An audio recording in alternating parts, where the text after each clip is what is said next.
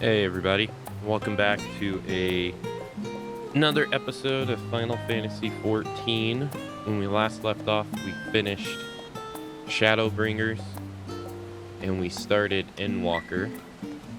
We're now in the final expansion available currently in the game.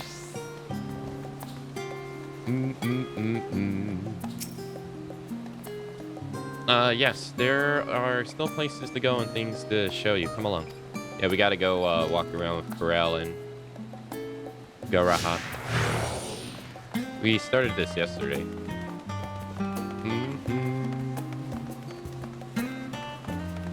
We ended at that one right there.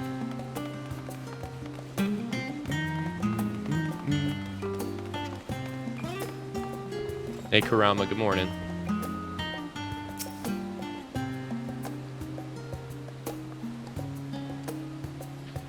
And here we are at the last stand.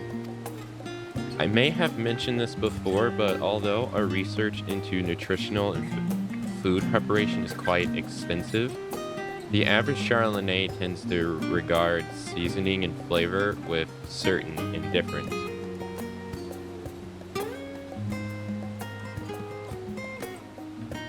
How can I put it?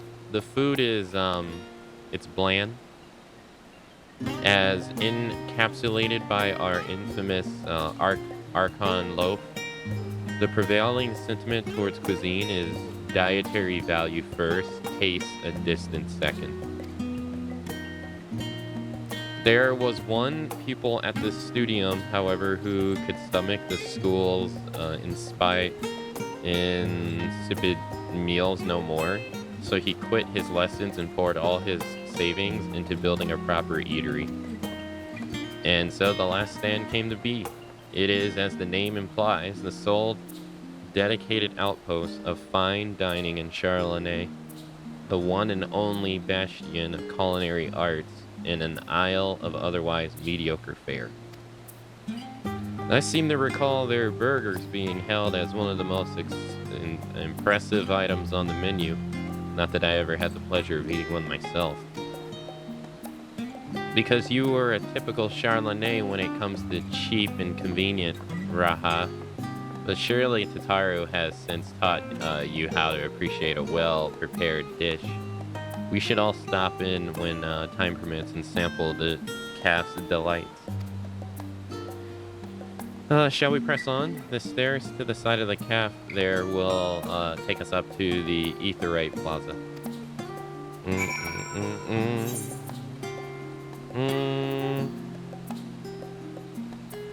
How are my eyes feeling? My left eye feels like it's getting better. My right eye does not, for some reason.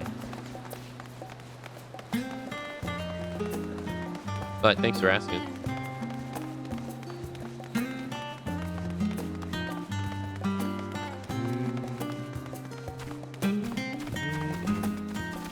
Yeah, I know most don't care, so I appreciate you asking.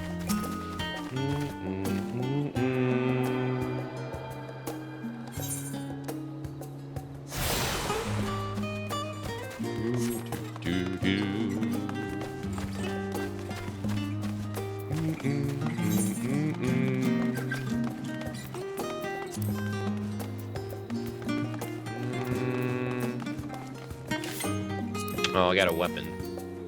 I have to clean out my inventory eventually.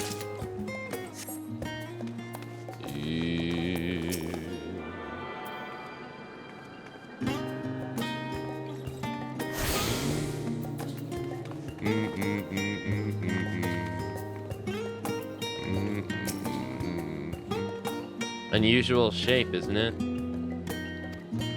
I assure you, however, that it's perfectly functioning. Aetheryte. Remember to attune yourself before we move on.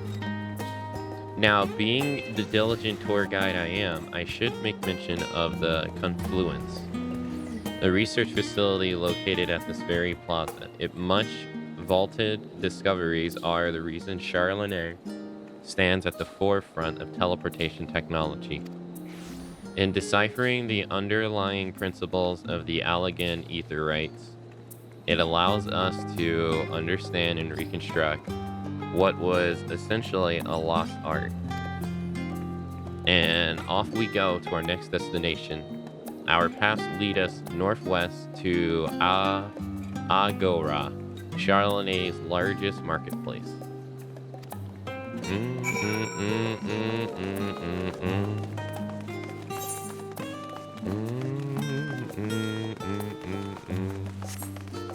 Yeah, it does suck, yeah. I just wonder where the hell I got it from. Speaking of aetherytes, those teleportation fees do add up after a while, which is why I tend to rely on a far cheaper ferry service. I was pleasantly surprised when Mistress Tataru informed me that the Salians are reimbursed for teleportation costs as part of our duties. But I find old habits hard to break. That, and I'd rather not be bothered filling out the necessary paperwork.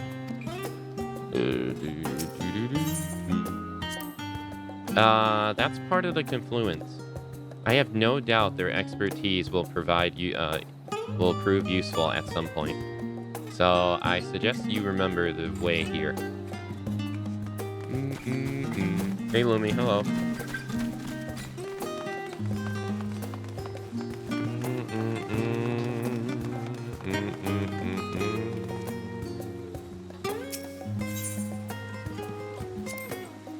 Do you mind if I browse the shelves for a moment?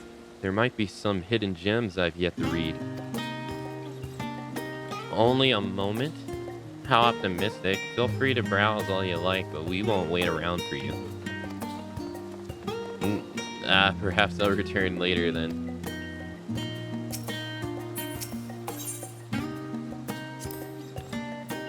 These little open book stalls are so uniquely Charlenay.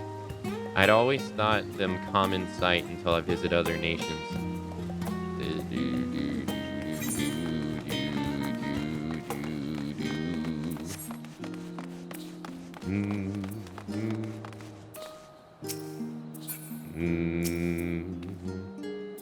Welcome to Agora, where you can find wares made in Charlenay as well as a wide selection of imported goods. They also used to sell questionable prototypes from various research institutions, but I think that practice has thankfully dried out for the most part. Otherwise, I think I can think of no better place to stock up for your next big adventure. And am I overselling it? On a more serious note, the next stop on our tour is one which has particular relevance to our ultimate purpose here. We must head back to the Aetheryte Plaza and follow the path north, then climb the stairs up to the imposing building at the very top.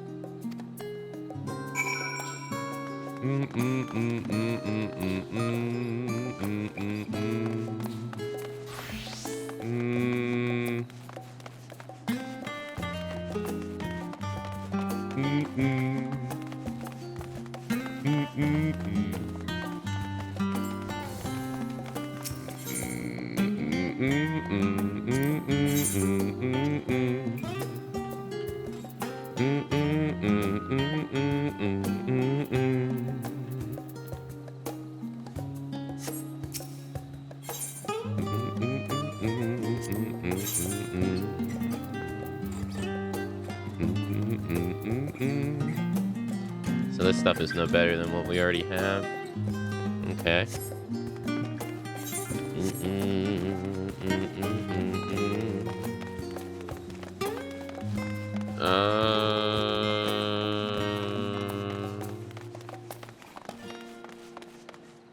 Wait, why did I think there was a summoning bell right there?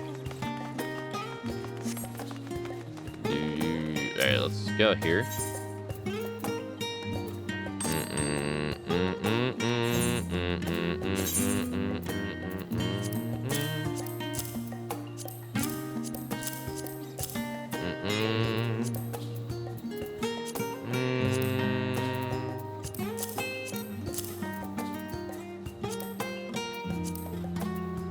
Okay.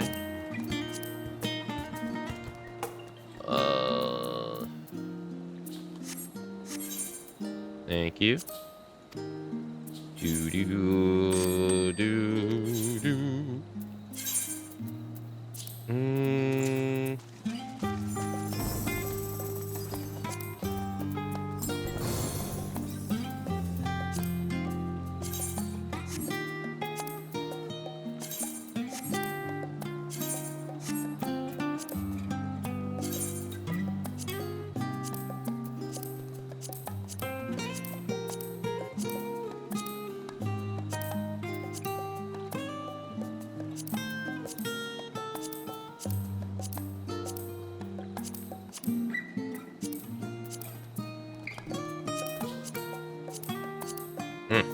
Finally.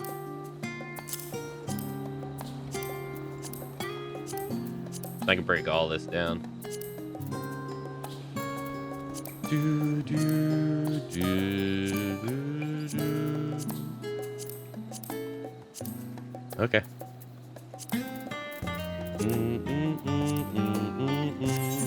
Thank you, ma'am.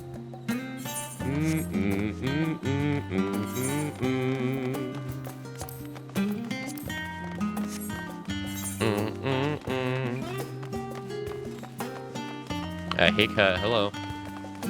We're in Endwalker now, Cut. I'm not sure you want to see this.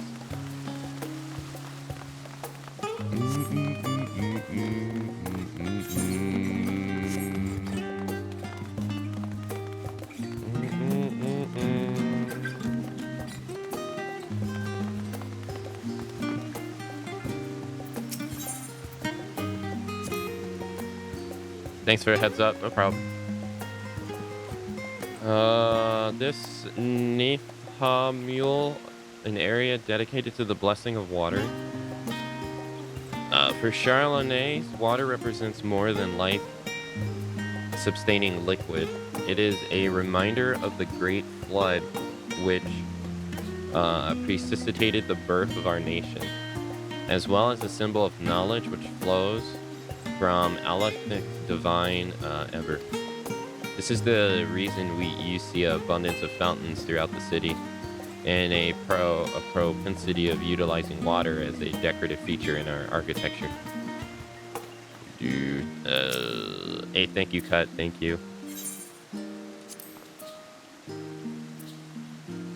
These little decorative features are typical of Charlonais architecture. Aside from research wings, our headquarters on the Isle of Bell were rather simple and rustic by comparison.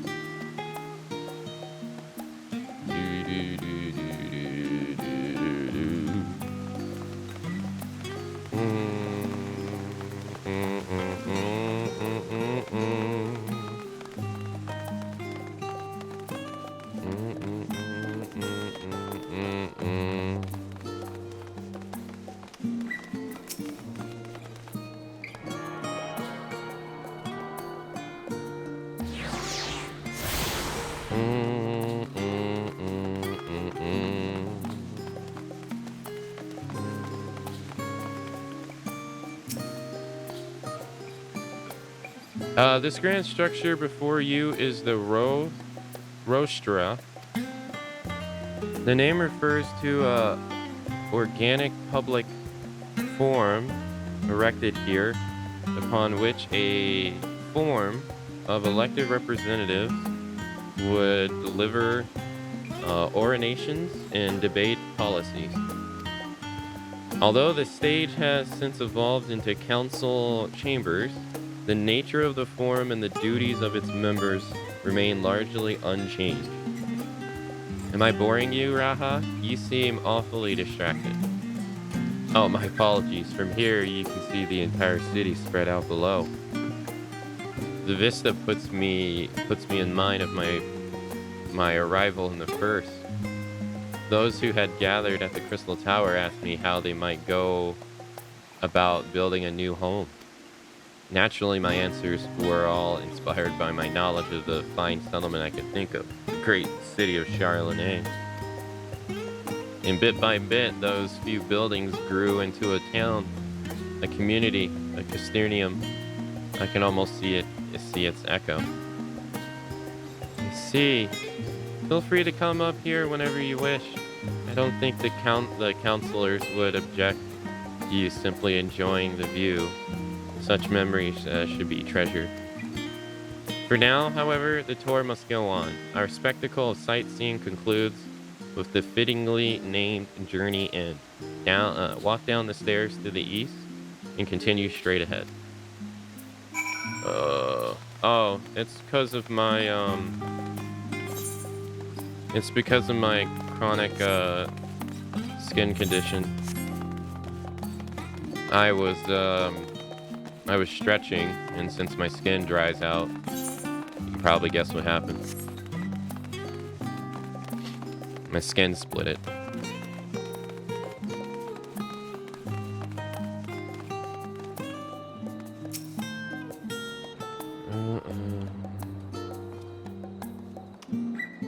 We arrived at the journey's end. History tells us that this was where those who put ashore with the Archon's Nephilim built their first homes. In the present day, it serves as a residential district for the most important offices and the oldest Charlotte families. You'll see that one mansion is clearly larger than its neighbors. That estate belongs to our friends from House Levalier. All things considered, we should probably keep our distance for the time being. And with that, we bring our little Charlotte tour to a close. I hope it has proven to be entertaining and enlightening experience. Now, shall we head directly to the Balsian Annex? You remember the way, don't you, Raha? Let me think. We head down towards the harbor and cross the bridge to our right, and then follow the path below the Aetheryte Plaza? Correct, after you, Akane. That sucks, yeah.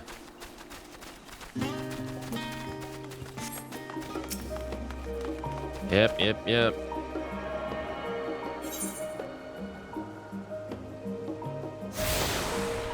This is the Levalier estate.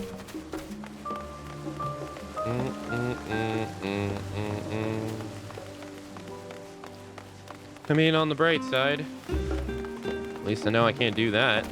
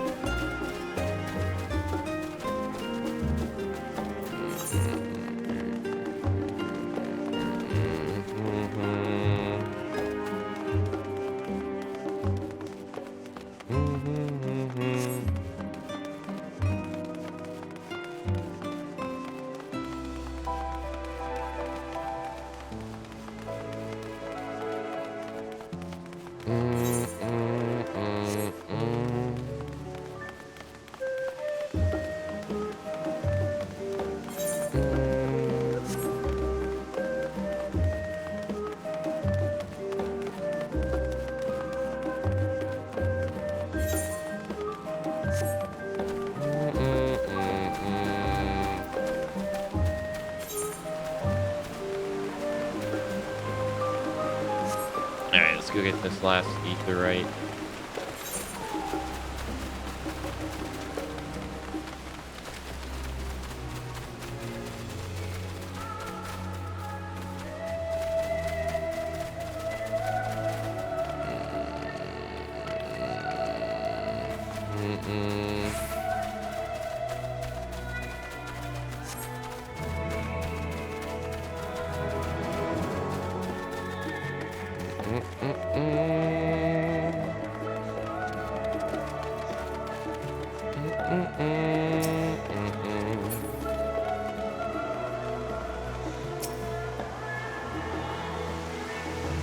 We'll be done with 14 soon enough. You've attuned all Aetherites and old Charlonet. It will be done soon enough if the length of Endwalker is anything consistent of Stormblood and Shadowbringers. It took us 16, 17 days with those, so we'll be done in 2 weeks. As joyous as our looks on Raha's face has undoubtedly informed you, this is the Basian Annex. If you continue up the hill, you'll arrive at the doorstep of the phenomenon. But I think we'll explore, I think we've explored enough for one day. We can take you there another time. Inside with you then. I just have to keep my mental stamina going for 2 weeks.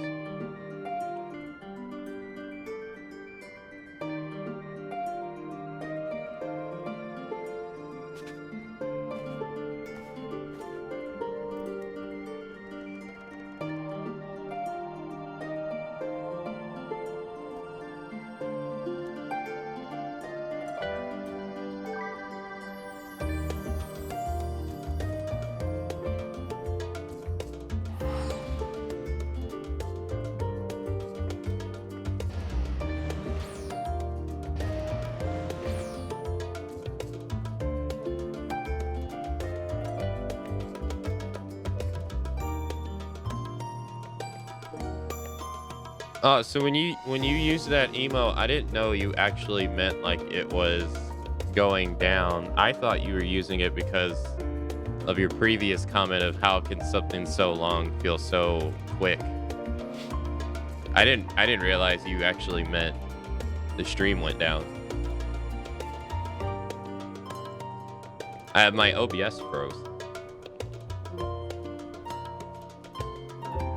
My starting stream button was still going and everything, and then I looked at it and I was like, oh, it's frozen.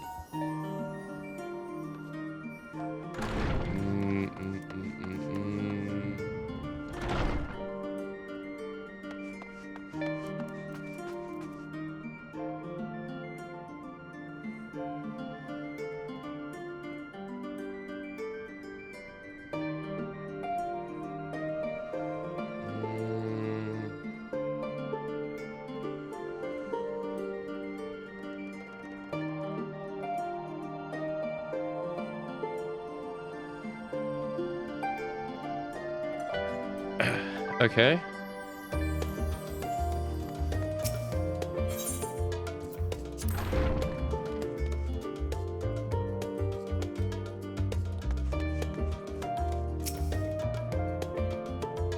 Feeling refreshed and alerted? Our colleagues should be wandering in soon, so I suggest we stay here and wait for them to join us.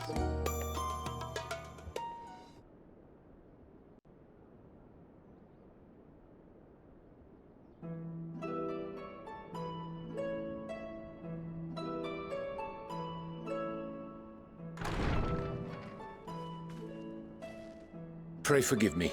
I was delayed. It's fine, Oriange. We're all here now. Let's get down to business then, shall we?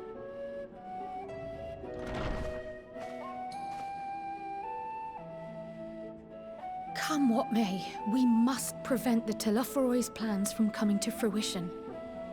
At present, I see two paths for gathering the information which may aid us in achieving that goal. The first involves an investigation into the change which has come over Sharlayan, not to mention the recent inscrutable behavior of the Forum. As most of you know, the 99 members of the Forum are elected from the general populace. This alone guarantees a plethora of opinion with regards to foreign policy. The bibliotheques, for example, are a group of conservatives which would have Sharlayan focus on recording history, while remaining entirely uninvolved in the making of it. And at the other extreme, we have advocates for proactive diplomacy and direct intervention. My grandfather Galef was one such member, as was Archon Louisois. Yet despite our diverse factions and philosophies, the recent vote to deny Eorzea's request for assistance was unanimous. Even more concerning was the fact that many cited other, more pressing duties as justification for their recalcitrance. Fortuno's refusal in Gridania had those same undertones. 'Twas as if, having stared unblinking into the face of impending doom, he had simply turned away to pursue something more important. But what could that possibly be? A mystery indeed, and one which I ask for your help to solve. Our future may depend on it. As for our second potential path, it concerns a request made directly to the students of Baldessian.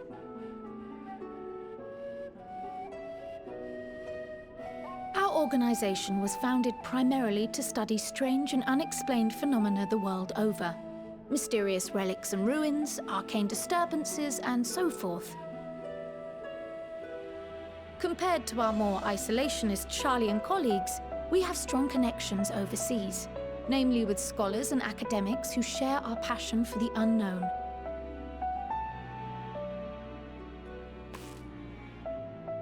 The request in question comes from one such acquaintance, Nadana, an alchemist residing in distant Thavnair.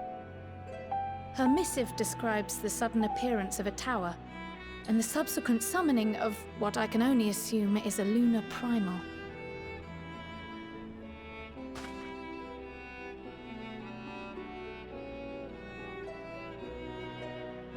In response to this threat, the Satrap of Radzat-Han, the individual who governs the city-state, has instructed the alchemists to find a means to deal with the spire. The artisans of that land are heirs to an ancient tradition, one rather unlike that of their Uldan counterparts. 'Tis possible, nay, probable, that they have gleaned truths unattainable by Eorzea or her Far Eastern allies. They do, in fact, appear to have a strategy in mind, though it will require further research. To that end, they have requested an introduction to a capable warrior shielded by the blessing of light. Assuming we divide our forces to pursue both of Krar's lines of inquiry, then having you join the group heading to Thavnair would seem the obvious choice. But the investigation in Sharlayan is of vital importance as well. Equal, I think, to the Thavnairian one, given that the fate of the world may hinge on the results of both. Yes, it is quite the quandary. Though it is a great imposition and an altogether too common one, our efforts would be more likely to succeed were you to lead the charge on both fronts.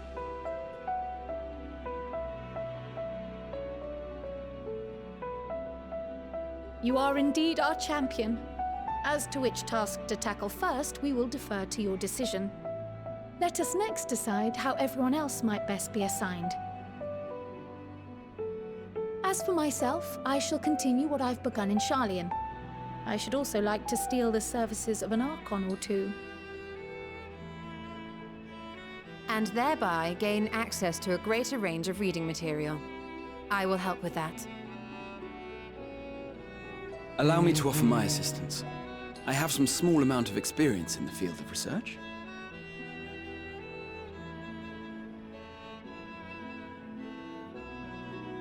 Alice and I would also like to help, if you would have us. Anything to understand even a fraction of what our father and the Forum might be thinking. Of course, the more the merrier. The more the merrier. Right. The rest of us will make the journey to Thavnair.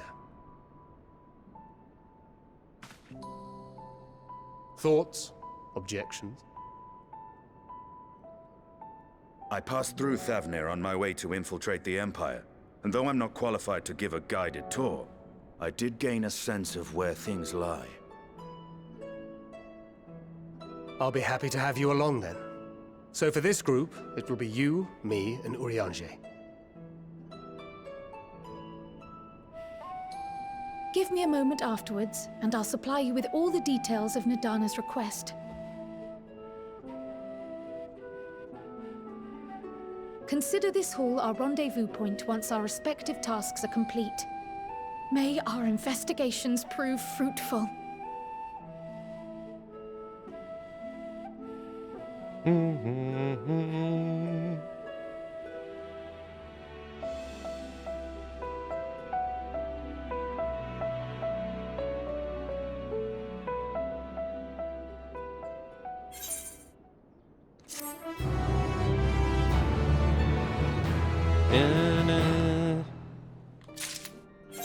Let's use that chest.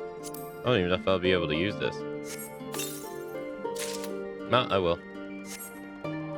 Oh, we have 2 now. Corel is intent on uncovering the reason behind the form's implicable behavior. Thancred is eager to set forth for Thalvanar.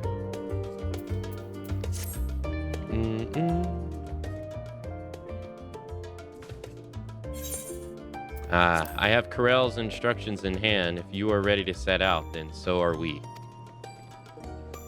Having been to Thalvanar before, I can travel by Aetheryte. But what of the rest of you? Another sea voyage would waste time we do not have. Corel has the same in mind and has already secured the aid of the good folk of the Confluence. We'll take ourselves there. The Confluence, thou sayest. I am afraid so, my friend. Sup, dude? Hey, thanks for following. Thou wilt recall the hunt of Iceheart, unto whose sanctuary we delivered thy owning to knowledge of our comrades of Moldabrita. Moldabrita was an authority of etherology, a field of study she did embark upon in pursuit of her parents' example. Both are authorities in their own right, and both are researchers at the Confluence. Haven't you gone to see them yet?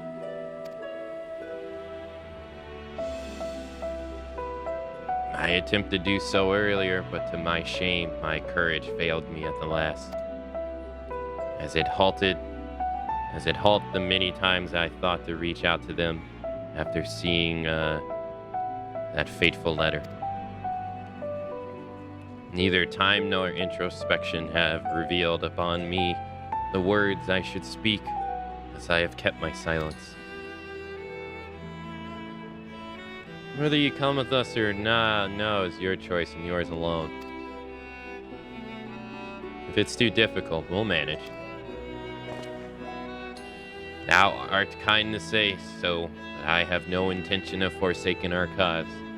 I shall go to the Confluence, and I shall face which hath long been overdue. If it's settled, then let us be off. When we arrive, we should look for the researcher named Kite.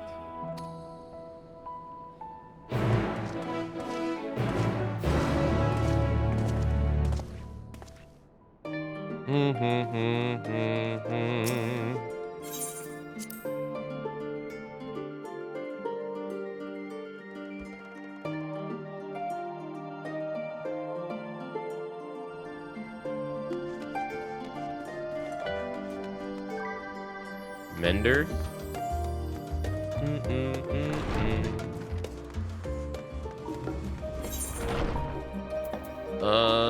We got some side quests.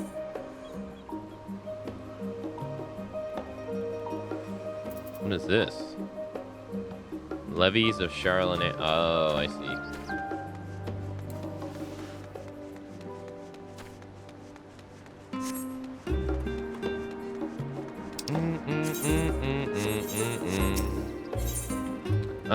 The Demeter Gleaner is on the lookout for an able-bodied adventurer. Do my eyes deceive me, or are you Akamatzu? Well, as I live and breathe, it is you. Ha! I knew I'd be the first to track you down. Who's the guild ship Top's hunter now, eh? Wait, you have heard of the guild ship hunts, yes? They are not so different from the hunts you're familiar with in Erosia, as I understand it. I'd wager they're more challenging, but an adventurer of your caliber would never turn down a challenge, would you? No, you won't. Pray speak with North Rata at the priest style to register your interest at your earliest convenience. Okay.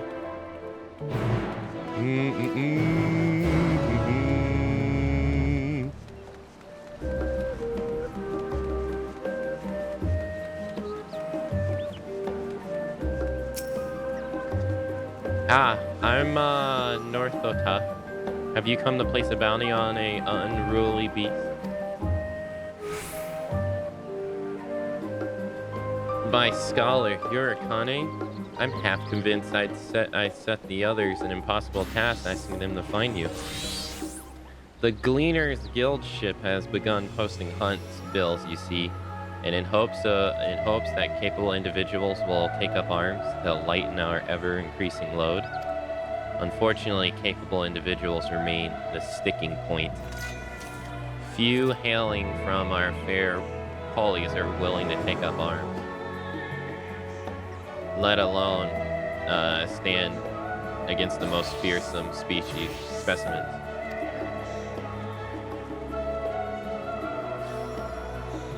You, however, have the experience and the grit that we need. When I heard that you have arrived on our shores, it was music to my ears. You needn't work for free, of course. We've done our research, and the rewards we offer are as fine as any you'll find abroad.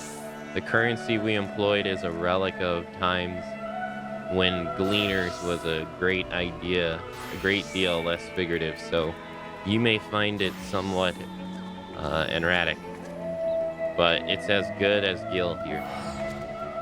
Speaking of eccentric, it should be noted that the majority of our clients are scholars. You probably won't have heard of half the creatures they send you after, but I find it best not to worry about that over much. Slay beasts, collect samples, and try not to think about the long-term effects of touching said samples, and get paid. Simple, no? That being said, I wouldn't dream of throwing you in the deep end just yet. Let's have you start off with some junior marks so you can get your feet wet.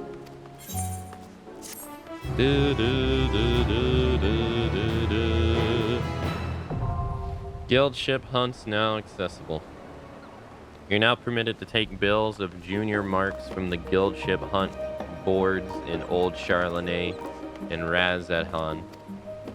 Defeating monsters described on the bills, and you will be rewarded with tokens that can be exchanged for exclusive items. To exchange tokens for exclusive items, speak with either Jalak Shehi in Old Charlene or Will Meta in Razahan. New quests and associate marks will become available from North Errata and Old Charlene upon reaching level 83. I'm level 86, 87. The associate guild hunts will be available once you have fulfilled the certain conditions with the main story quest for Endwalker. Oh, okay, so okay, locked down. Give me the levies. You strike me as someone who isn't afraid to get your hands dirty. I don't mean that as a euphemism. Are you interested in a bit of good old-fashioned hard work? But perhaps I'm getting ahead of myself. I'm Grip, one of Charlene's Gleaners. It's our role to procure material, samples, and knowledge. All you can imagine and more. Naturally, 'tis would be difficult for any one person to comb the world each time our countrymen ask something of us. Thus did we form a guild ship. the better to save information and see the requests we receive to the hands of those best suited to fulfill them. Some requests, for instance, are better assigned to those who demonstrate a certain degree of finesse and persistence. And the calluses upon your hands tell me that you are one such person. I understand that you may feel trepidations given our somewhat lax selection process. As no suspect, the Forum would never officially recognize a traveler from another nation as a gleaner. Unofficially, however, we're up to our necks in requests of late, and they're coming in faster than ever before. We'll take any talent we can get and pay good coin for it, so please, tell me you're interested. Gleaner levies now available. You may undertake Gleaner levies by speaking with Greg. It is. Hey Savannah, hello. Hey Jack, hello.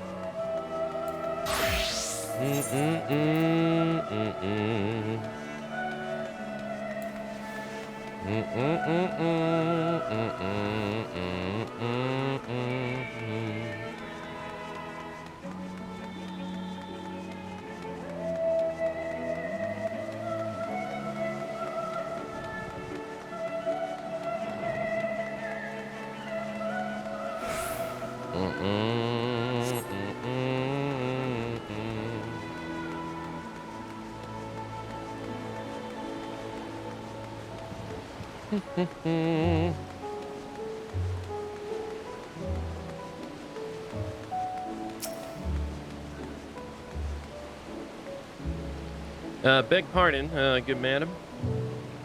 I could scarcely help but notice the sightseeing log on your person. You wouldn't happen to be an adventurer my niece wrote about, would you?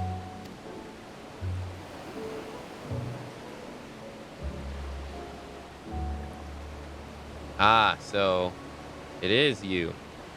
Pleased to make your acquaintance. I am Bethian Ironheart, Lilith the Hunt, aunt and seasoned explorer.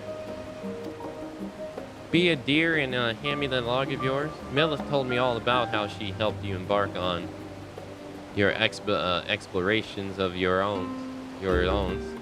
So it's only right that I share with you some wisdom of my own. Let's see here. Oh, I can't forget to mention that. And done.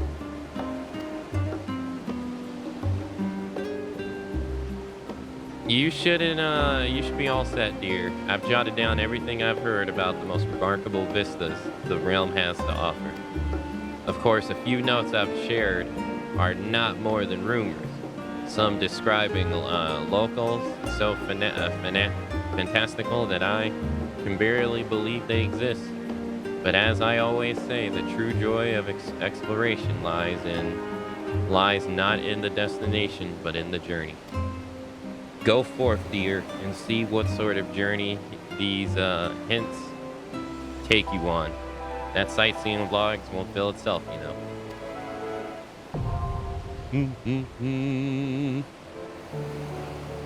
Endwalker entries have been added to your sightseeing log. You must be level 80 or above to record Endwalker vistas. Travel to locations indicated and fulfill the necessary conditions, and you will complete the entry for that vista, earning experience points in the process. Use your wits in the notes provided by Bethit to identify these stunning sights in the proper way, to appreciate them and see that lava near Chalonne and beyond, as only the greatest explorers have seen.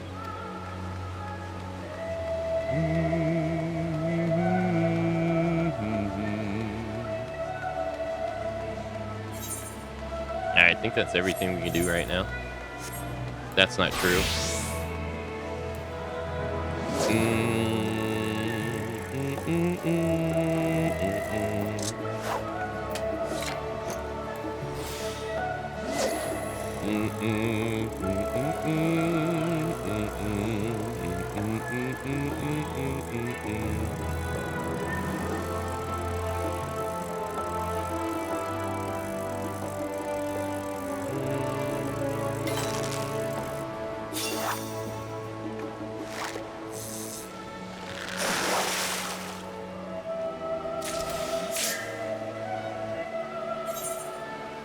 There's 3 fishing spots here.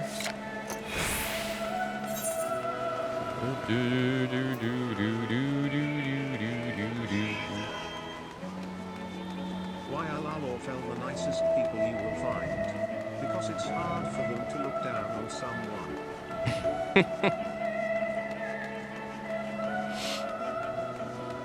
That's mean but true at the same time. I wonder how many fish are in this game total. It's over 1,000. It's like 1,400 and something.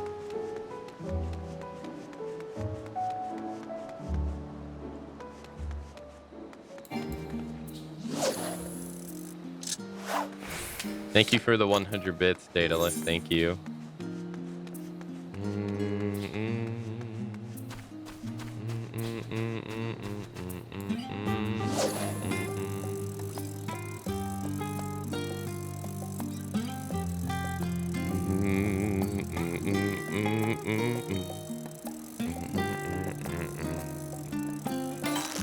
Yeah, it dwarfs Final Fantasy XI's fishing number. And I mean dwarf with a capital D. Like, it's way higher.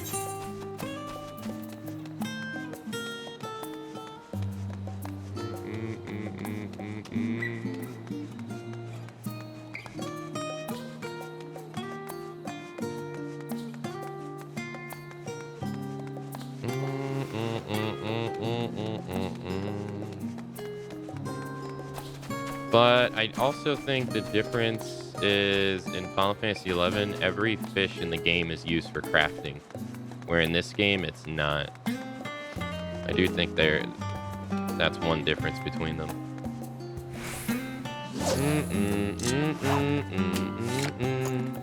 So every fish you catch in that game you can use.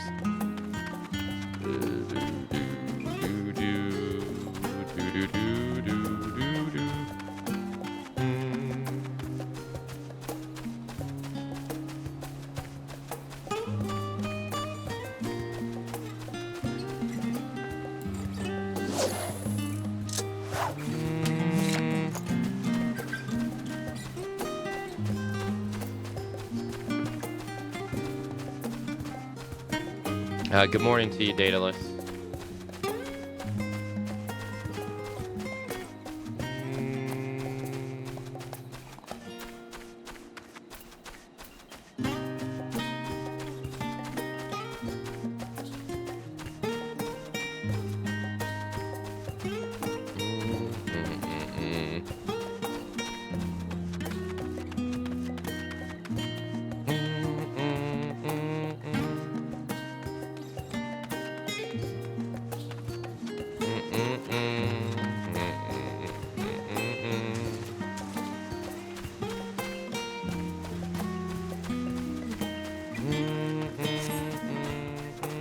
Another fishing spot here somewhere.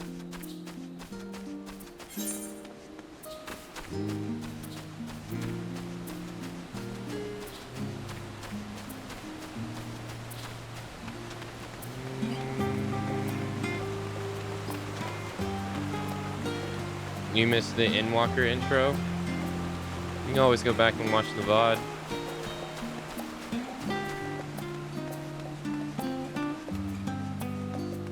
Or you could be here when we were watching the intro live, you slacker.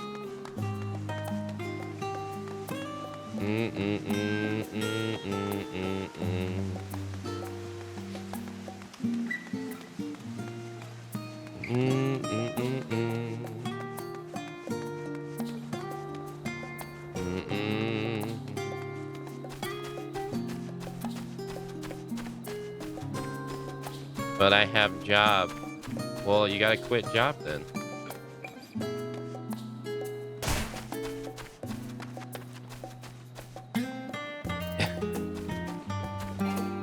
It's the only answer.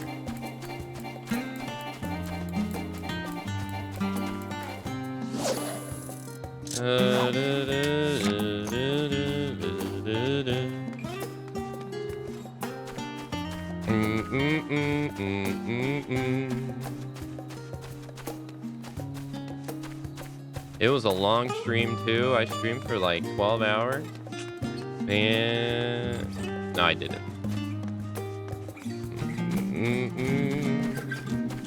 Where the hell is this last one?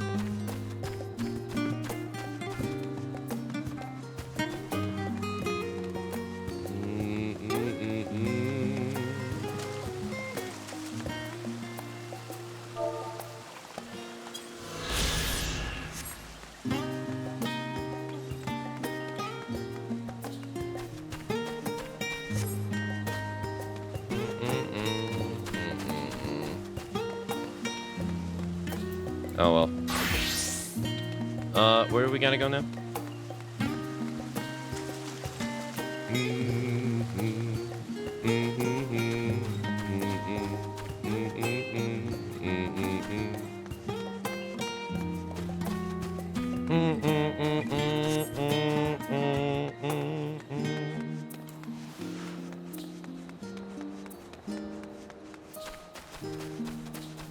I did enjoy the Endwalker intro as much as Shadowbringer's one, I think.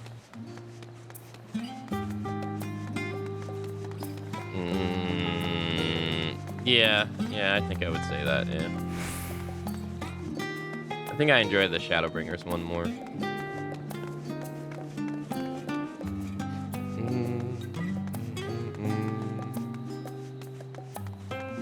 I kind of forgot the Heaven Sword one, so I can't even compare it to that one. Do.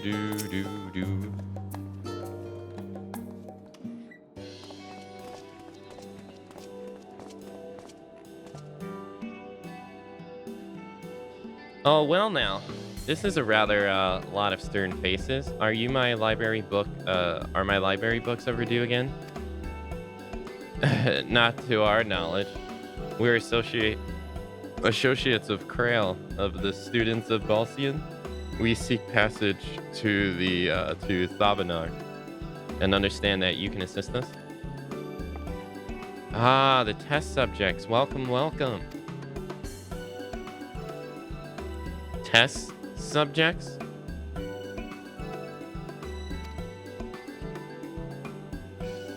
Oh, you haven't heard?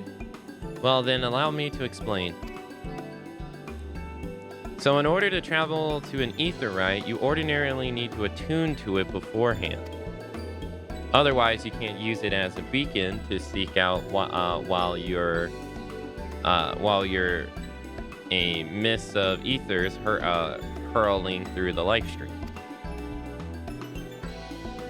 Inconvenience, but incontrovertible limitations of aetheryte teleportation.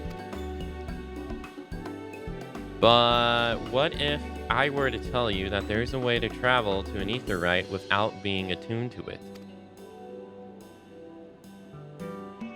A way to teleport instantly to a place you've never been. For long years, I've labored to make such travel possible that people might move about more freely. And we've finally done it. We've created a new kind of aetheryte that doesn't require attunement. Truly, that changes everything. Well, my language may have been a bit misleading. The user need not attune to these aetherytes, but the aetheryte themselves must have been pre-attuned to each other, thereby facilitating travel between 2 points. But it just so happens that one of our test pair of aetherytes, one has been installed here in Charlonet and the other in Yi de la Mad, a port town in Thabanir. As you may know, our nation has long maintained strong ties with Raza Han, and indeed we owe much of this breakthrough to contributions of their alchemists. So to sum it up, we are to test these aetherytes. How fortuitous for you. I should mention that an incident has impaired my ability to channel ether. Will this be a problem? Not at all. As a matter of fact, you might say these aetherytes were made for people like you, like your good self. The magics imbued within will whisk you away without an effort of your past, without an effort of your part. A veritable dream come true, and far be it from me to worry about such things. But do we have permission to make use of your shiny new invention? The only permission required is yours. So assuming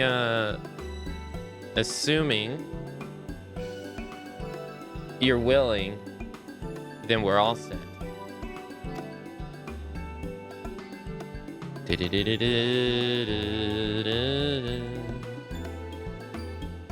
It may come as a surprise, but we actually struggle to find test subjects. Most people seem to have an unreasonable fear of their soul gradually disintegrating as they drift helplessly in the live stream, in the statistically unlikely event that something goes awry. But it's plain that you aren't most people. Miss Corell truly knows how to pick them.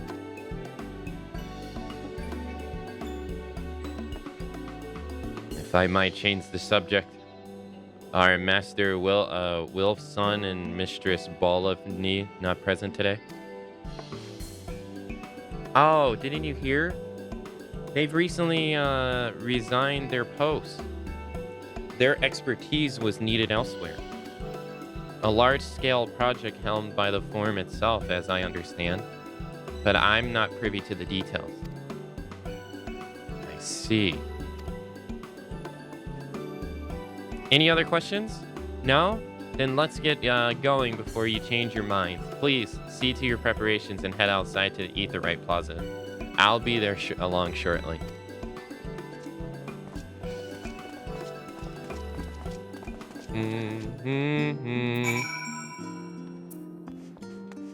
Yeah, nothing can go wrong.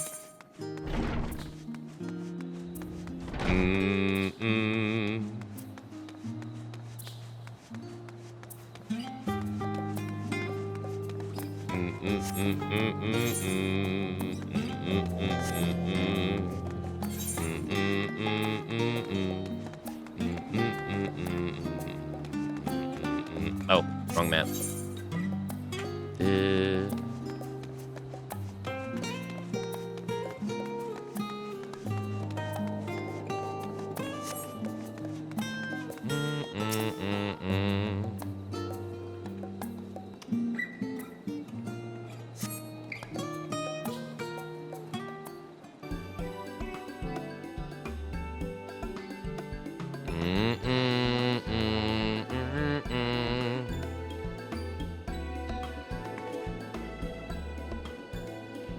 Right, we're all set.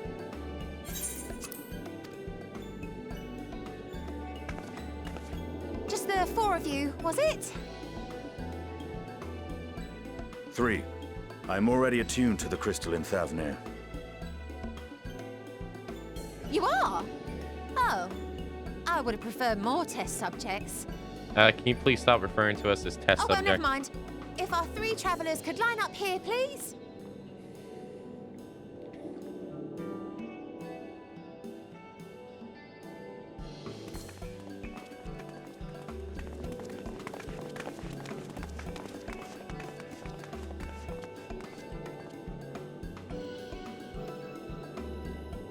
Yes, right there is fine. Take a deep breath, and I'll soon have you soaring through the ether.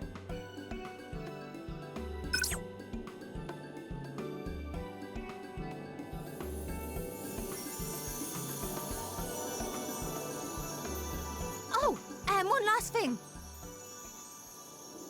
You might experience a teensy-weensy touch of violent ethereal sickness. Good luck! What?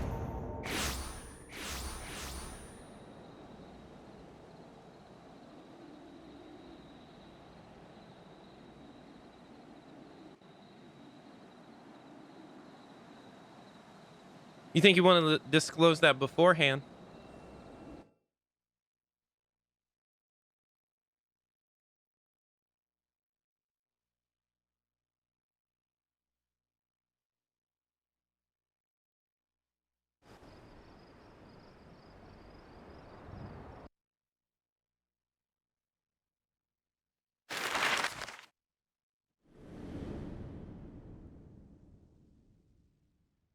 We're gonna go all the way over there? Holy crap. That is a far-ass journey.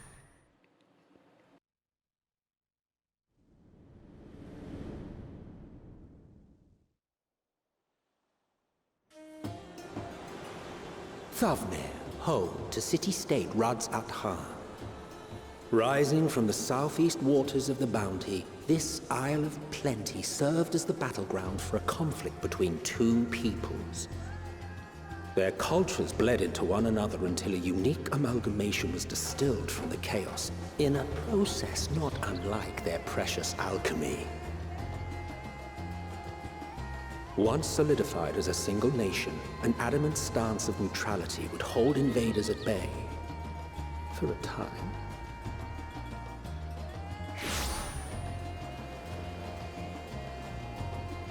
Now across this vibrant isle creeps a fog of malice.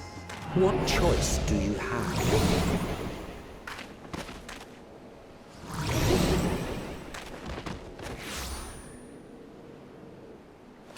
What chance?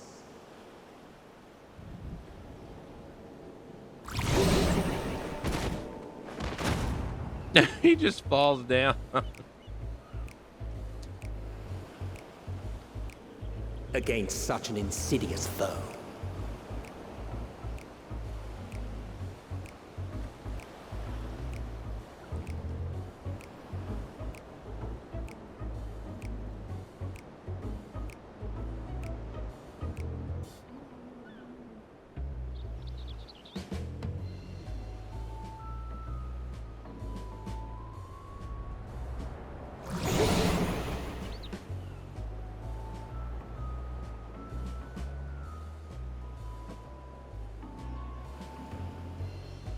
Seen fairer faces after a bout of bad shellfish.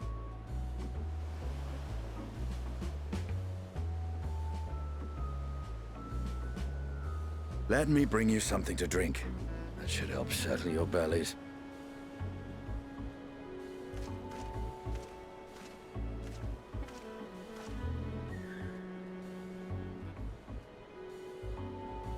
Look at Irion J. There was a note with Kryle's instructions.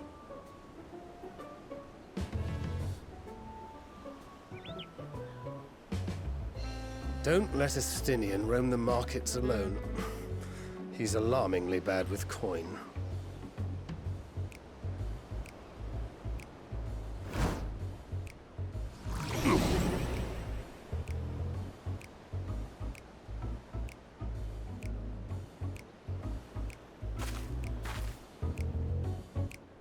It's up to us.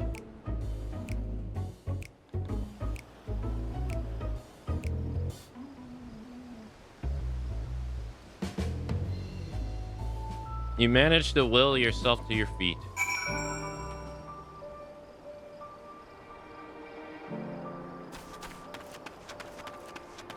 Estunian.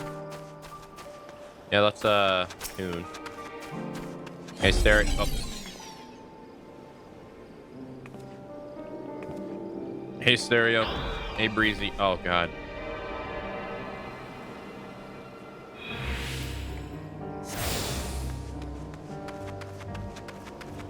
Well, this is different.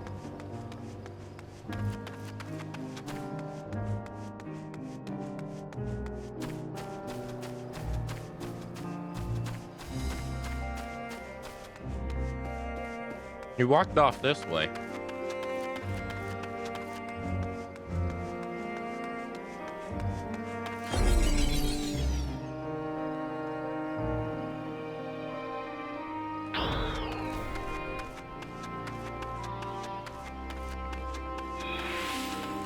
Yeah, we got the Endwalker yesterday, yeah.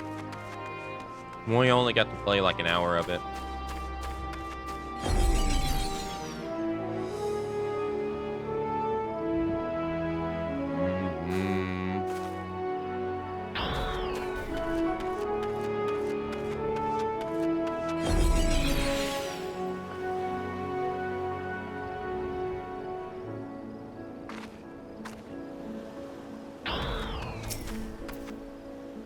Yeah, you there. I need 3 drinks, something that'll help with the ether sickness. By the Manstiller Traveler, I mean, greetings and welcome. You are wise, good sir, to come to me. My special armor lassie, made with only the finest and freshest ingredients, is famed for calming unruly bellies. By the way of warm welcome, I'm pleased to offer it to you for the low price of 19,800 gil. For not one, not two, but 3 bottles. A bargain amongst bargains.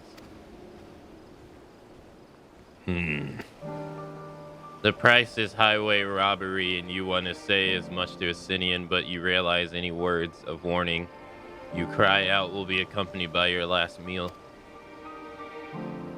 You must stand before a Stinian and use gesture deny that the deal is fair.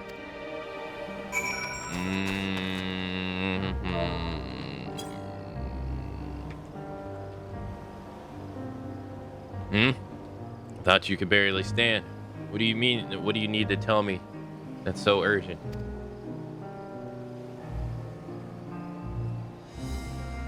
Wait, I shouldn't buy the lassie? That the merchant is swindling me? Sincere apologies, sir, but I appear that I have my prices confused. It's actually 1,800 gil, and 1,890 gil for 3 bottles of lassie. The confusion would have been quite costly for the both of us. Very well, then, your coin. Here's a bottle for each of you. Take them to the others and get some rest. I'll be back after I explore the town.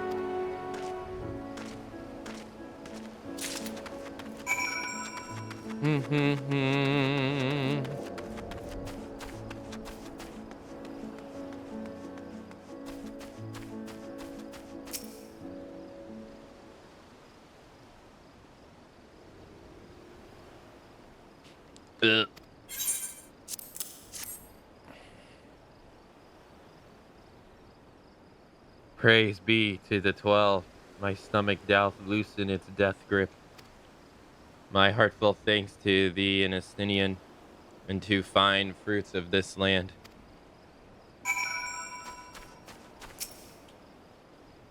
You were in time? Excellent. You've spared us Tataru's wrath.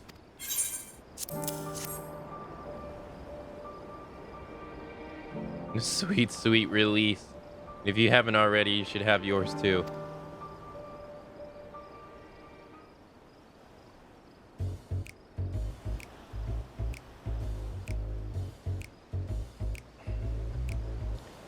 All right, I'm ready to get on with it.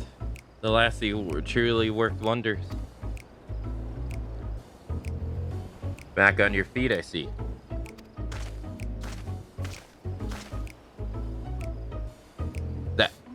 The hair. Aye, I've found it. 'Tis the most I could do against the heat. The heat, short of shredding my armor. May I ask, where you got the cord for it? Local vendor. The man said it was a Tavernier weave, tough and not easily unraveled. And how much did it cost? 9,400 gil. A steal, I was told. 'Tis nothing fancy, but I've always valued function over form. That's incredible. I dare not even Alf could handle a candle to you.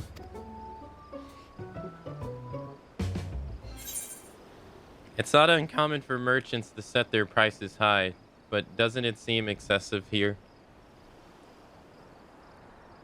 I'd expect the Azura Dragoon to put up more of a fight.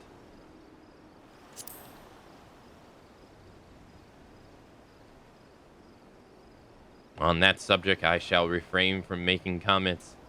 Yet I cannot help but observe that the merchants seem overzealous in their pursuit for profit. Charming, Dan of Neil. Thank you. Matsu peak Matsai a Matsu love Mazuthic. Hold on. Charming Dalvanir as its domain. The nation of Razahan doth long thrived as a hub of commerce.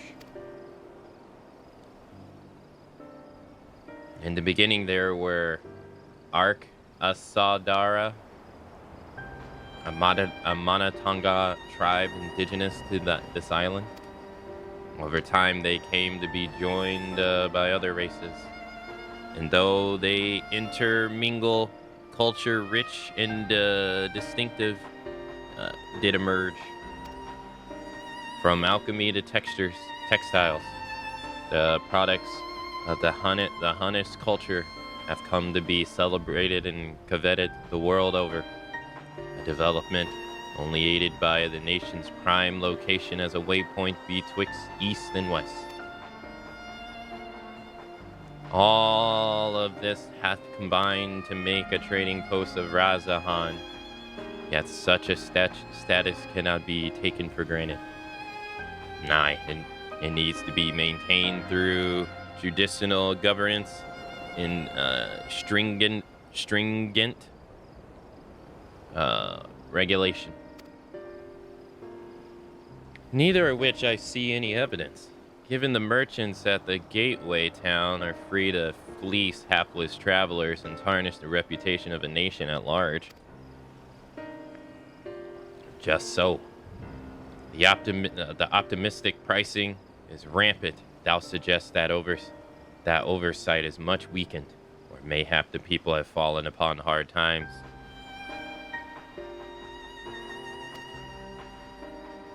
Whatever the truth may be, this would be prudent to ascertain the current state of affairs. Prudent and practical, aye. We've not to lose by learning more. So, we seek out Corell's acquaintance? Shall we see what information we can gather here in Yadihimal? Excellent. We didn't exactly get off to a flying start, but we'll make up for it.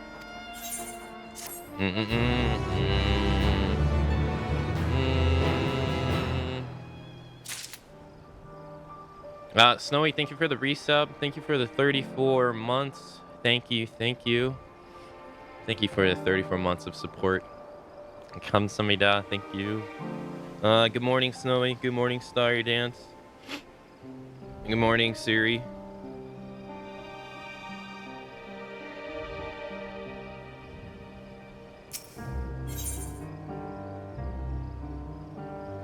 On low tide. His stomach behaving once more, Thancred is ready to get to work. Well, hold on.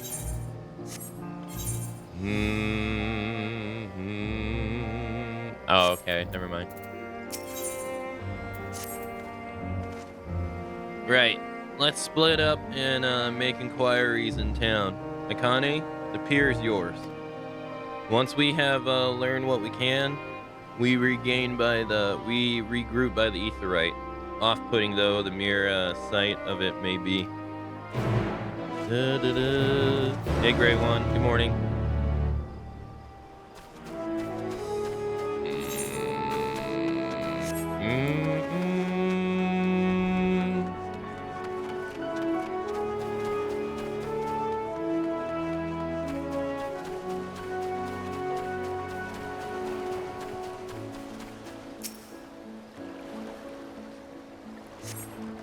The crate is laden with fruits, but they are on the verge of spoiling as if they've been left too long.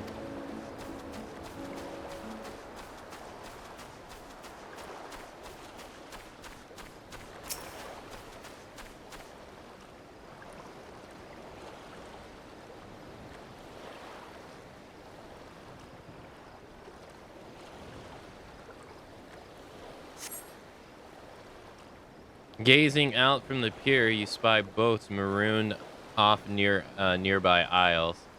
with silhouettes of larger seafaring vessels farther away. Compared to other ports you have visited in the past, there appears to be very little activity. What do you mean, little activity? Well, we about to go change that, bucko.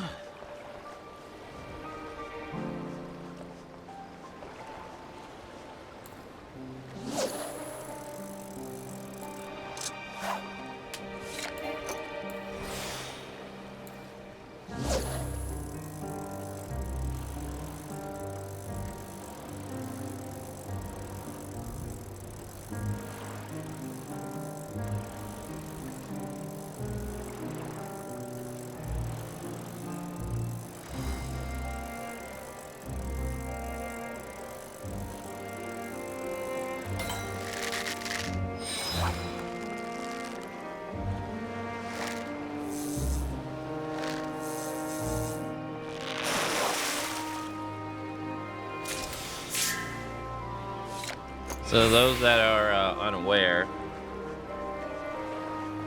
this is the final available expansion for 14. So once we finish this, we'll be on to the Final Fantasy 15. So probably in like 2 weeks and some change. What am I doing? Oh, recording my sales. Still do it daily out of habit, though I don't know why I bother. Hardly sell anything these days. Business has never been this terrible, but I suppose things could have been worse.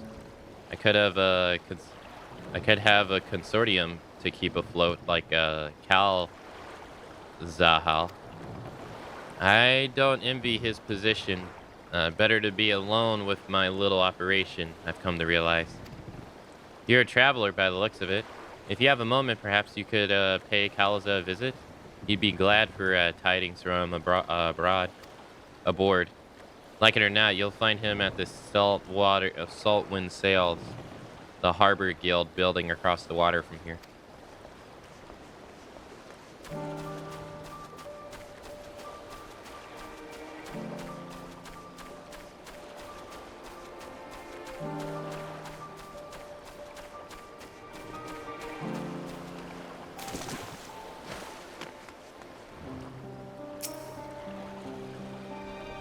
Well now, if it isn't a traveler, you're a rare sight in these unsettled times.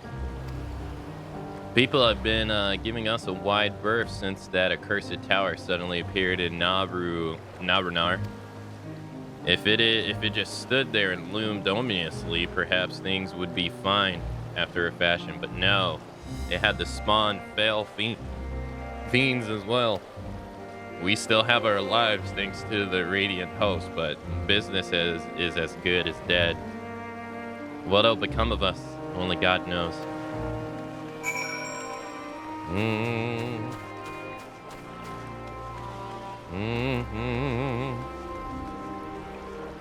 Gotta max out all the fishing achievements first?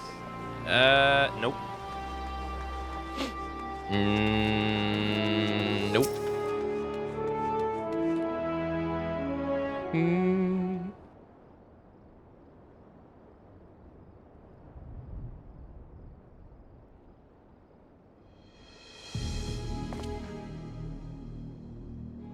The Dalmascus aren't coming. But we already have everything they ordered. What are we supposed to do with it? I don't know, but yelling at me isn't going to help. All I know is that their plans have changed, and that's that. Look, you must have known this might happen. The Empire is at war with itself, and the providences are in chaos. And then the tower sitting on our doorsteps, spitting out monstrosities. The city has its defenses, but we've been afforded no protection out here. We can't blame foreigners for not wanting to take the risk. But this will be an enormous loss. All right. Forget about the Dalmascans. Surely some ships are still coming. We have fresh produce, handicrafts, medicine, all the parental Hanish's favorites. Our consortium works closely with merchants and artisans to support only the finest wares. Quality is guaranteed. I know all these things, 'cause it's all I do. Which is why I regret to say that I have nothing for you. All the voyages have been canceled or indefinitely postponed.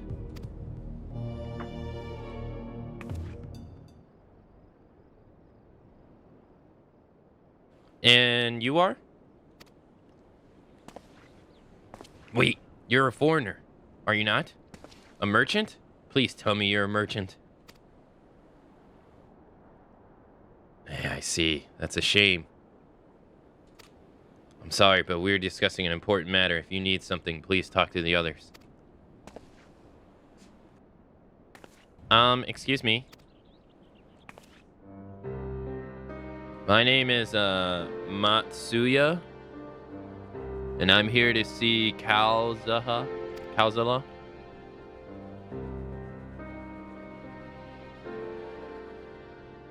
Oh, he seems busy. I'll come back later then.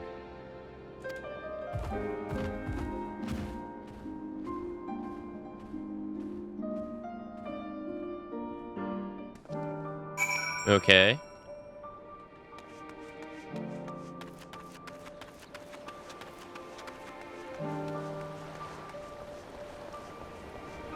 Poor guy seemed downright sad.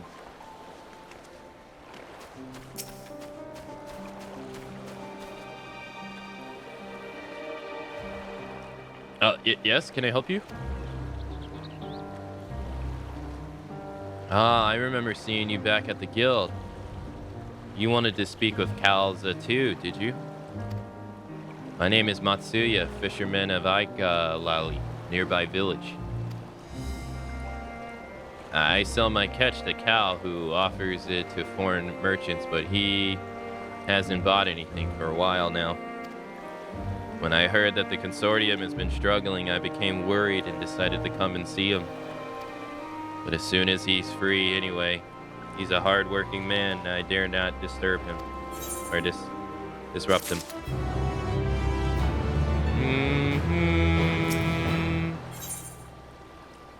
Matsuya regards you nervously, the fisherman's friend.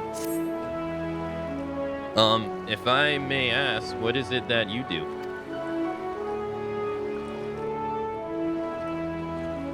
An adventurer, you say? You travel the world helping people? Then that must mean you're great at dealing with strangers. Please, won't you teach me to be like you? You see, I've brought some fresh fish with me. The portions I couldn't preserve, I want to sell them. The problem is I'm terrible with people. And I've ever only dealt with Cal, and I can't talk to customers without getting my tusk in a twist. So please, as silly as it might sound, will you not peddle the fish in my steed and show me how it's done? If you're willing, please let me know. We can begin at once. The events of the following can't be skipped. You may wish to cancel any pending duty finder registrations. You'll do it then? Show me how to deal with customers? I'm in your debt. Right, please try peddling my fish to, shall we say, 3 people here in Yadamal. I'll observe you and learn. Matsuya is now accompanying you. Keep him at your side in order to proceed with the quest objectives. You can leave Matsuya behind by entering a different area or by speaking with him and selecting the option part ways. If you wish to have Matsuya join you again, return and speak with him at the original location. Okay.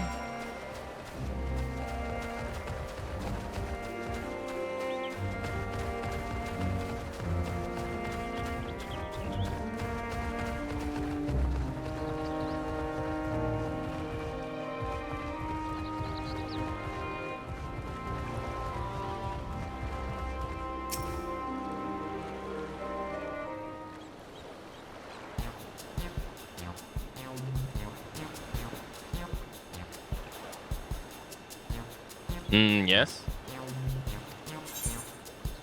Greetings, friend. How fare you? Fish. I got fish here. Fresh fish straight from the seas. Boost them to your mouth. I'm sure your boosum fish are very fresh, but this is rather sudden. I don't need any fish right now, so thanks, but no thanks. You failed to make a sale. Never mind. It never goes well the first time. I'm sure you'll fare better the next customer.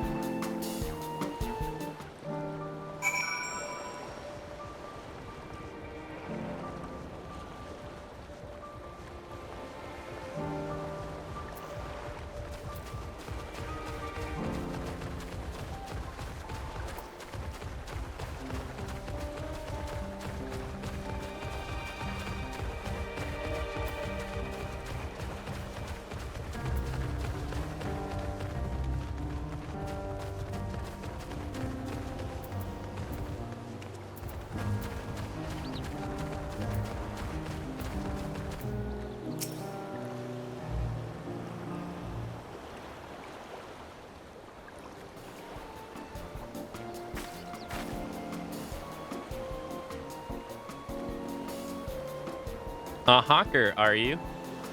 Do you sell fruit by chance? If so, I want to buy some amara. Let's say a dozen. They don't need to be export quality. Amara, my fish is the only thing you need. Why do you need so many amara for?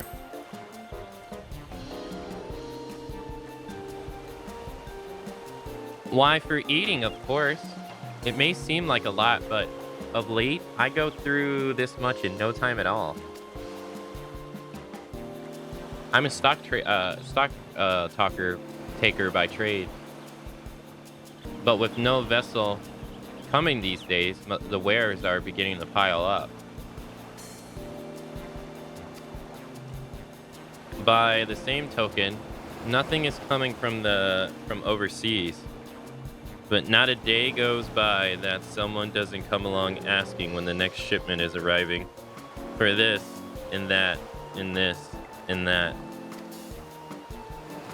All of it wears me down, and I find myself feeling constantly hungry. Are you sure you're actually hungry? I know how you feel. Oh, do I truly know how she feels, though? I don't. I know how you feel.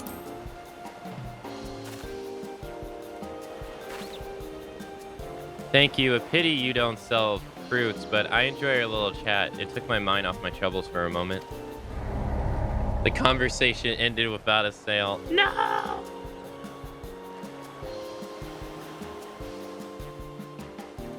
Never mind. If nothing else, you left her with a positive impression. Let's move on to the north side of town, shall we? Don't worry, I'm terrible with people too. It's fine.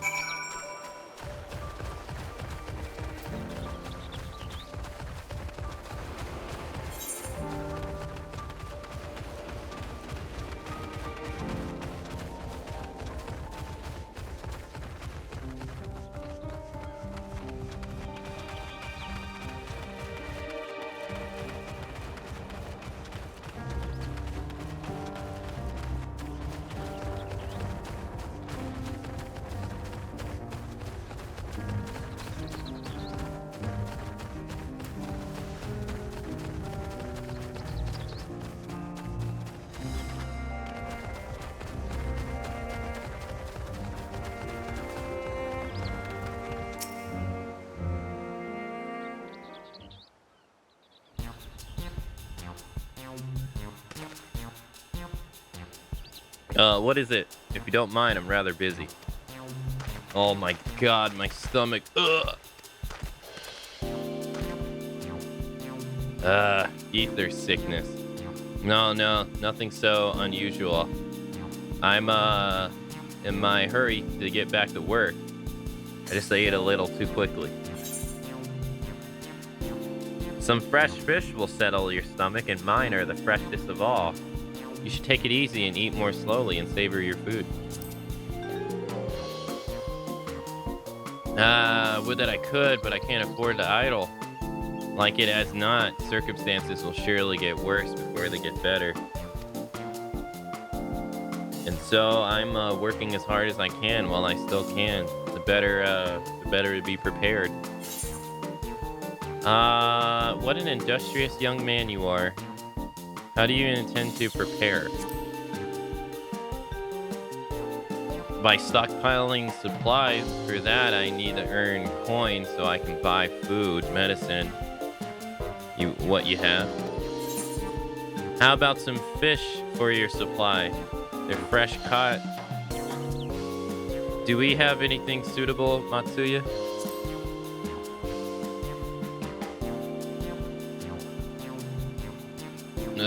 We do have some dried products too. Savanere cucumbers and puffer pay fish. They're the last batch, so if you're interested, we can have them for you can have them for a discount. Truly? By all means, I'll take them all. You succeeded in making a sale.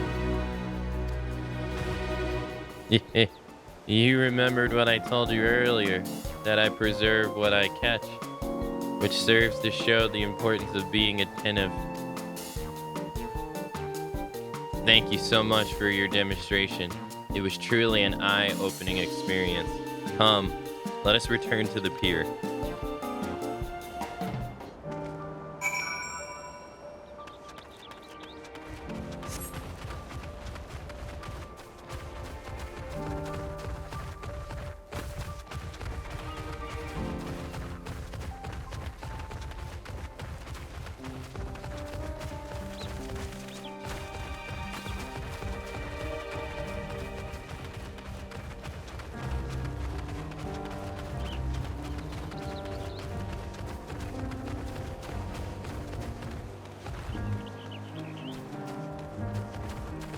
It killed me too. I wanted to play the PTB, but I was at work.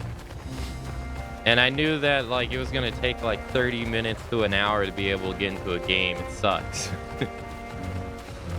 So I'm gonna have to avoid everybody for like 3 weeks.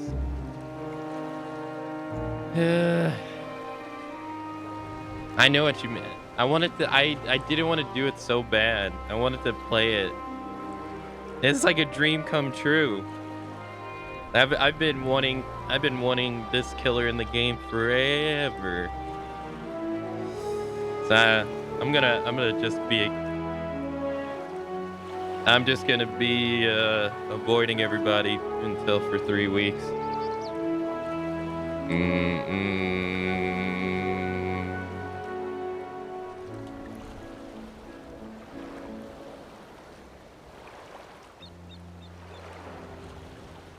Thank you so much for showing me how to talk to customers. You managed to sell one of the 3 people you approached. It was difficult, but when you put your mind to it, you succeeded. Though you did fail too, but there are lessons to be learned in both success and failure. By applying yours, I'll endeavor to become a better peddler.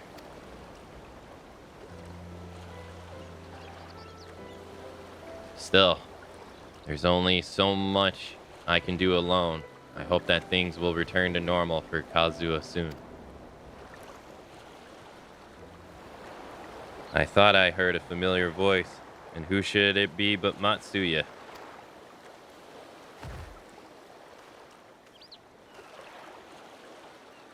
Kazuya, have you finished your business at the guild?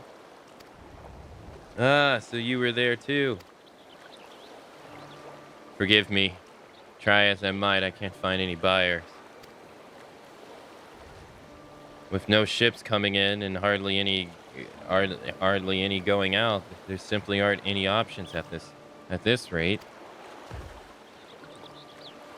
So you can't buy my fish anymore.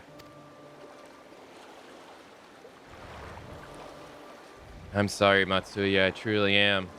But for now, you must peddle your own goods. But by myself, I can't. I want to help you, I do. But as it stands, I can barely help myself.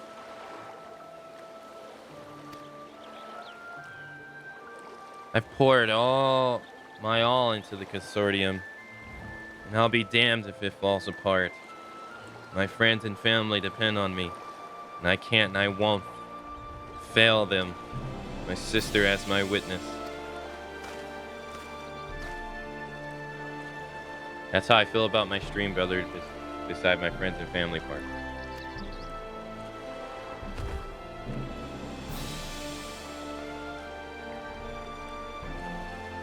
Not to worry. Using what I've learned from you, I'm sure I'll manage somehow. Well, I had best return to my village. Thanks again, and please take care on the road.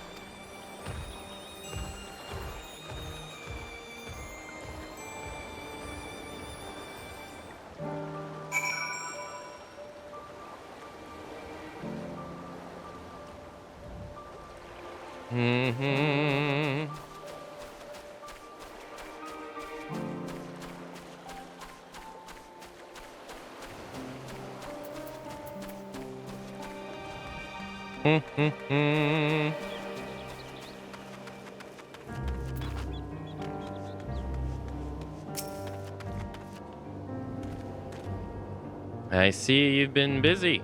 Managed to learn a tidbit or two, I trust?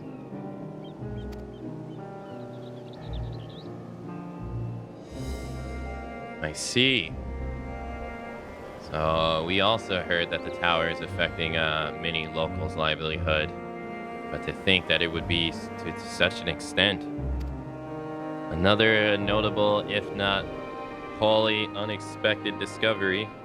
Disappearance, kidnappings are disturbingly commonplace. As before, the culprits are almost certainly tempered Imperial soldiers. And as before, they mean to use the faith for their hapless thralls to call forth a lunar primal. Business as usual for the Tala Farai.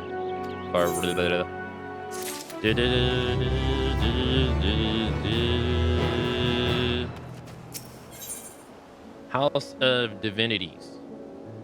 Judging by his frowned brow, something... Oh. Nope, sorry.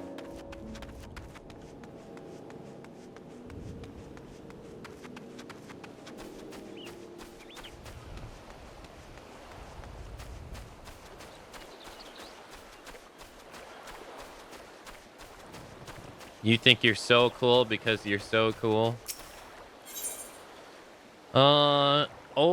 Oglu is looking around in trepidation. Why are the Mataga everywhere? Has this town fallen? Oh, your face. It is known to me. You were the warrior who fought for the mall in Nadine. I am Oglu of the Katayan. It was your bravery and skill which inspired me to embark upon my hero's journey. Yet now I have foolishly blundered into the dens of the Mata Naga. Why do these others walk without fear? Do they not care if they are slaughtered? These Matanan are not like those at the Azim Steep.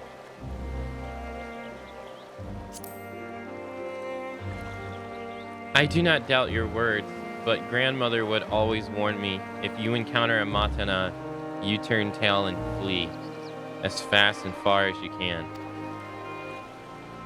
Her tales were awful and bloody.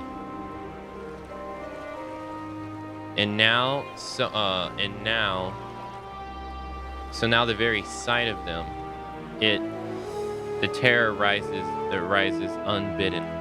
No, I cannot stay here. I must earn enough coin to pay passage for this nightmarish island, as soon as possible. I beg you, stay at my side for a time, just until I meet this Kana person the sailors told me about. She is said to have work that pays a fair wage, so I will see what she has for me.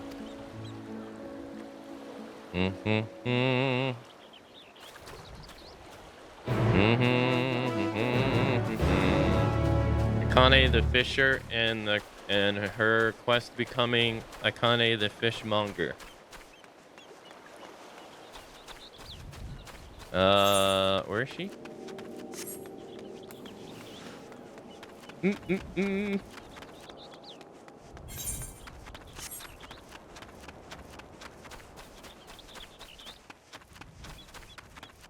I don't sell the fish I catch, I throw them back.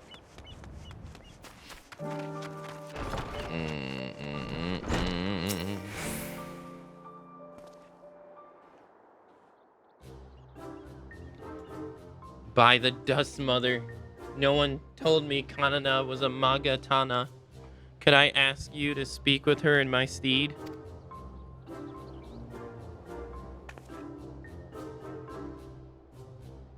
Welcome to Yi Di Maha, Traveler. I am Kana, and it is my job to assign the right work to the right workers.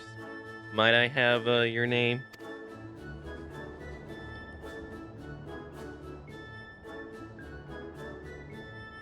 Akane and Oglu, was it?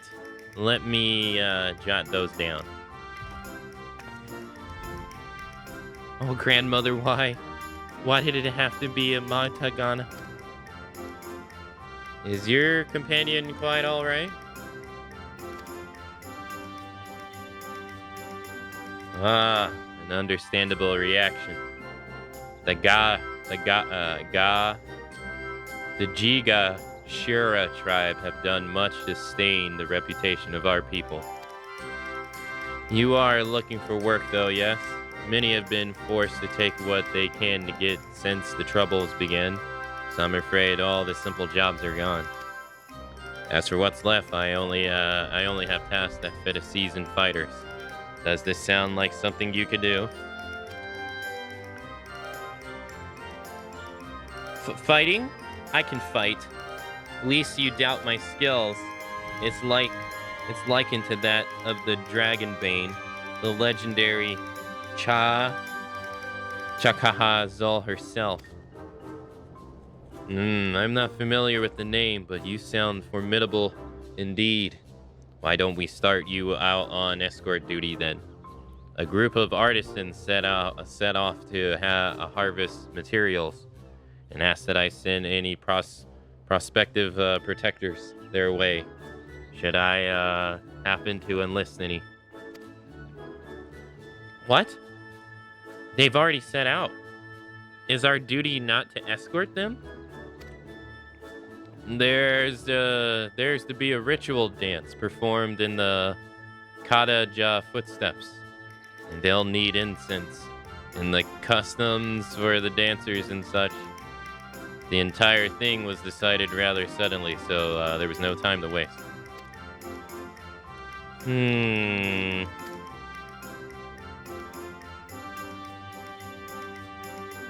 These artisans you speak of, do they include Madatama in their numbers? It was an Arcta Soldara who submitted the request. I hope that won't be a problem. Ugh, not at all. I look forward to fainting at the feet of my most feared enemy. Akane, I can't do this alone. Pray lend me the strength of the victor of the Nadine, and half the reward for this task will be yours.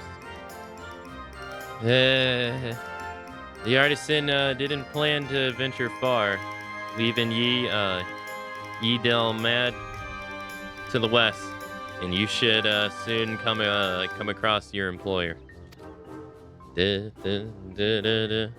that's where we shall meet. You will find me there, yes? You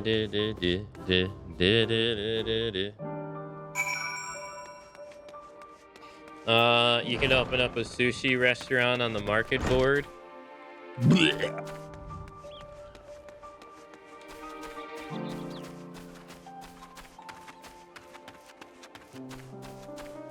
Do do do.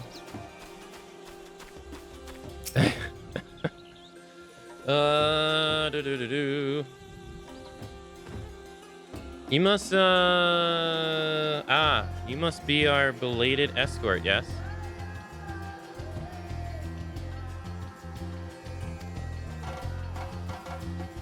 Glad to have such a courageous this is your companion.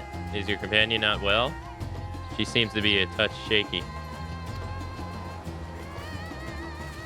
Of course. I should have thought of it before. I shall harvest the necessary ingredients while the artisan stays here. The way I have no need to fear him or be harmed. Perfect.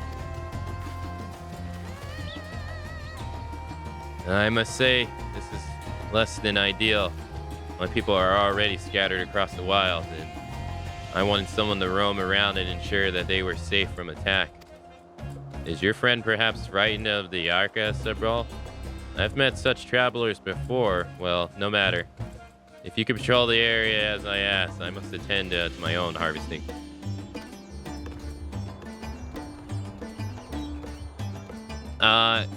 Old Ghoul has run off into the wilds alone. Keep an eye out for her as you continue your patrol. Dun, dun, dun, dun.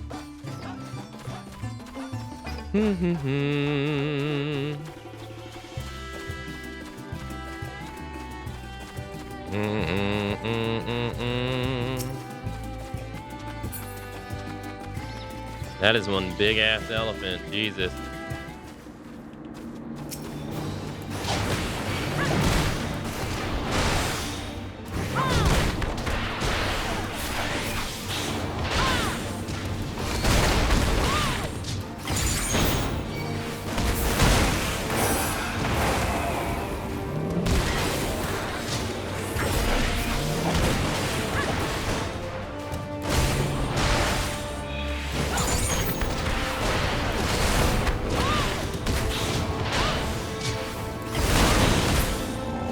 God damn, that thing put the bully beat down on my ass.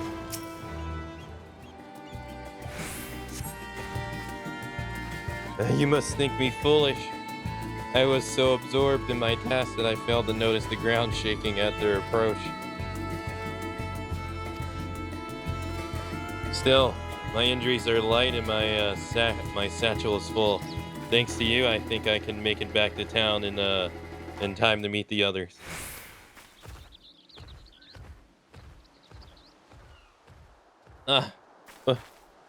What happened?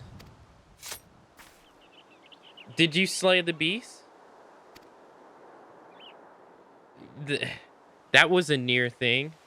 I took the first one by surprise, but the second, knowing Amagata stood at my back, my mind froze and my body refused to obey. Grandmother taught me that we should let fear wash over us like water, but to my shame, I could not have failed her more thoroughly.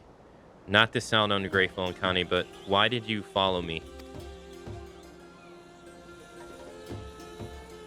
You were on patrol? Forgive me.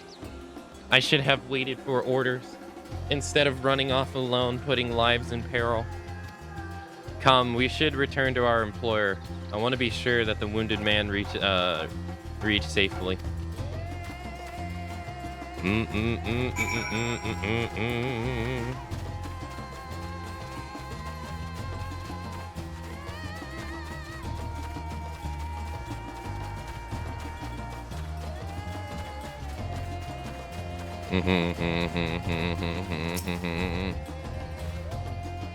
My colleagues told me of his rescue. Although he had hope for escort from the start. Imagine if you hadn't come along at all. I've sent him and the others back to our workshop. So consider your duty with us complete. You have my thanks, and as for payment, that you can collect from Kan Chana. Right, I suppose we report to Kanacha then.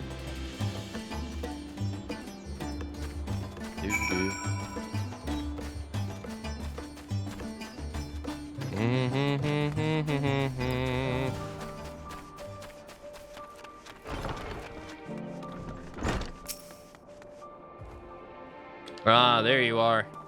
Your employer expressed satisfaction with your work, so congratulations on a job well done. As a response to the recent chaos, the upcoming ritual has hastily planned, to say the least. As a consequence, the artisans have been hard-pressed to make everything ready. But when times are hard, the people of Thavnar rely on such traditions to renew their faith and bolster their hearts with the teachings of the divine. The death of the artisan would have thrown the whole thing in disarray, and thus your rescue was timely indeed. Please accept your payment, half each, as agreed upon. Are you interested in further work? I may have something for you, if so.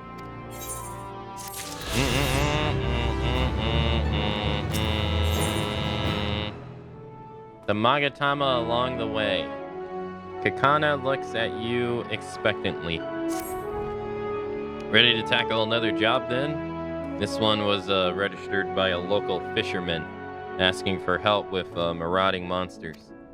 Ordinarily, the Radiant Host keeps the worst of the wildlife in check, but these days, they just haven't been enough blades to spare.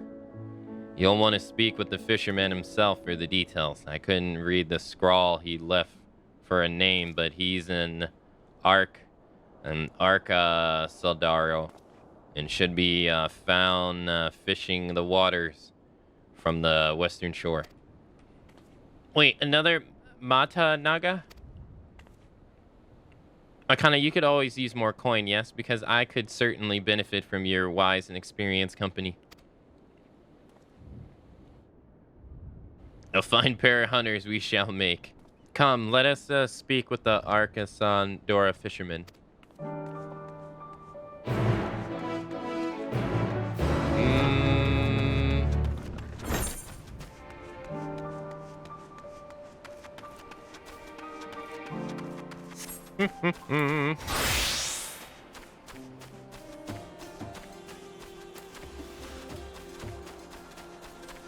Did somebody say fish? Oh, look, it's Final Fantasy XI models.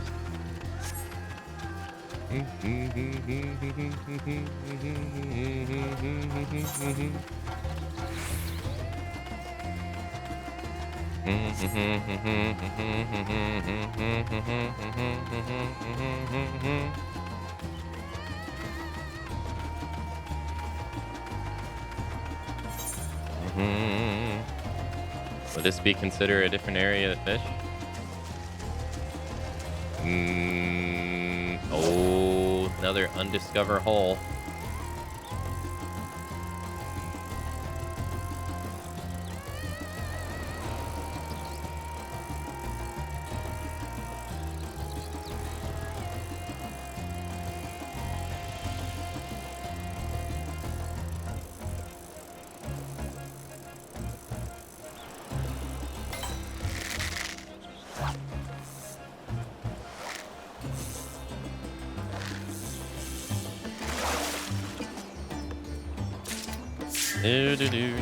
How many are here?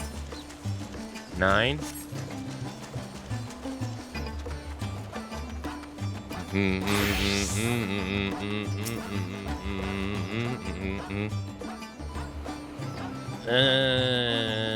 Guys, it's in the game. You cast your line at the undiscovered hole. It says it right there in the game. Stop being weird. Come to take care of the monsters, have you? About damn time.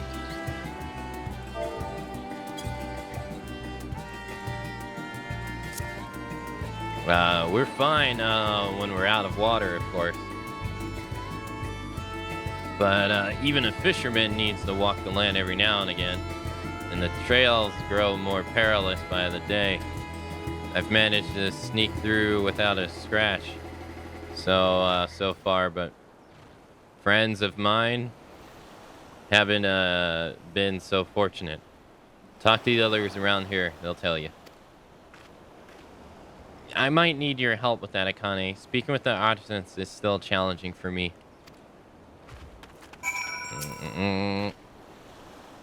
Should we do this together? Then, yes, fine, good idea. She's now accompanying you, keeping you at your side as you proceed. Yeah.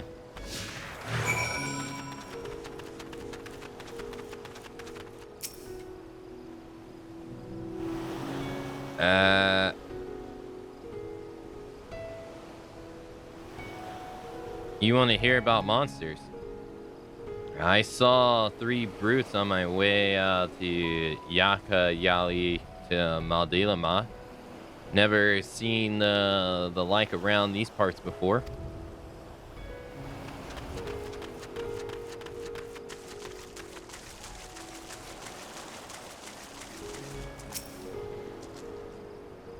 You want a story? When I left Yakudi the other day, I almost walked straight into a fiend with a tongue as long as my arm. Barely escaped being gobbled up on the spot.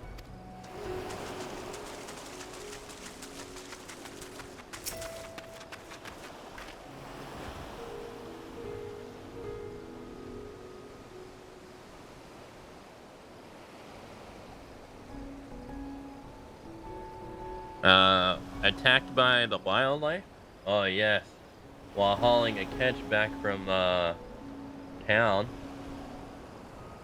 I dropped a lot and fled for my life. The roads were, they used to be safe, but now...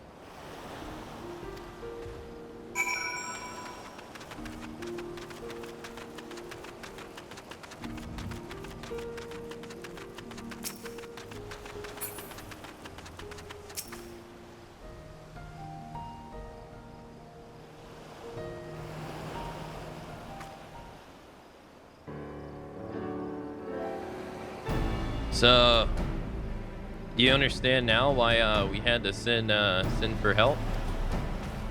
I understand that you have a problem with long-tongued brutes terrorizing your roads. Those creatures are what we call peaceacre. Without the army sending out regular patrols, it seems the inland monsters have begun to expanding their territory. They've forgotten their fear of us, and that's when people start dying. I need you to remind them. Once you've found and slayed these overbold Pisana, I ask that you bring me one of their carcasses. There's something I've been curious about. Very well. Let us make this a contest, shall we? The first to topple a Pisaka is the victor. Did. Never seen anyone so eager to throw herself headlong into Pisaka's jaws. Shouldn't you be chasing after her?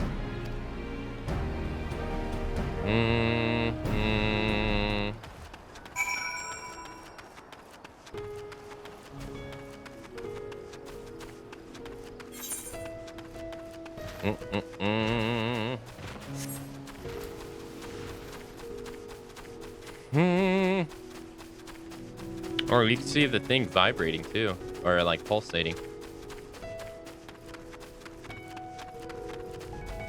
I feel a sneeze coming on.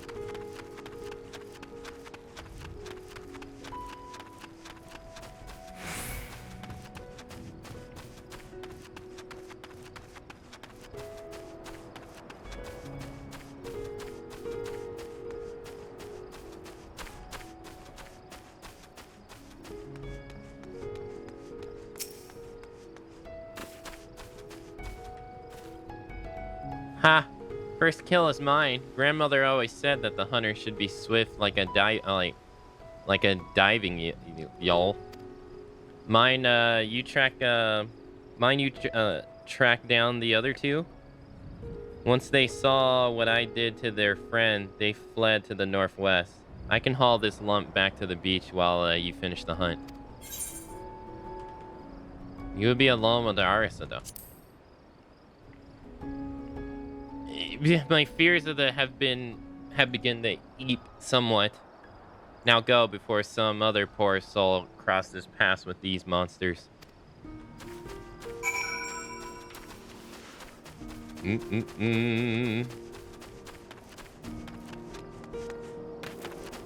Hey, look, it's a cock. Hey, look, it's another cock. It's fat, too.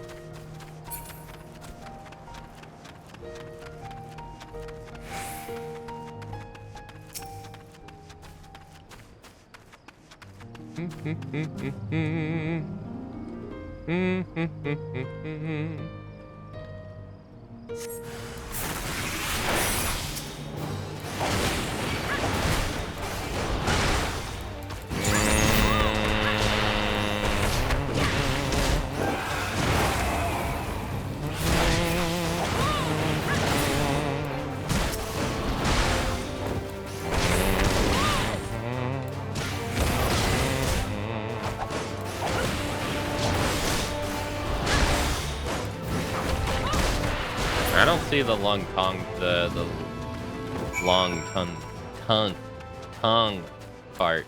Jeez, what's wrong with me? You would think 841 consecutive days of streaming would have taught Akka that, but nope. It's not like they are making it easy for us talking about fat cocks.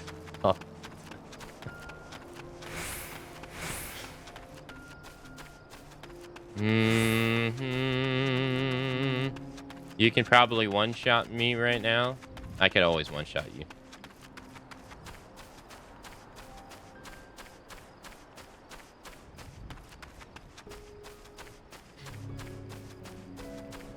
Even at level 1.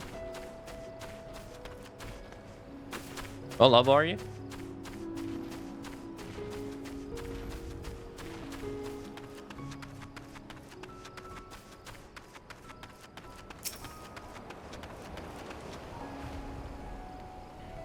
Ah, there you are. Your friend is stronger than she looks. We had to load the carcass into the boat to carry it away.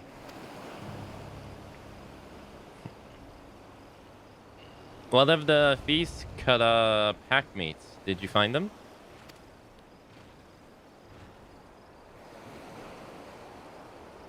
Both slain then.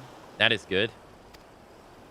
Of course. She slew them. Songs of Akane's deeds are sung across the steppe. My aching arms would like to know why you wanted the remains, though. Why else? To make use of its parts. The scales can be spun into silver. The meat will fill our pots. The bones and teeth we can craft into hooks and other tools. We killed nothing for the sake of killing, even murderous monsters. The 2 bodies you left behind will serve as a warning to the others of their kind. If it's to keep them away, then no more blood need to be shed.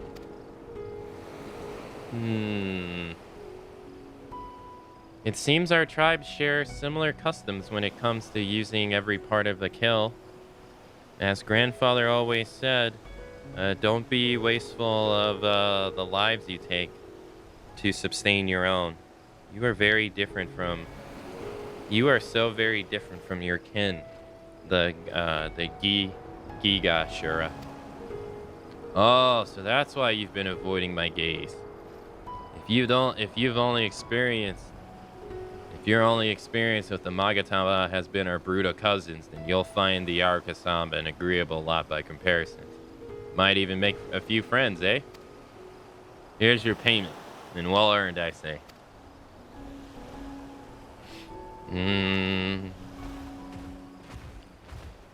Another job finished. We should report back to Canada and see that she might strike it off her list.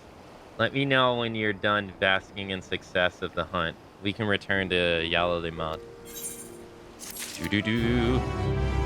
Yo, what's up, Akka? Hold on, Lionheart. This is what's up.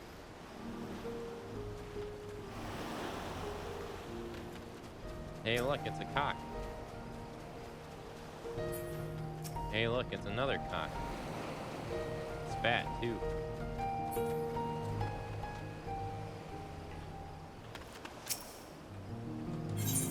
I'm sorry, I couldn't help myself.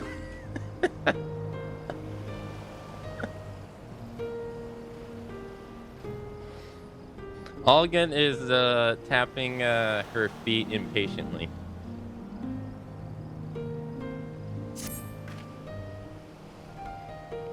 Ready then?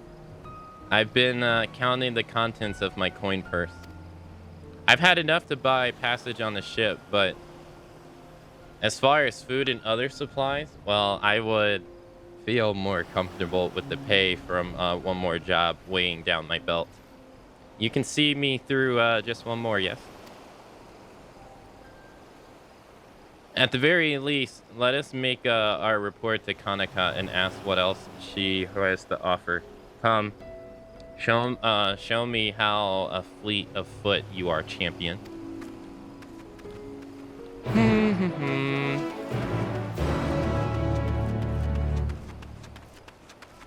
I started playing Final Fantasy XIV again, starting with a new character. Hey, nice.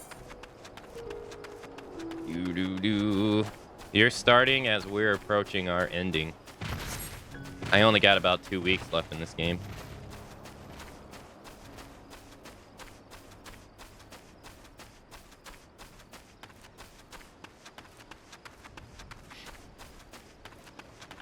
The average viewership between this and Final Fantasy XI are separated by 1.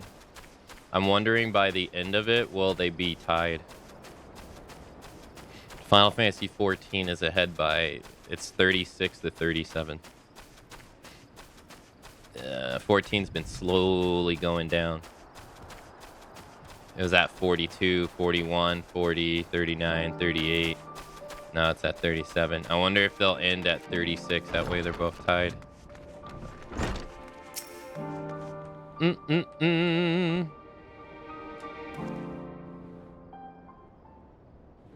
It's about 100-ish hours.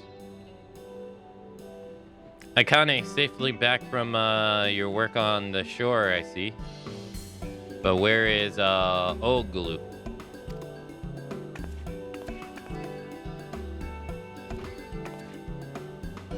My coin purse. Some slippery son of a diesel snatches it from me, blazing as you see. I lost sight of him in the market, along with all my worldly wealth. How am I to pay for lodgings or food?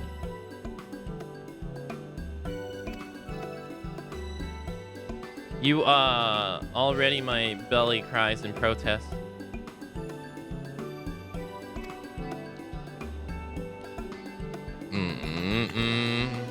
Oh, you poor thing. And after all the good work you've done for us, you will stay with me tonight, I insist. You would take me in? I saw that. You looked right in my eyes. Finally warming up to us, are you? I can barely see you through the tears, but yes, maybe now I can stand to be in the same room as the Mata Naga. Some of them, anyway. I'm glad to hear it. Here, I'll lend you a few coins as well. You can't have you running around without a guild of your name. Doo-doo.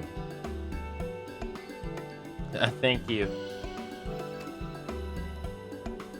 In fact, why don't you head to my house now, and we can fill that complaining belly of yours. You're more than welcome to join us, Akane.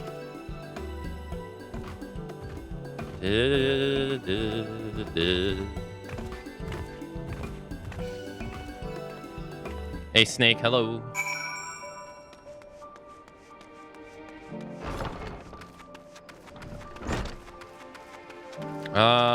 You include Endwalker's post-patch content. Even if you get caught up to where you're at, you'll have an unfinished story because of July.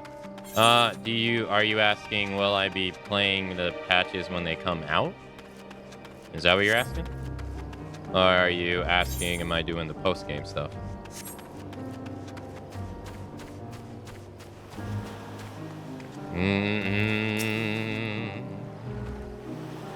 Connie, something terrible has happened. I've been robbed. We saw a boy jump out of the window as we approached. And when I looked inside, all my belongings have been turned inside out. Ugluth set off in pursuit of the thief, but hasn't returned. Do you think you could catch up and see with her to see if everything's all right? I'll lock up here, and you can meet me back in my office when you're finished. I can't move.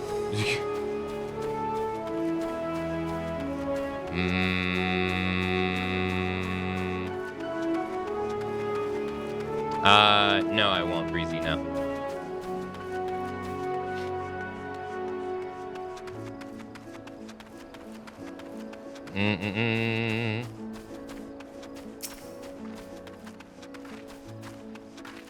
No. Once we've finished all the content that's in the game presently, I'll be moving on to 15. And then moving on to 16, and then after 16's over, I'm gonna go back to doing variety because for the same reason I got tired of Fallout 4. For the same reason of Fallout 4, playing the same game over and over again, no matter how much I enjoy it, is kind of boring after a while. I would be lying if I haven't said 14 hasn't felt like work for a while, but that's because it has.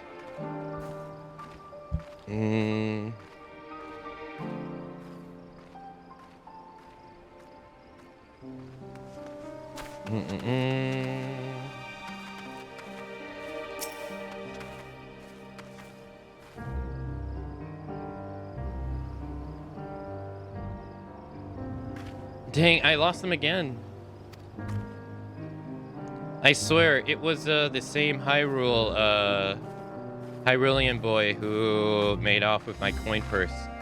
His size and his clothes, it all match.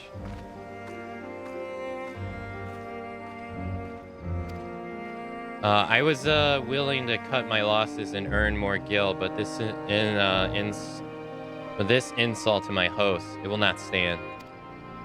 Mother always said to repay one's favor, and by the Dust Mother, I mean to do just that. Will you help me find justice in Kanaka now? Then we start by asking around for more information. I have a feeling we are not the only ones who have fallen afoul of this thieving urchin. The swifter we act, the better our chances, yes? I say we split up and gather what clues we can, and then meet back at Kanana's office. It has so much content, and that content takes so much time. Yeah, it's, well, I mean, to, like, fully explain my mindset,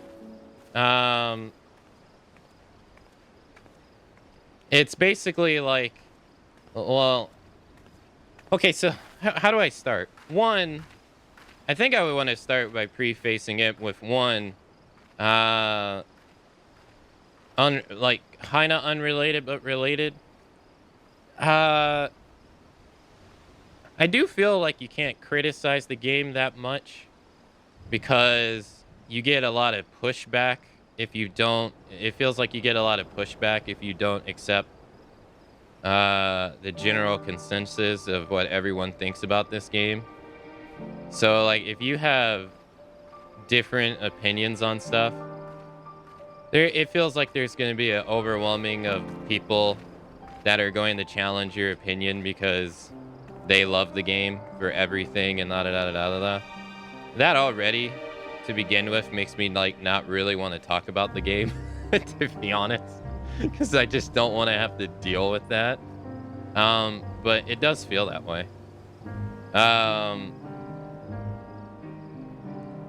But, like, I feel like I've been very, open about, like, playing this game. Where I've reiterated, I feel like time and time again, I would have never played this game had it not been for the marathon. I feel like I have been very forthcoming and reiterated that over and over and over again. Like, I've never had interest in playing this game. Not to its fault, it's just... I'm just going to use what Lumi said, because I think what Lumi said is the best to describe it. I already have an MMO in my life that I enjoy playing immensely, and I'm not even finished with it, which is Final Fantasy XI. And I don't really care about, like, playing the better game or playing the popular game. I don't, that does nothing for me. I don't really care about that. People's opinion on a game doesn't influence me wanting to play it and stuff like that, like in that way. So already from the very beginning of playing this, I've been playing it out of obligation, not because I have wanted to, but because I've obligated to because of the subathon incentive. And that doesn't mean I haven't been enjoying my time, but the circumstances of me playing it are not because I'm playing it because I wanted to play it. And that comes with a different set of just feelings of playing it. It'd be different if I was playing it because I want to play it. But that's not how this came to be. So, you know. But, you know, to certain people, I feel if I voice that, they'll be like, well, but, and it's like, look, I'm a person of my word. I said I was going to do the marathon, and I'm doing it.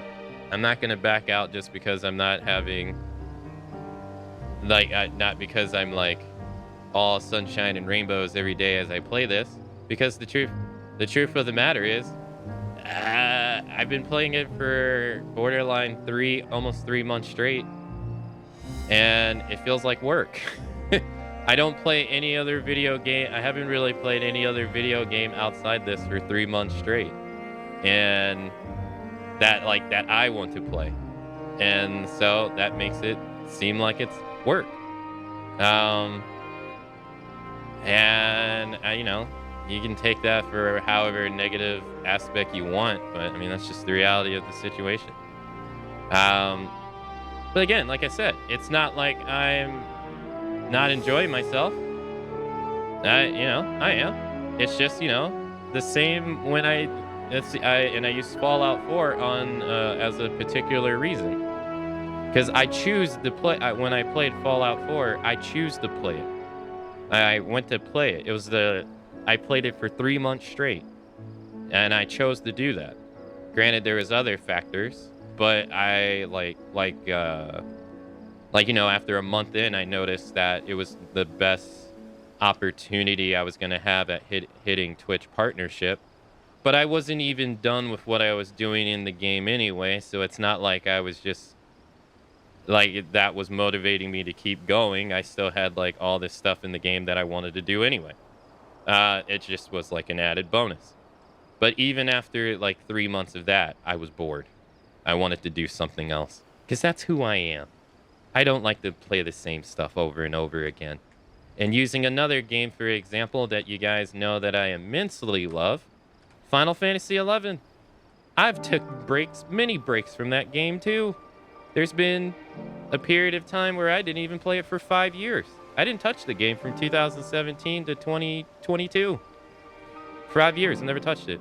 And I took multiple breaks while playing it, because variety's the spice of life. So to hear, if you love this game and you hear that a lot of what am I saying, and you're taking it to the heart and you're like, oh, he hates this game, it's not true. It's just like, if you've ever been here for long enough, you know I play a variety of stuff. So of course I'm longing to play other stuff. It's who I am. But it's fine. But with the whole post-patch stuff, it's either like, I'm just gonna finish the content till the content is exhausted and I can't do anything more, and then move on. Because, I mean, one, I can either come back and play Dawn Trail main story into its entirety I don't really want to wait update to update to experience the post story. So in my brain, I'm thinking I'll just wait till the expansion that is announced later, like, to come out, and I'll play that in its entirety. Because then I'll be able to play the whole thing in its entirety, like I've pretty much done everything. So I'm in no hurry to play it at all.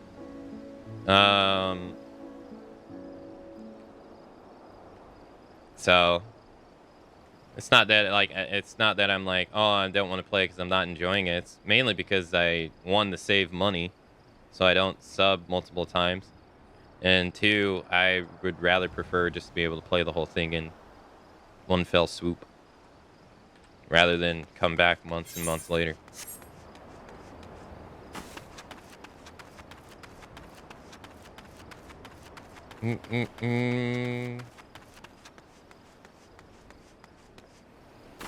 Does that make sense?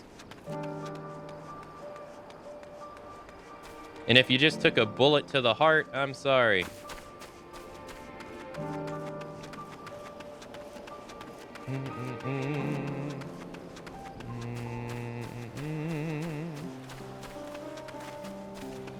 I'm happy you're determined and honest to stick with it. Well, yeah, it's not like I'm not enjoying myself.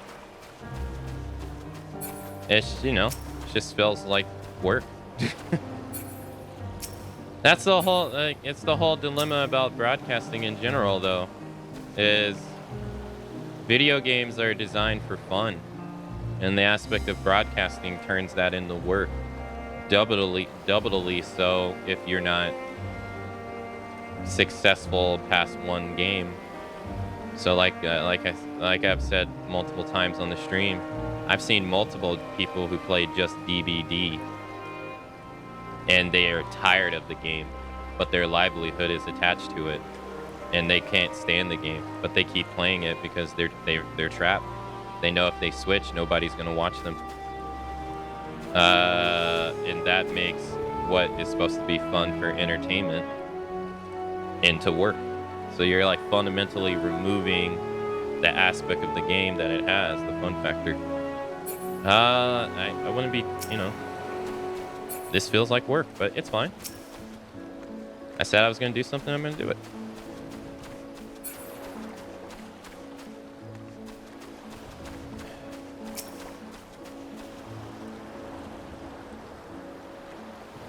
My guy just wants to get back to beating people up as Kiru.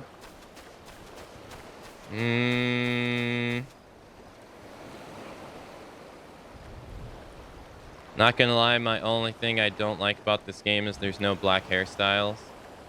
You shouldn't play Jump King. I can't tell if you're joking or not, to be honest. Gray one. I remember playing Days Gone. Days Gone was a lot of fun. It was pretty fun.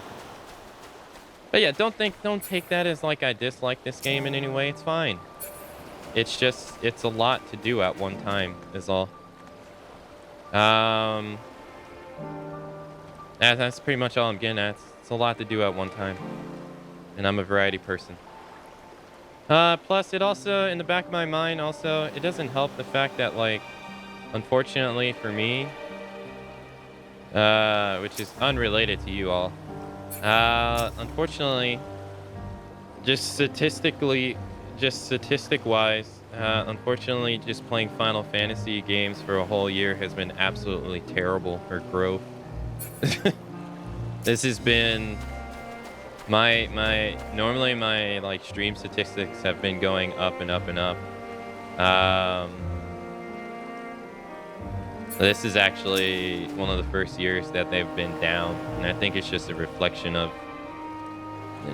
there's just not many people on Twitch that are crazy about Final Fantasy games, unfortunately.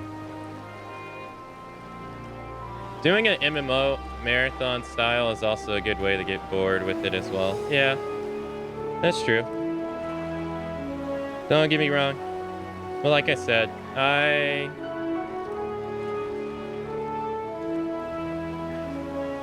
I'll stick to what I promised. You think it would have been better if you took breaks in between games? I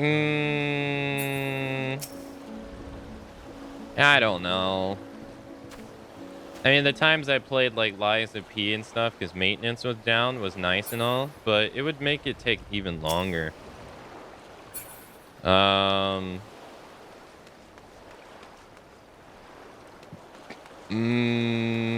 don't know. It's kind of hard to say, really. It's really hard to say. I don't know. Cause like, yeah, it's just difficult. Cause then you have to start thinking about the whole like.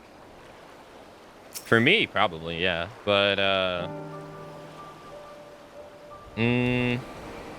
don't know.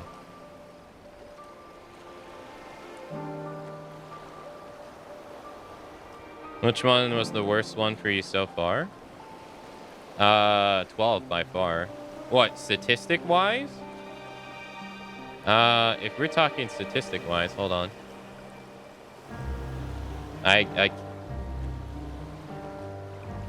If we're talking like play-wise, I found 12 to be the one I probably disliked the most. Or maybe Final Fantasy X-2 Last Mission, if you want to count it as its own game. It's its own game, but it's cobbled together with X-2.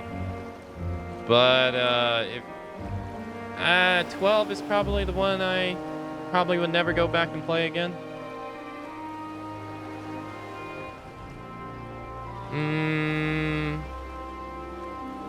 Yeah.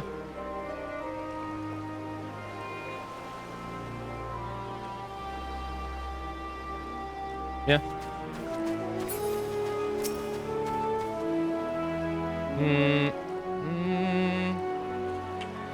Man, I haven't got one of these in so long. Hold on. Damn.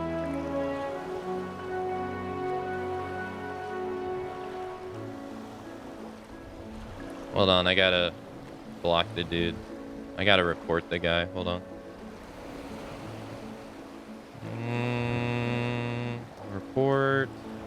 Chat message. Spam. Oh,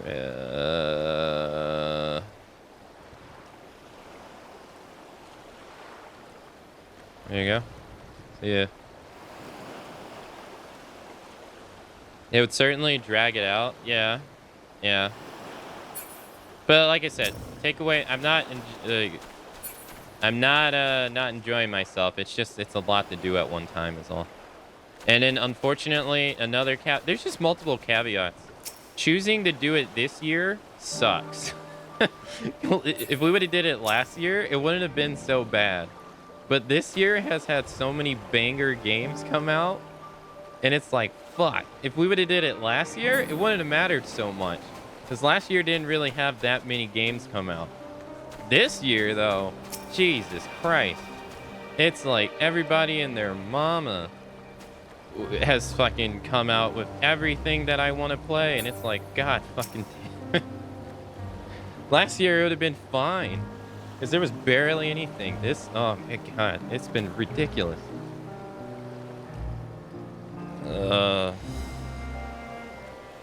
Like literally today, a new Yakuza game dropped literally today.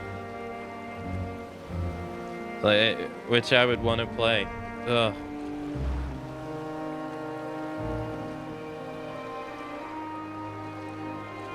But oh well.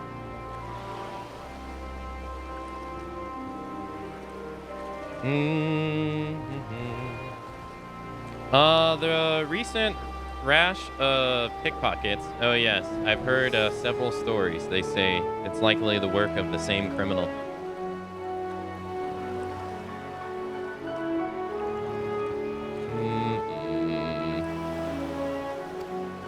Okay. Yeah, this game, the game of the year this year is going to be rough. There's so many, like, so much stuff that has come out this year that people seem to really enjoy. Oof.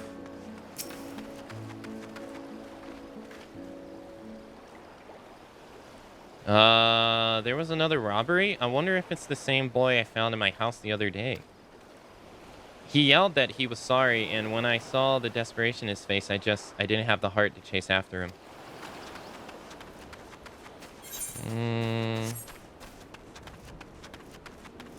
It's terrible. You don't want to play? No, I mean, if I have to admit, I mean, I've already been pretty straightforward on things I don't like about this game. I haven't lied about anything. I've been pretty, I mean, I don't like the fact that the heroes never feel like they're actually in peril. Or like, I mean, you know, I'm not really a big fan of that. Granted, I get it. You got established characters that people expect to stay alive and whatever, but how many times are they going to be thrown in situations where they should obviously die and they live? It kind of, how do you say it in words? It makes it so that when they reach conflict the next time, you don't believe it.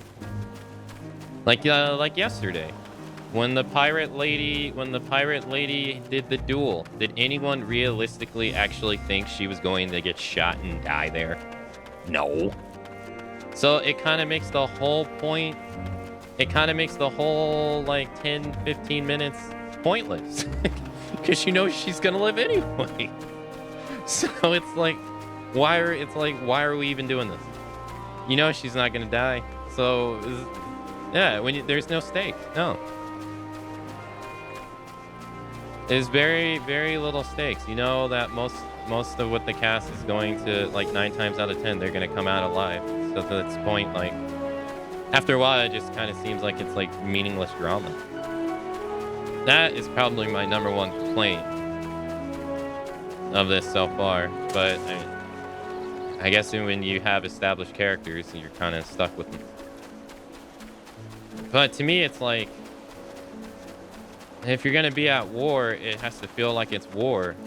Like what the guy, what did they say yesterday? I think it was Fedora. When she's like, war isn't pretty and stuff like that. And I'm like, well, it is for the main cast because you know they're gonna live. That's probably my #1 complaint. And #2, again, I've already voiced it once. I just don't really feel too engaged with the equipment system.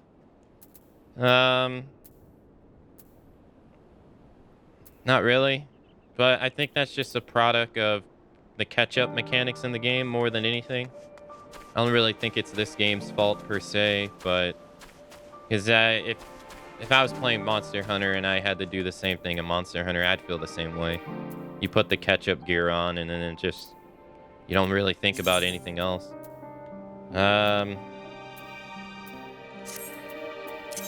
And not really a fault of the game per se, you know, it's just the way it is.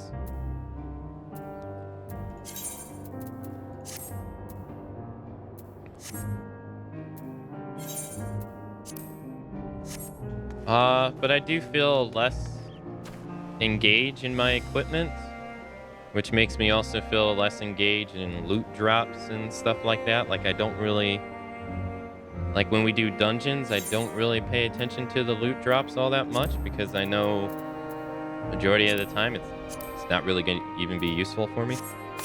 So, not my favorite feeling, but yeah, what can you do?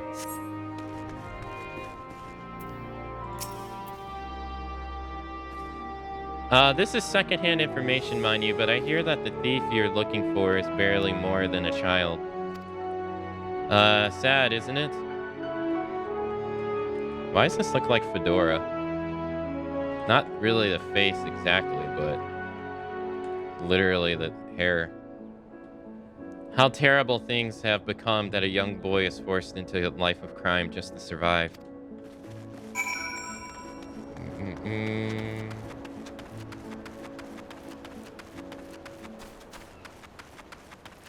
Oh, you meant the new Yakuza game. Other than that, though, it's been nice.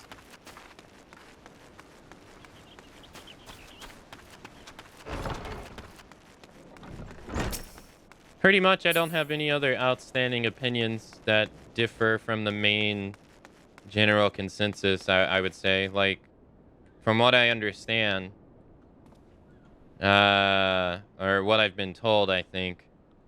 It seems like people put Shadowbringers as like their favorite expansion. And then I think Endwalker comes after that, I think. I believe, if I remember correctly, from what I was told. And then I think after that it was Heaven's Sword, and then Stormblood, and then ARR. I can't speak on Endwalker per se, because, you know, we're doing it, but I think that's pretty fair. Yeah. Shadowbringers does seem to be the most enjoyable one so far. Well, champion, what have we discovered? Oh, so our tales was a familiar one, and what I heard from the local children was even more disturbing. They tell me a stranger, approached them with a promise of work and easy coin. I have no proof that this offer is connected with recent robberies, but it does seem suspicious. And if this stranger truly is recruiting young ones to steal for him, then he is the one I would punish for these crimes. We just need to find him first. Razat Hand is closing its gates, left any struggling to make a living. And the appearance of this ghastly tower sparked a chain of events that has a radiant host spread too thin on too many fronts. Under the circumstances, a rise in crime is to be expected. We are fortunate, then, to have the two of you act on behalf of our lawkeepers. So please, accept this as payment. We cannot expect you to work on an empty stomach. Oh, it's almost as if no opportunities push people to crime. Oh, imagine that. Real world could learn something about this. Edgar is eager to see justice served. A new hunt begins. Come, we must track down the one behind all of this. But we still are not sure if the stranger is actually involved in the robberies, let alone where to start looking for him. There is a simple way to find out. We lure our boy thief into stealing from me again. If what we suspect is true, then he will likely take all ill-gotten gains directly to his patron. So I will play the part of the unguarded traveler, flaunting a heavy purse or some such. I kinda just keep watch for our little pickpocket and be ready to follow him when he makes his move. Should he lead you to some shadowy figure, then I want you to herd them both to the west. I will circle around and be lying in wait to spring an ambush. That's really quite clever. Oglu, I'm impressed. Grandmother always said, if you want to catch the big fish, don't spare the bait. The same idea applies to slippery criminals. Right then, let us take our place in town square and lay the trap for our quarry. I will make the lure something obvious so you can see it being stolen from afar. The thing I don't like about this game is the way people talk in dialogue. It's so formal. Yeah, I get what you mean. Like, everyone is so proper. Not everyone is, but overwhelming majority of the NPCs are proper, yeah. Despite where you are. Which is, yeah, that's not really... But, I mean, maybe that's just the world, right? Yeah. But, yeah... At least... The greatest thing is at least everybody doesn't talk like Irion J. Thank goodness.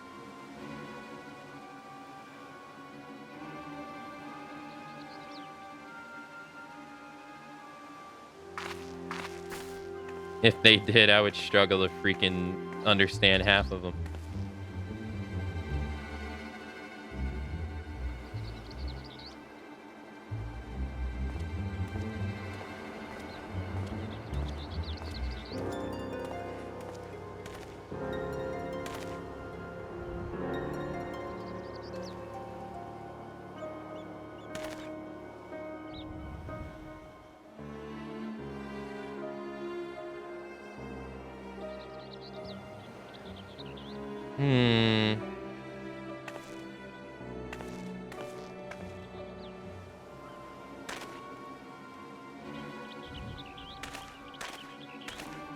Damn, he swiped it.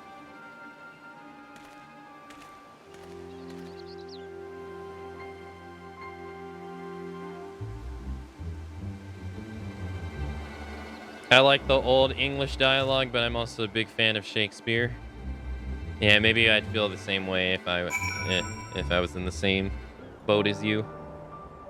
Follow your quarry from a safe distance. The objective will fail if you are noticed, or if you fall too far behind.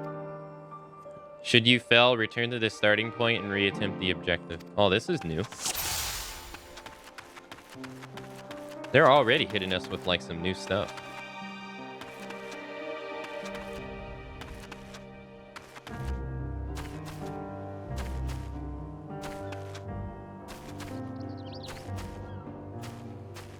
Is someone there?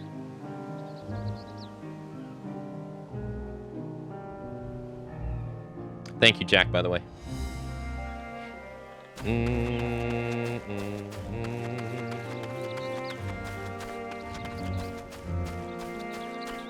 It's cold. Isn't it great? I'm one of those people that would take the cold over the heat.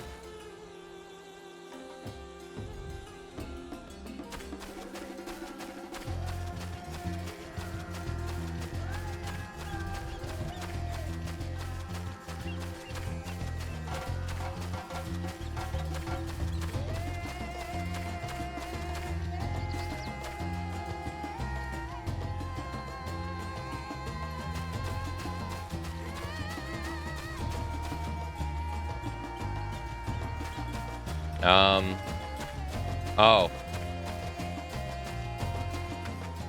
The boy thief has led you to a suspicious-looking Arx-Zabara man.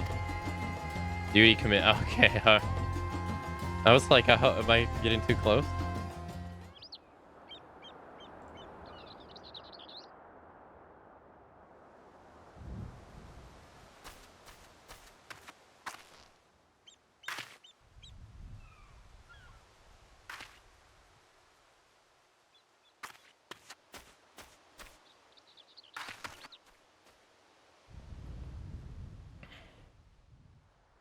Oh, you're a proper little rascal, aren't you? Nice work. I fence the rest of the goods, and then you'll get your cut.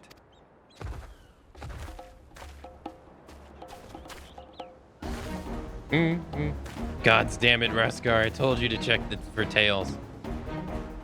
You want your family to learn of our arrangement? Now run!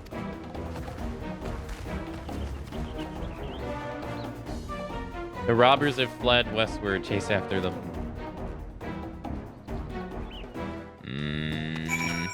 No, it's been so weird here too, Starry Dance. Like right now, it's like 33 degrees.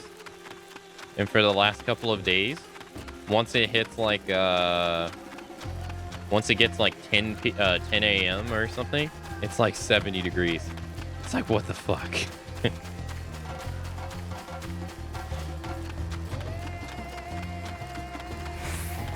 Like right now, I'm like, yeah, this is great.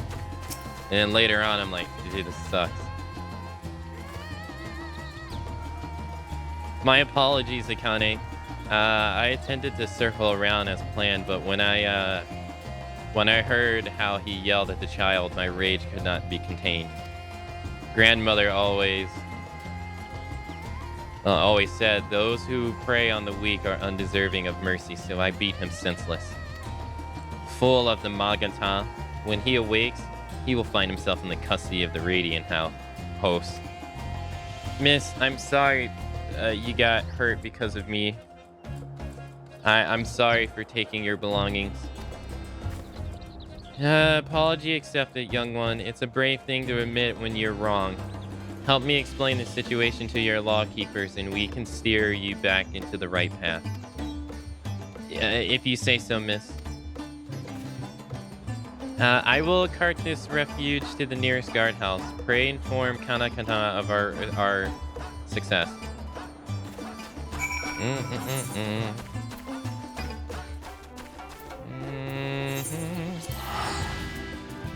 I'm stuck on passing muster quests where you need level 5 gear.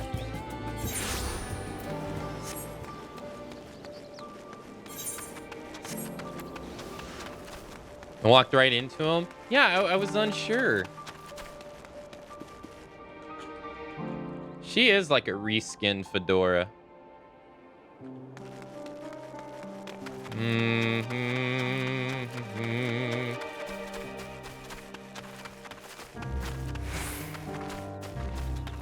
Oh, Snake, the other, like, 2 weeks ago, it was like 20-something degrees. I was sitting in here with my jacket on. I was streaming here in my dual freaking insulated jacket on 2 weeks ago. I was like, God damn.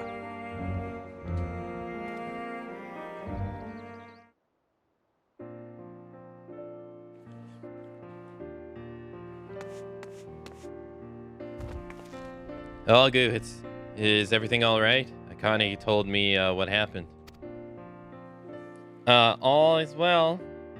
They began interrogating a man before I left, and he was blubbering about where he stashed the stolen goods. The soldiers plan to recover the cash and return the items to their rightful owners. Praise be to the sisters.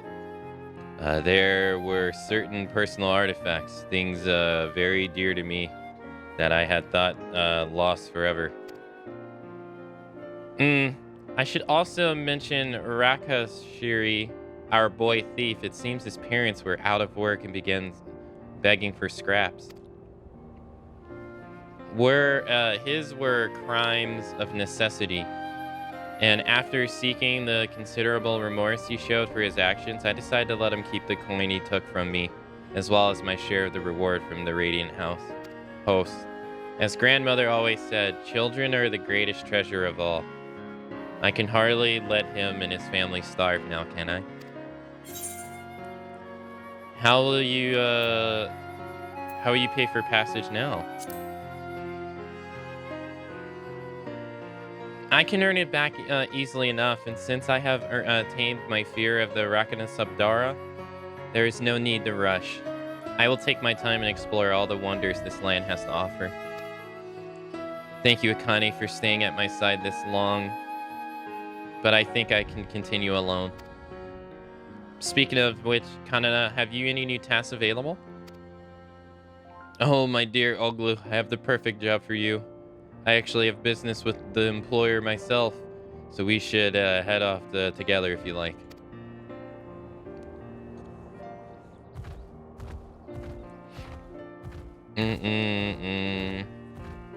I wish I was streaming from an igloo.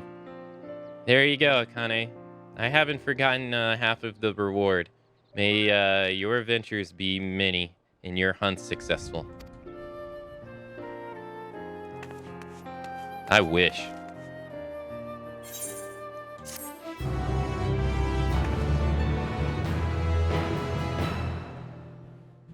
I use a dual PC setup. I've been using it for like 3 years now to stream, and it gets unbearably hot between the two of them.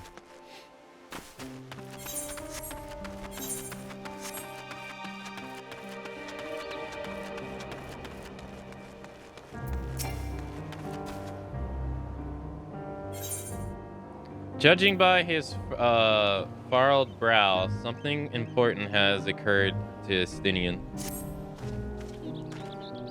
That Masaya fellow you were helping, he's a Arakasara, isn't he? Is he not?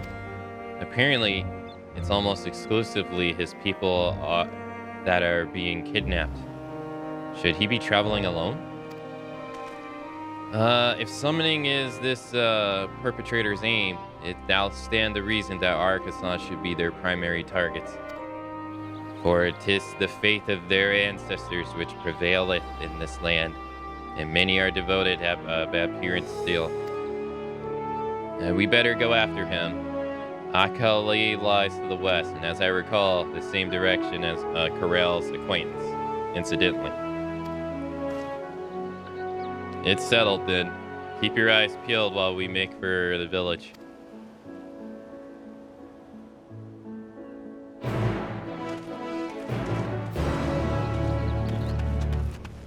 My PC used to reach hot temps until you got a new cooler and fan. Well, I was gonna say we didn't really need to go that far.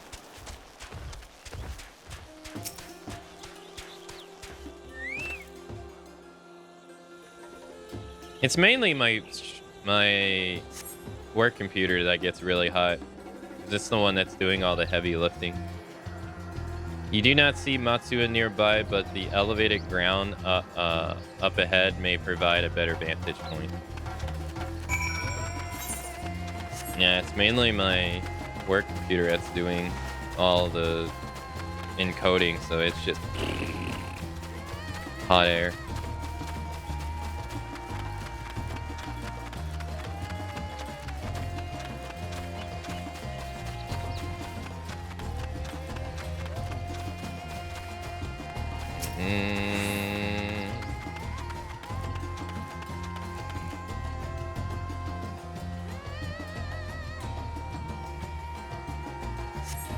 You don't see Matsuya from here either. No, leave me alone. Help, somebody, help. Matsuya's voice. It came from the north. They better not hurt my fishing boy. If they do, that's gonna be death incarnate. Hi, I'm Chucky. Wanna play?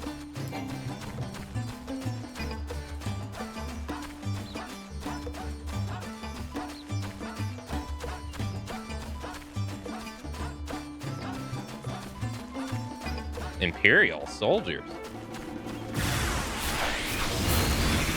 You know, speaking of Dave Gone though, Snake, it's a shame that game's not going to get a sequel anytime soon.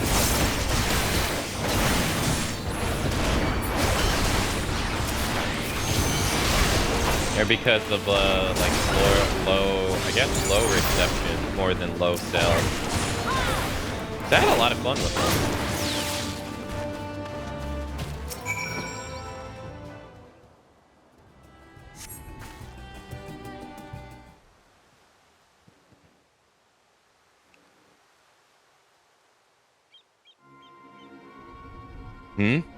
Where did they go?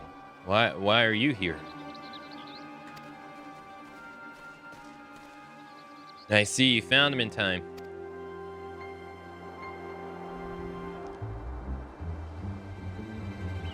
Oh, your friends came to look for me? I don't know how to thank you. Oh, on my way home, I took a moment to stop and rest. Think about what to do about, well, everything. And then those men came. Kidnappers. We've heard that the Arkasabara were being targeted. Surely you have as well. Perhaps it's best you take refuge in the city. We've considered it, me and the others, but fishing is all we know, and the ocean is all we have. I see. That's your decision to make, but you should take care not to travel alone.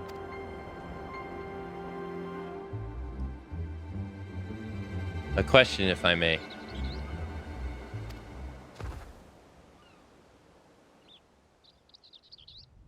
'Tis our understanding that strange fields have emerged from the tower. What canst thou tell us of these beings? Not much, I'm afraid. I have no idea what they are. But I've heard that some bear an unsettling resemblance to our divinities.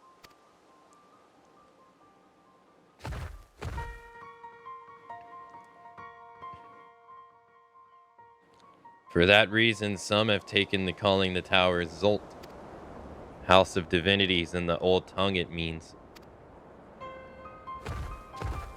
But there's no true divinities. They're monstrous imitations that bring only death. To have one's faith so twisted is a grievous indignity, and full justified art thou and thy outrage. Know that this was none other purpose but to neutralize the tower that we have journeyed to this land. In time we may be forced to content with these false gods, and thus we would learn all we have about them.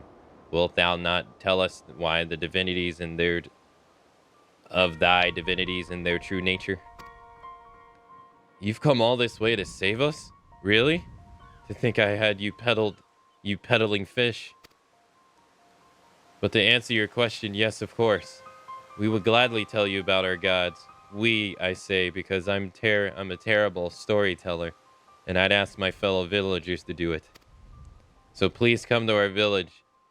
We're good gods-fearing folk, all of us, and we'd be honest to share our knowledge and fish. What sayest thou? We shall pay a visit to Arcalay. Wonderful. Just follow the road west and down the hill. You can't miss it.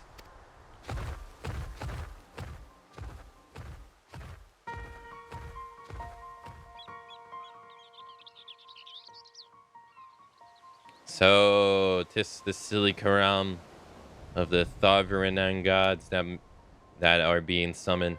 If any doubt exists before, there can be none. The kidnapped Hanashi are imprisoned in the tower. I pray that we will be able to save them. Though indeed, saving them will mean confronting their false gods. Like as not, as you said, we'll do well to study their religious traditions. To Akali.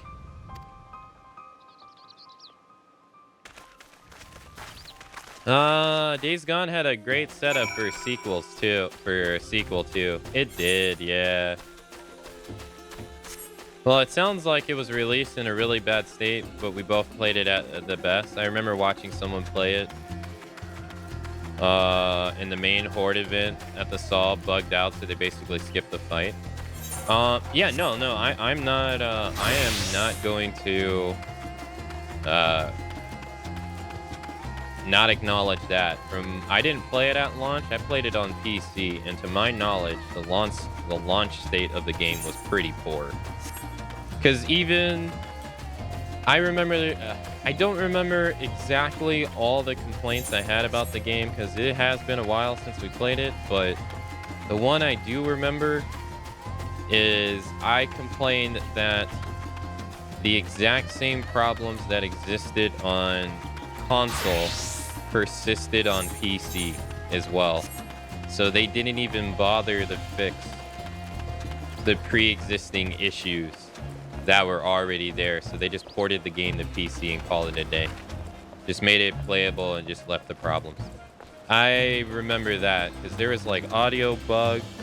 I remember there was problems where like Deacon, I think that was his name, he would constantly like, we'd have overlapping audio where like he would just start talking over like story dialogue, so you couldn't understand what the fuck was going on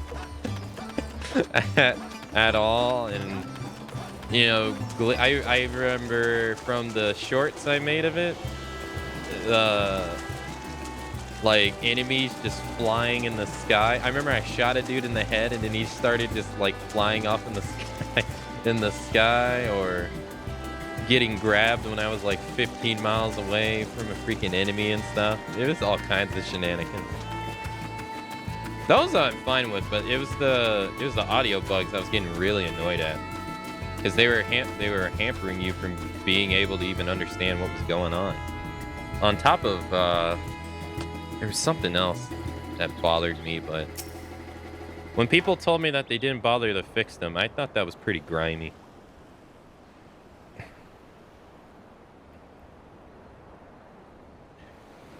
Hey Ram, hello.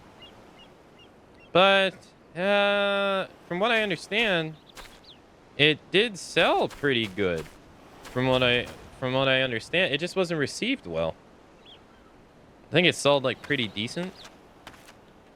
But I think people have said that PlayStation wants more than just like good games. They want games that are received well by others. So I guess Days Gone just didn't fall into that ballpark.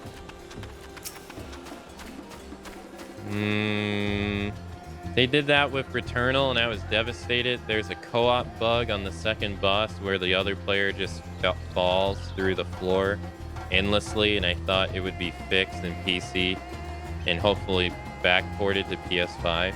That's a game I have yet to play yet. Admittedly, so it seems like I don't know why, but it seems like there was generally any like barely any interest in Returnal. It was one of the games from the PS5, the PC, that has like apparently sold the worst. It has the least amount of players in it, and stuff like that. I wonder. I haven't played it yet, but I wonder why.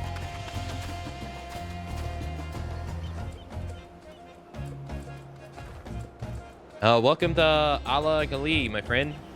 The name meaning white beach. And there isn't much here to save, but please make yourself at home.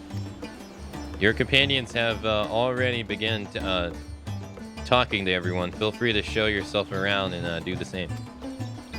Any of us can tell you about our gods, but you could do worse than starting with Kanaga and the old Hasavada. They're free at the moment, as it happens. Okay.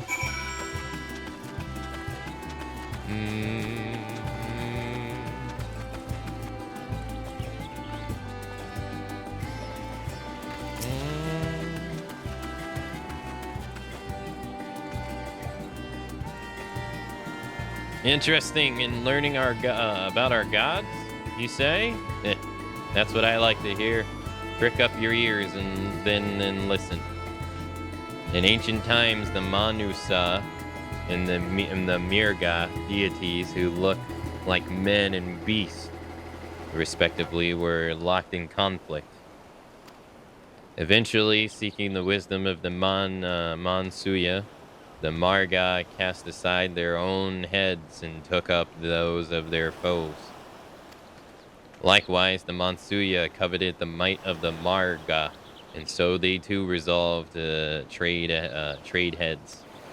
Thus were born new gods possessing of both might and wisdom, and they ushered in an age of harmony between the two factions. From then on, a sign of their esteem from one another, and the Mansuya have worn animal faces, and the Margata the limbs of men. I know for me it's because it's tough and it runs, and the runs last for a long time. It's one of the best PS5 games, but I guess it didn't have big marketing hype, and it's also got the reputation for being very hard. Yeah, I could see the difficulty definitely being a hamper, because if I remember correctly, that was the game that had the whole, like, you couldn't save mid-run, and people complained about that, and I think eventually they did allow you to do that after a while. I guess so. Part of me wonders if it has to do with it not being an established IP too, because like when you look at all the games that have come out, right, like for PS5 exclusive from PlayStation Studios, you got Spider-Man. I mean, that's already a world-known IP. You got God of War Ragnarok, sequel to well-received 2018, right? Probably 2018 ushered in a whole breed of new fans for God of War. What else? Ratchet and Clank is a pretty long established IP since the PlayStation 2. And maybe the people who played Marvel Spider-Man 1 potentially bought Rift Apart because they found out it was from the same dev studio. The same way Guilty Gear Strive success has kind of contributed to Dragon Ball Z Fighters. It's from the same studios. Sackboy didn't do so hot, but I mean, Sackboy hasn't really been relevant since the PS3, but you could argue the same for Ratchet and Clank. So you could, I guess Sackboy just wasn't really relevant in general. Because I don't think that one did too well either.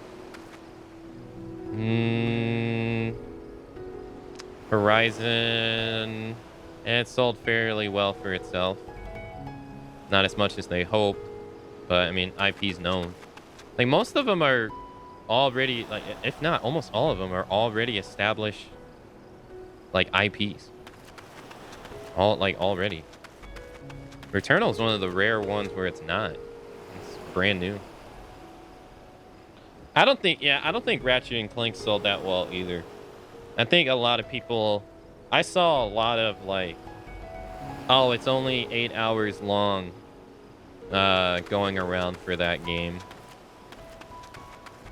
I saw a lot of that for that. And then it's the same nature as Ratchet and Clank. I mean, the last Sackboy, the last game they had was the remake of the first game for the PS4, which was tied to the movie. But the last, like, actual game was on the PS3. So that's a big gap between generations of people, you know, knowing what Ratchet and Clank even is, right? If there was people that picked up the PS4, and got into gaming during the PS4, there's the potential that they don't even know what the hell Ratchet and Clank is. So, I imagine Ratchet just didn't have as much relevancy as it used to. I forgot about the Ratchet and Clank movie. Yeah, see? Yeah. I think its relevancy was just not, it just hasn't been there. It's hard pressed to find someone who doesn't know what Spider-Man is. Or The Last of Us, you know. They made The Last of Us they still keep it fairly known. Who knows? There's not many new IPs. Well, I think Demon Souls, actually. See, and then Demon Souls is also, to the same credit, Demon Souls is in a special boat too, because the team that works on the ports, which the people who are going to care about the ports are the people that care about games and are more involved than the regular consumer. Like, yeah, there's not going to be people that are following, like, I imagine most people are not going to be following Blue Point and being like, oh yeah, that's the people who did this remake and that remake. No, not really. They're going to look at Demon Souls and they're going to think of Dark Souls 3, Bloodborne, Sekiro. So for Demon Souls, despite it being a remake of a PS3 game, you know, From Software's notoriety was, you know, at an all-time high when it came out. And it even got higher with Elden Ring coming out afterwards. So, I want to think maybe it's the fact that Returnals just didn't have any... I don't know. I personally feel, and I've felt this way for a long time, that despite the argument of people saying like they want brand new games and they want brand new stories and stuff like that and brand new series and they're tired of remakes and re-releases and all this stuff and sequels going on forever, I still feel like people just don't buy that stuff because they don't know it.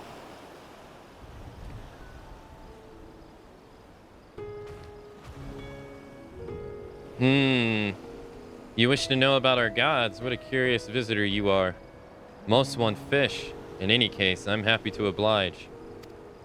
Now, I don't know how it is whence you hail, but our isle is home to many gods. And they can be divided into two groups. The Monsuya, beings of wisdom, who assume the form of men, and the Marga, beings of might, who assume the forms of beasts.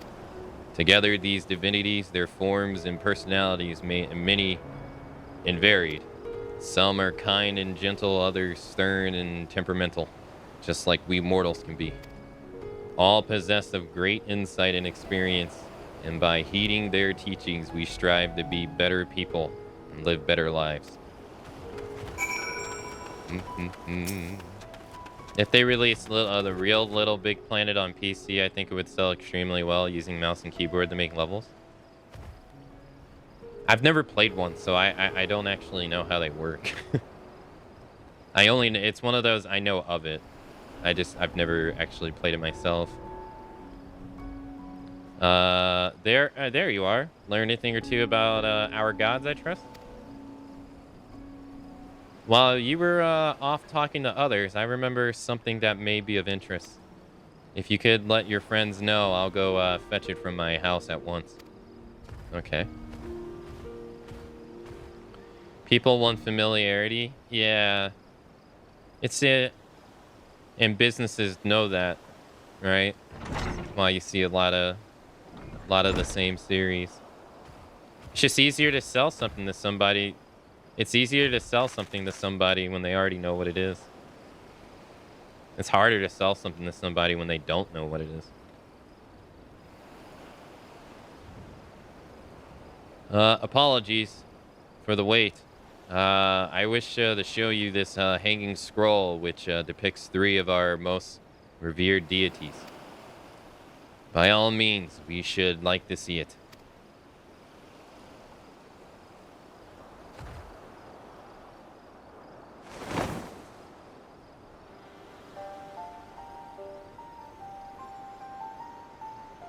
Oh God, is this going to be in the likeness of the Magnus sisters? That's what I already get. They are Mansuya. You heard about them already, yes? 3 sisters. The center one is the eldest. Cindy. Cindy. I see. Cindervala, goddess of wisdom. For this, alchemists hold her in the highest. To her right is her sister Sandy, Sandura, the goddess of wealth. She counts many trades among her followers. And then on the Mindy, yeah, it's the Magnus sisters. And on the left is Mandaraval, the youngest sibling. She presides over the crafts, and so it beloved by weavers. Although each is worshipped for different reasons, the sisters are usually portrayed together in these works, which people keep in their homes for good fortune. Oh, that's cool. The Magnus sisters, that's neat. In like a fashion of the Mansuya, the deities of Erosia preside over the Mariath aspects of life. And what of the Mimgura, if I may ask? The Imja hold power over nature. In ages past, they were revered as guardian deities in times of conflict. If you have the occasion to visit our temples in ruins, you'll find their images there. Among them is a god who possesses the Gaja's head, and he is venerated as the progenitor of the Sodara. Sodara. And then there are dragons. They occupy a special place in our history. You worship dragons too? It's said that an ancestor of the Satrap, he's the ruler of the Raz Ahan, forged a covenant with a dragon divinity in ancient times. This divinity has since acted as a guardian deity of the Satrap. Legend holds that even if the Satrap is in need, his dragon ally will fly to his aid. A dragon ally. You claim to be a terrible storyteller, but nothing could be farther from the truth. The passion you bear for your faith is plain to hear. I'm confident that the information you gave us will serve us well in our efforts to deal with the tower. That is very kind of you to say. Thank you. I will pray for your success. Right. I believe it's time we sought out Corell's acquaintance. An alchemist by the name of Needhana. According to Corell's notes, we were to find her at a place called Great Work, further north along the coast.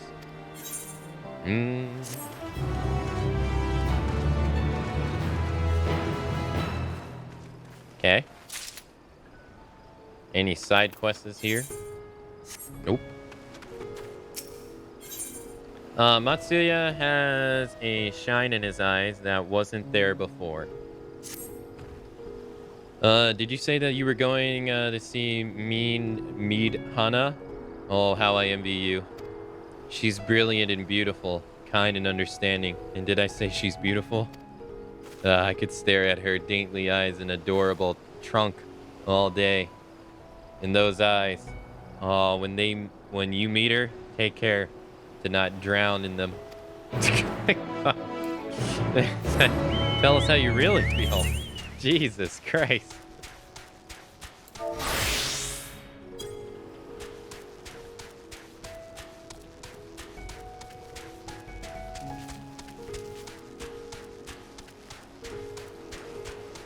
Dude may need a freaking change of pants.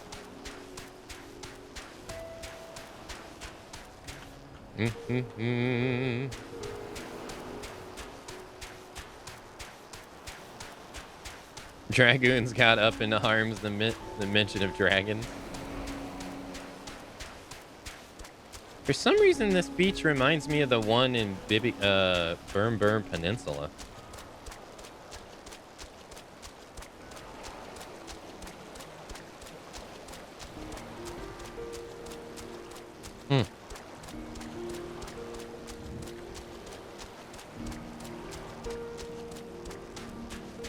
God, we are so slow.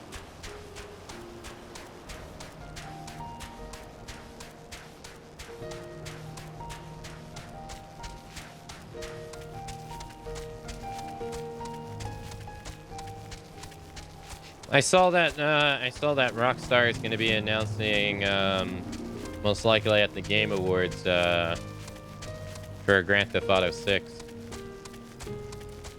I know that's like the most successful piece of entertainment on the planet with Grand Theft Auto 5, but I find myself like caring very little. I don't know why. It's just like eh.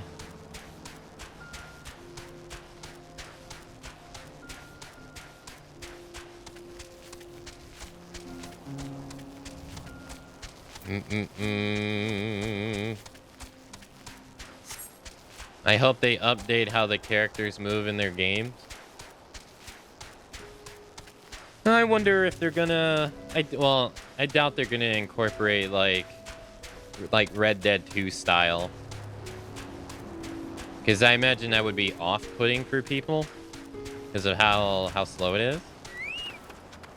Whoa, what happened here?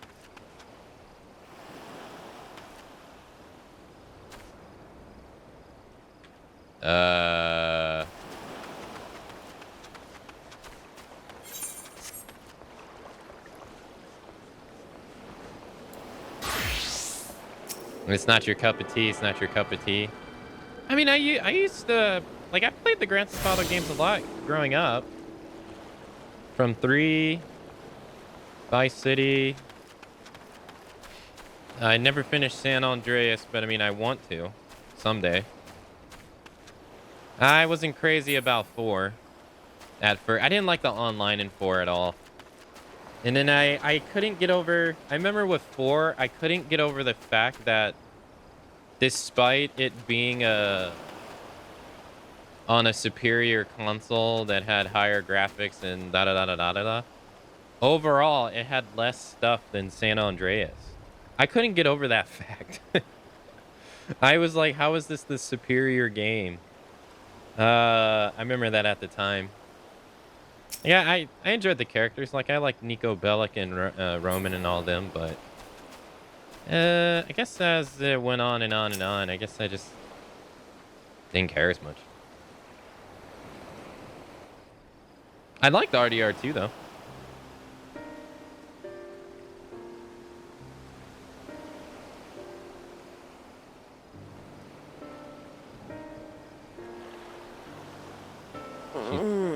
Oh, she's not dead. What happened here?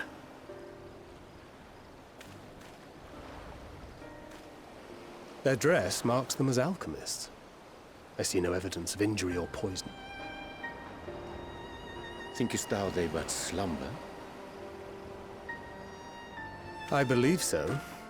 Whether it is by choice is another question entirely. Oh, we have guests.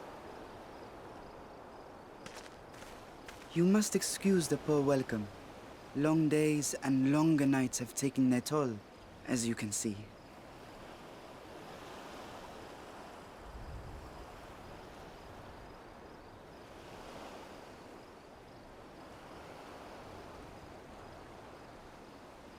I am Vashan, servant to the satrap. My task was, in fact, to wake these good men and women, if you will allow.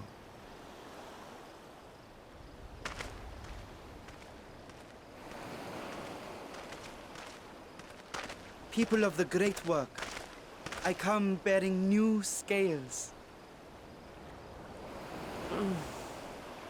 Scales?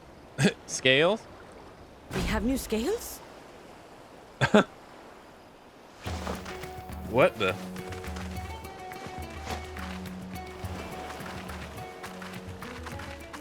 Yes, my friends. Gather round. I have them right here. What the hell?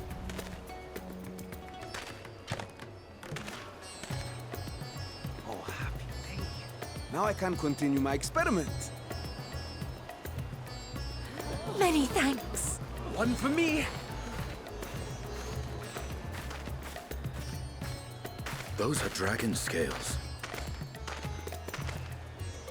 Yes, such materials are vital to their most pressing research.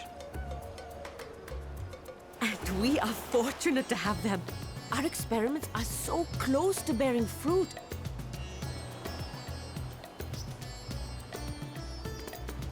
Soon we will have a talisman capable of nullifying the etheric emissions from that accursed tower. Did I say something wrong? Are you not here with Varshan? Wait, who are you people?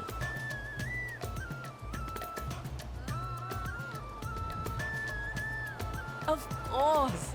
You're the one Kryl sent. The warrior of light we've been waiting for. Oh, this is a day of celebration. Praise be to Cinderova! The winds have shifted. I feel it. The end to our toil is near.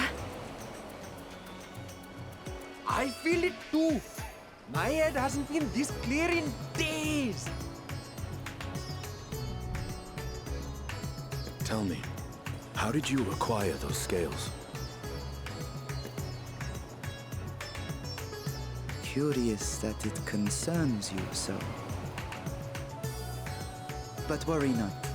They were freely given by the dragon with whom our satrap has forged a lawful pact.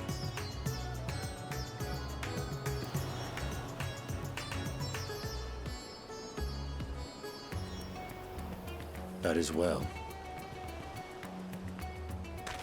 You must be quite familiar with Dragon King, yes? Is this the congealed blood I see on your weapon?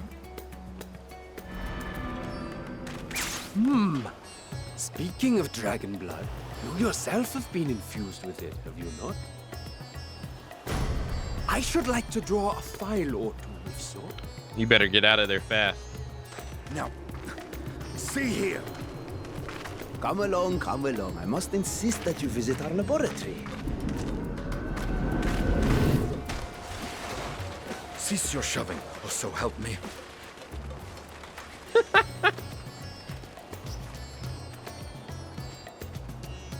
Oh dear, your poor companion. What with the new scales and your timely arrival, my colleagues are a little giddy with excitement. No harm will come to him, I promise. Meanwhile, shall we find a quiet place to talk? As you may have guessed, I am Nidana, the alchemist who sent the request to your mistress Cryle. We have workshops across the nation collaborating on this research project. But it is here, at the Great Work, where I collate our results. Come with me, all of you, and I can explain the crux of the situation.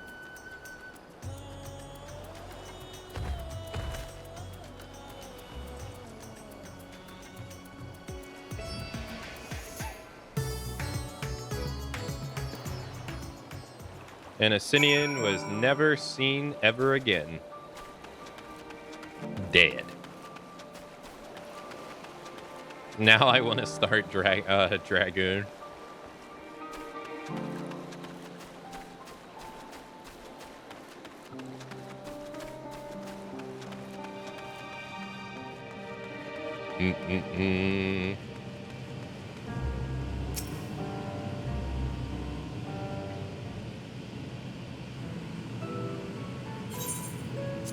Allow me to thank you for answering our call. Many towers have appeared around the world, and we are grateful that you would assist us with ours. Though Corel herself is tied up with another investigation, Akane is an eminently capable substitute, and we will spare no effort to aid you. So if I understand correctly, you seek to make talismans that can nullify etheric emissions. Indeed, we do. As you know, the tower emits vast concentrations of ether. One cannot go anywhere near it without being tempered. As such, we can only study the tower from afar, and are powerless to deal with it in any consequential way. In order to strike back, the Serap bade us alchemists to create enchanted talismans that will allow our soldiers to venture into the tower, even should they lack unedited protection. Could such a thing be possible? Admittedly, we are still in the midst of testing, but we are quite confident. Even prior to this, our people have long pursued countermeasures against the etheric corruption of primals. Our methods tested to date, those utilizing dragon scales prove the most promising. Owing to the etheric density, the scales are highly resistant to disruptive forces. The mightier the dragon, the greater the resistance.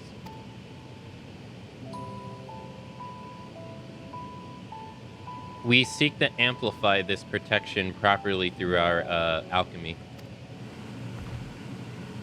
Thanks to the scales provided by His Elegancy, we have been able to make a steady progress with the talismans. Soon we will be ready to conduct a field test, and here is where you and your blessing of light come in. Whatever it is, you'll just leave it to me. What exactly is it that you need me to do?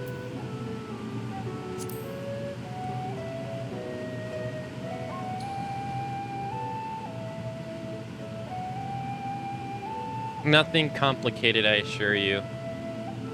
We ask only that you serve as an escort. We will explain in greater detail later, but you will be venturing into the tower's field of influence.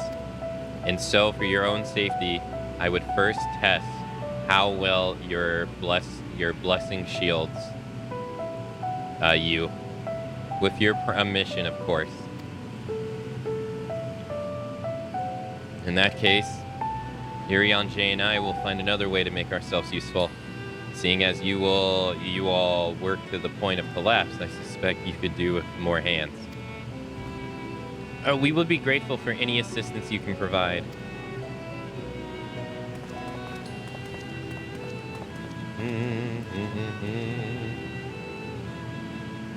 If you're ready, then let us put your blessing to proof. If you exit the Great Work and turn south, there will be a hill to the right. I will meet you at the top of it after seeing to some preparations.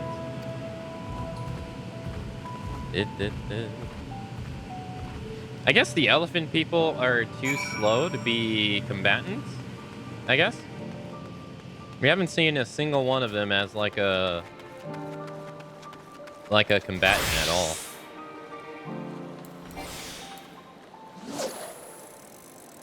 I browsed the Final Fantasy XIV subreddit yesterday, and someone had posted some lore facts about some of the races.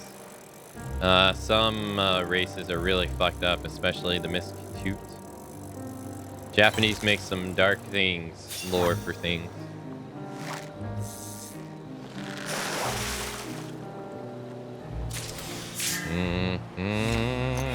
Yeah, I can't really say I'm too surprised. Not really. I mean, if anything, it makes sense.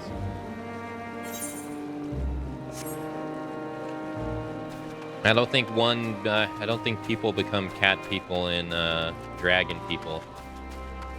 For the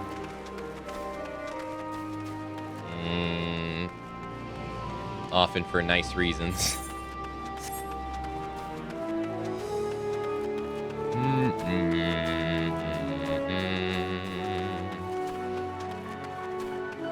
I imagine they like something caused it.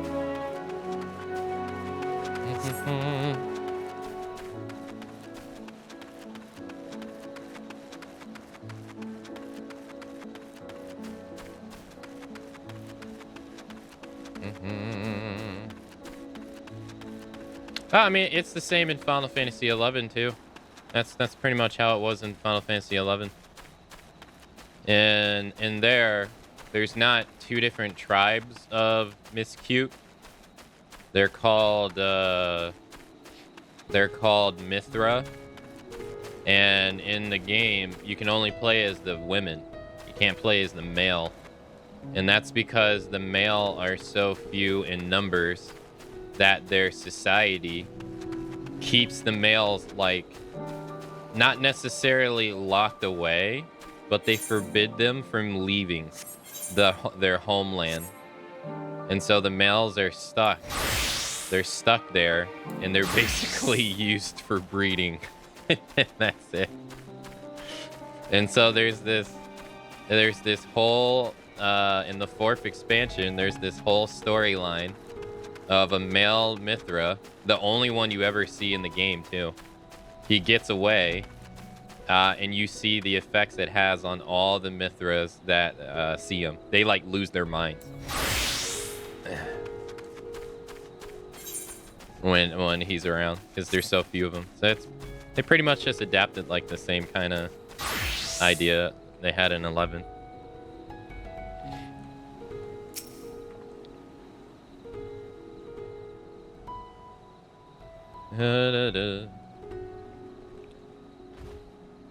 I hope you didn't have trouble finding this place or climbing the hills.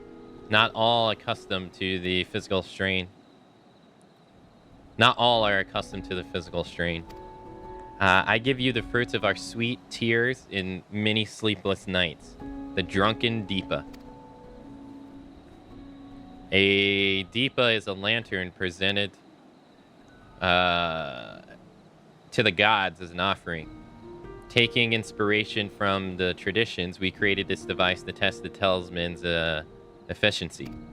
Upon activation, it will move a certain distance before emitting a powerful blast of ether. In lieu of corruption, those lacking sufficient protection will experience severe ether sickness. For your test, you will be exposed 4 times.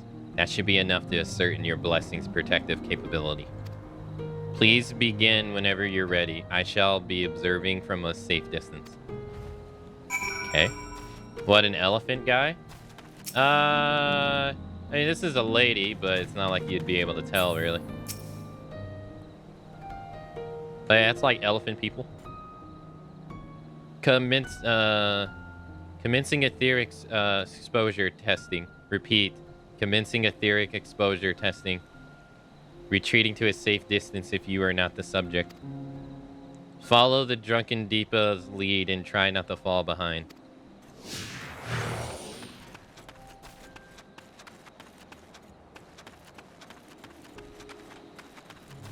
Please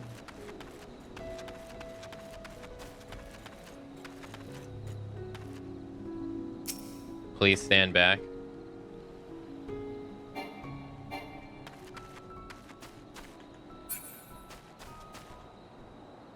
She looks like a guy. Yeah, like I said, I mean, you wouldn't be able to tell the difference. It's not like they make it obvious. You are struck by a powerful blast of ether, but suffer no ill effects. Subject has no irresistible urge to empty their stomach. Confirm, resume testing. Please follow.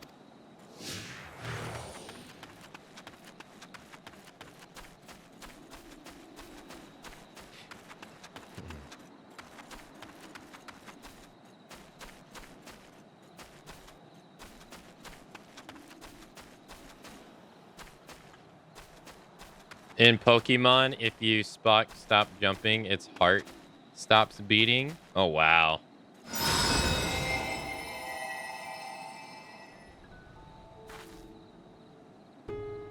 But what about when it sleeps? If you're struck by another blast of ether, but you suffer from no ill effects. Okay. Subject stomach and bowel integrity holding. Confirm. Resuming testing. Please follow. Is it like allowed to sleep? It keeps bouncing while it sleeps? What? Wow.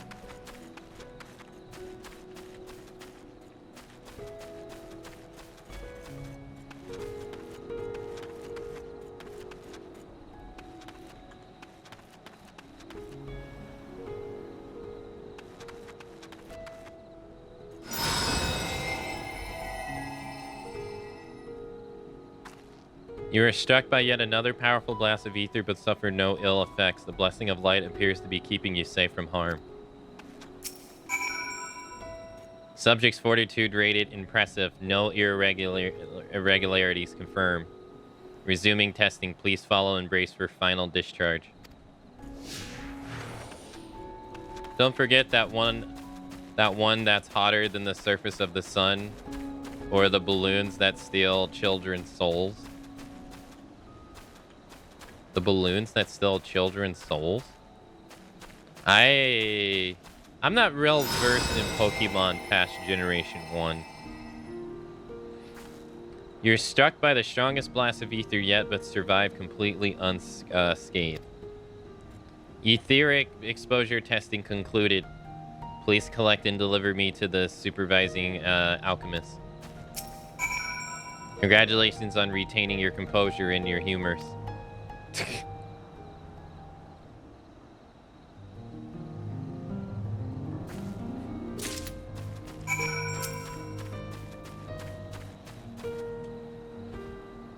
Oh, you've returned, and you're not on your knees. A promising sight. But come, let me take that deep off your hands.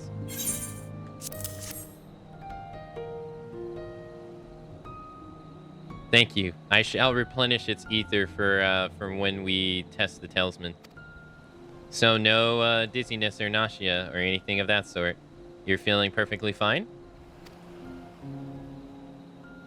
Then the strength of your blessing is beyond doubt. There is no risk that the tower will corrupt your ether. With this, we can request your aid for the task ahead with easy hearts.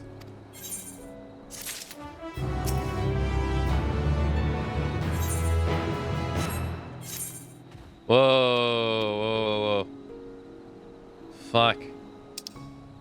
I went by that so fast. You're a capable warrior too, are you not? Would you be amenable in assisting me with another errand? You see, our talisman requires the use of a special link, but we have exhausted our stores of key ingredients for it, spirit weed. The herb grows not far from here, and I would like to go and harvest some. With the recent splat of kidnapping, however, we Arkadara travel alone at our peril.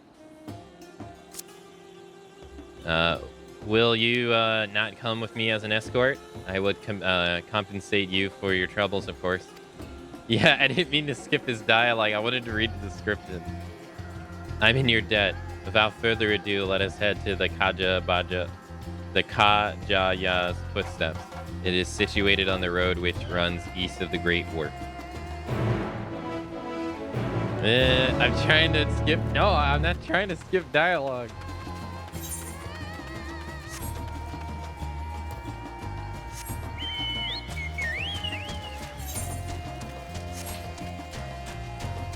Speaking of finishing the game faster, though, did you see the post I put in Final Fantasy about how long it took us to finish Shadowbringer? We actually finished it 5 hours faster than we finished Stormblood. But it took us a day longer to finish it. It was 16 to 17 days.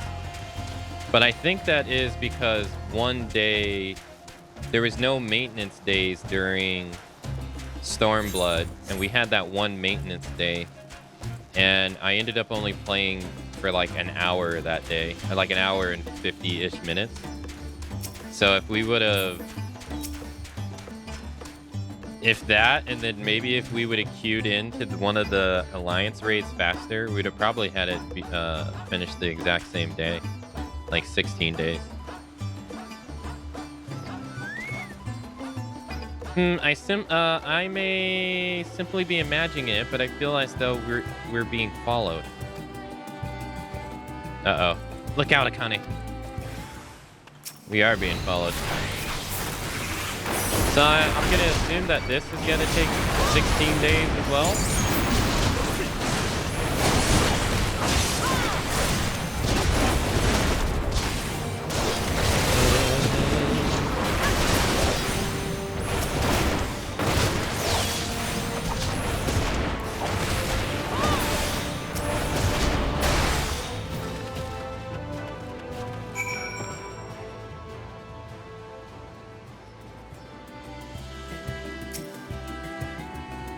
My gods. But that gave me a fright. I think that the moment I ventured outside the safety of the work, thanks to the sisters, I asked you to come with me. You're all right, I hope. Good, good. Let's continue on then. It isn't far now. Just through these pillars and up the rise.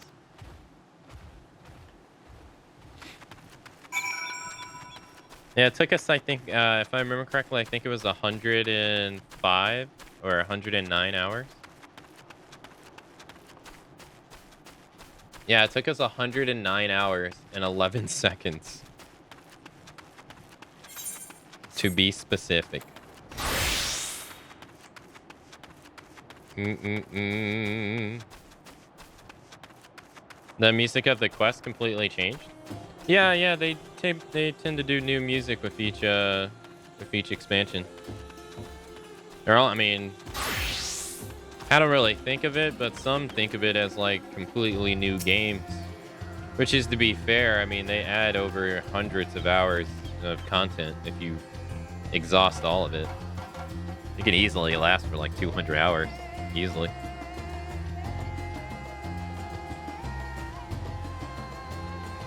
Here we are, Kadaja's footsteps. Kadaja was a great dancer, and those who followed in her, well, you know, they came to this place to train and dedicate their dance to their ancestors. A happy benefit of this is that the spirit weed grows here in abundance.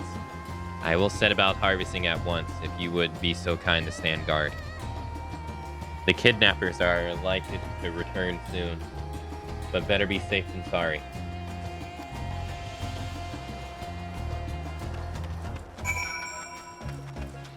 Speaking of which, what was the new jobs in this expansion? Was it Paladin?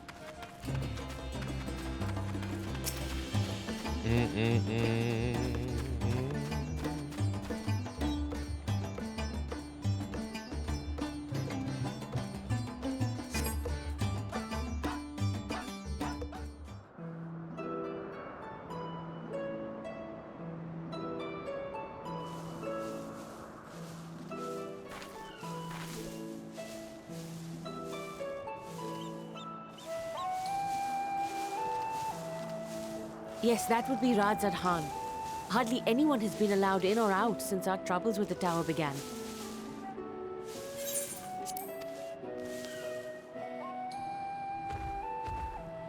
The faithful citizens huddle inside the city walls, and commerce has all but ground to a standstill. I pity the satrap, the trials he must be facing.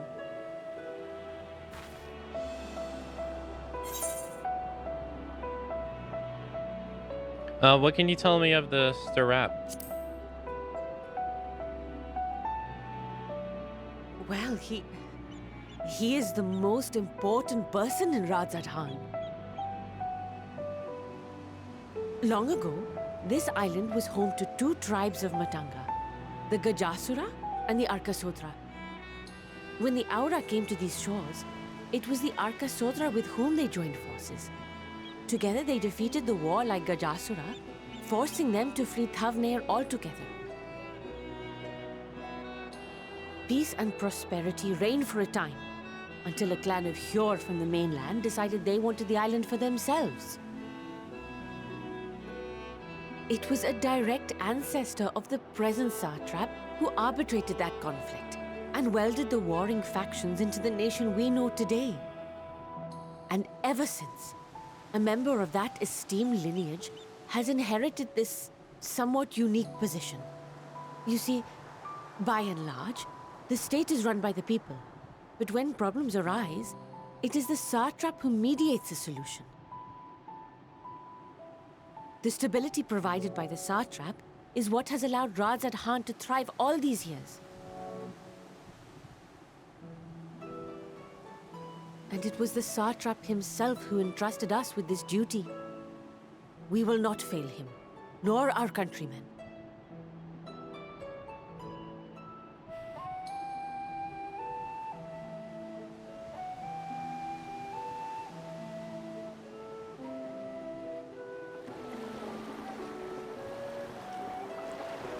What is the delay with the vessel? I told you I need to adjust those ratios.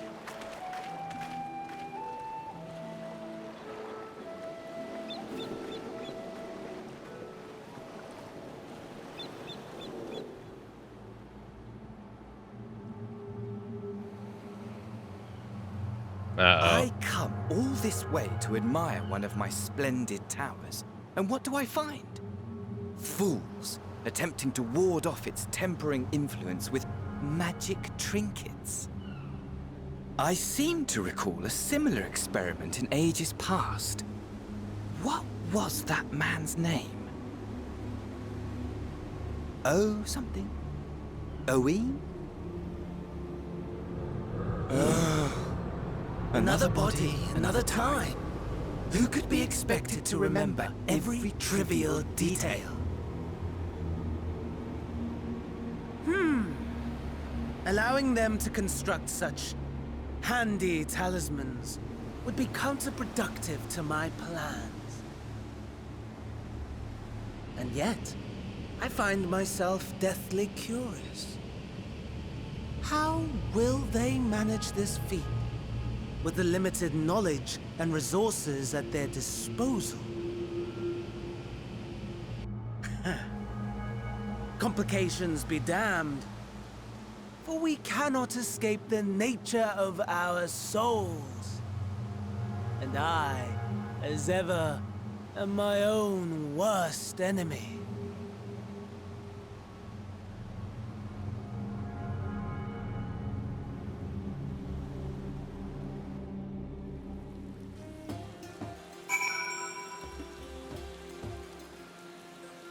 Paladin was one of the original jobs. The new jobs was... This expansion was Reaper and Sage. Oh. I thought it was Paladin because in the Endwalker trailer, the guy was using a sword and shield.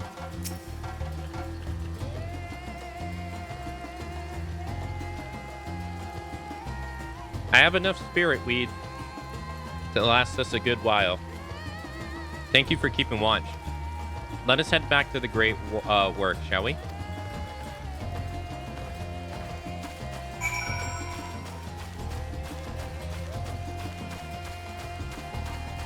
I know it's too early to really have any opinion on the guy, really, but I don't like San Daniel. I don't know what it is about him.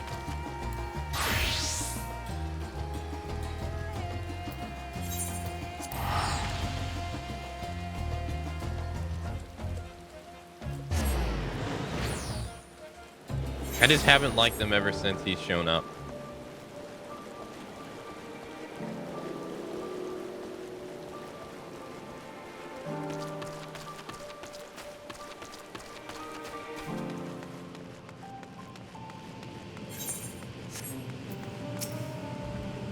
Akane, my thanks for assisting, for your assistance. With your help, we're that little bit closer to completing our talisman.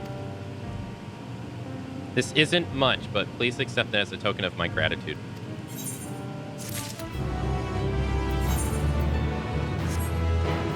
Or we unlock the side quest.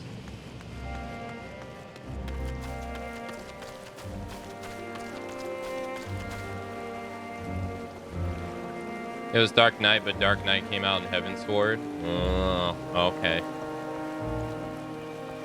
I see.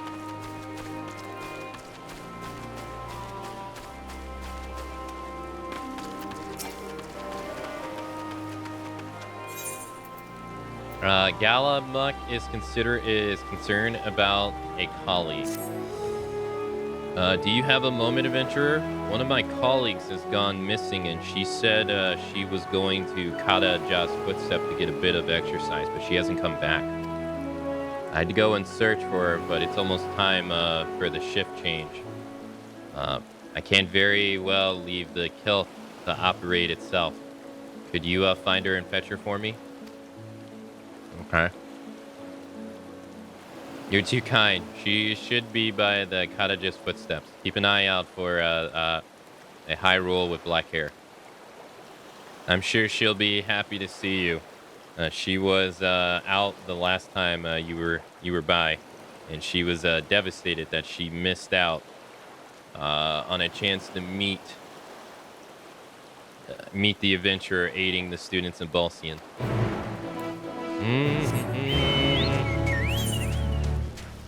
Okay. Now we just got to go back to exactly where we just came from.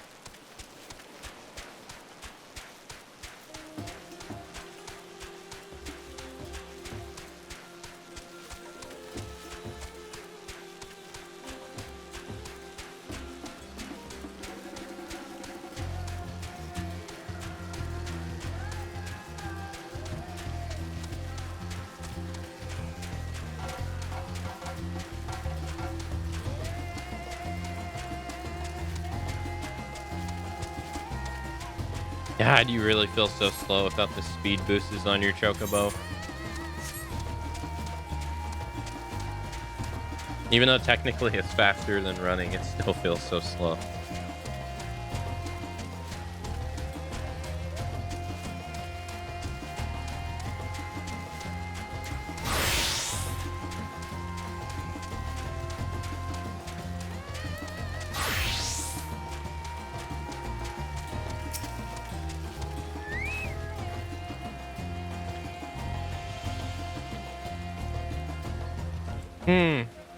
What do you mean? I need to get back to work? Ha! Have I really been out that long? I should really go. But I was hoping to get a better look at the stage before I left. I'm sure you're busy, but could you assist me for a moment? Thank you. I'll inspect the walls. Could you make sure the stage is in order?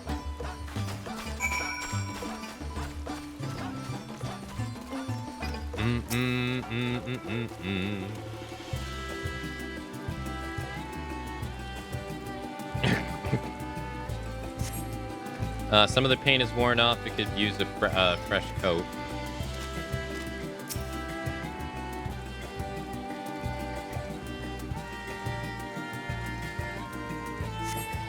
The cloth wavers exquisitely in the wind. No problems here.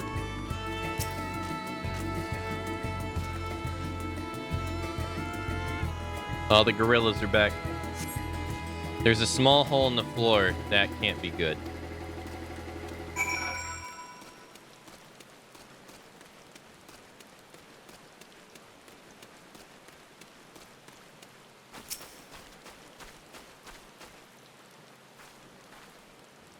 Any problems?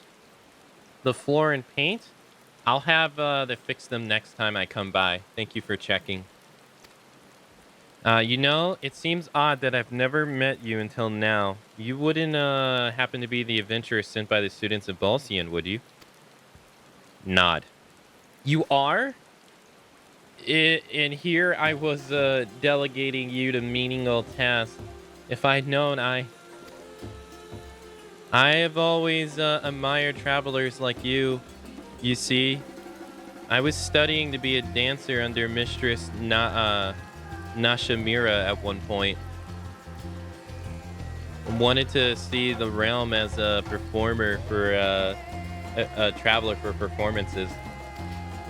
And maybe I still can, but not as a dancer, of course, but as an alchemist. Oh, and we should hurry back to the great work. I don't want to cause any more trouble than I already have.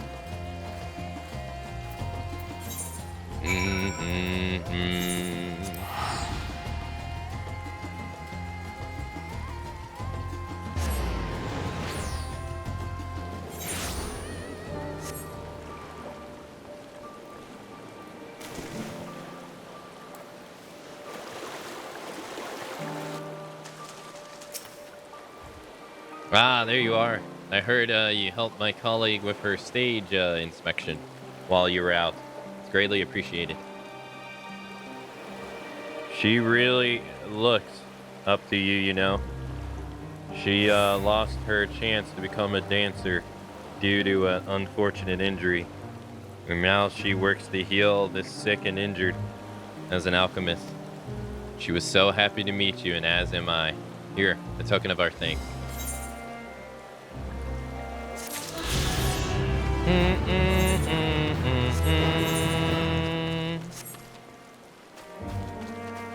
So it seems like the mission structure hasn't really changed too much. Well, we got some new missions, but it seems like it's the same structure.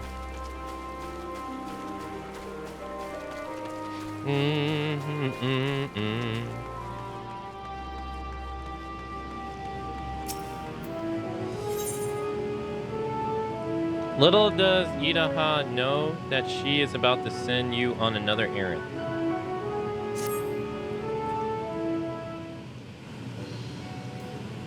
If you excuse me, I shall return to my work on the talismans.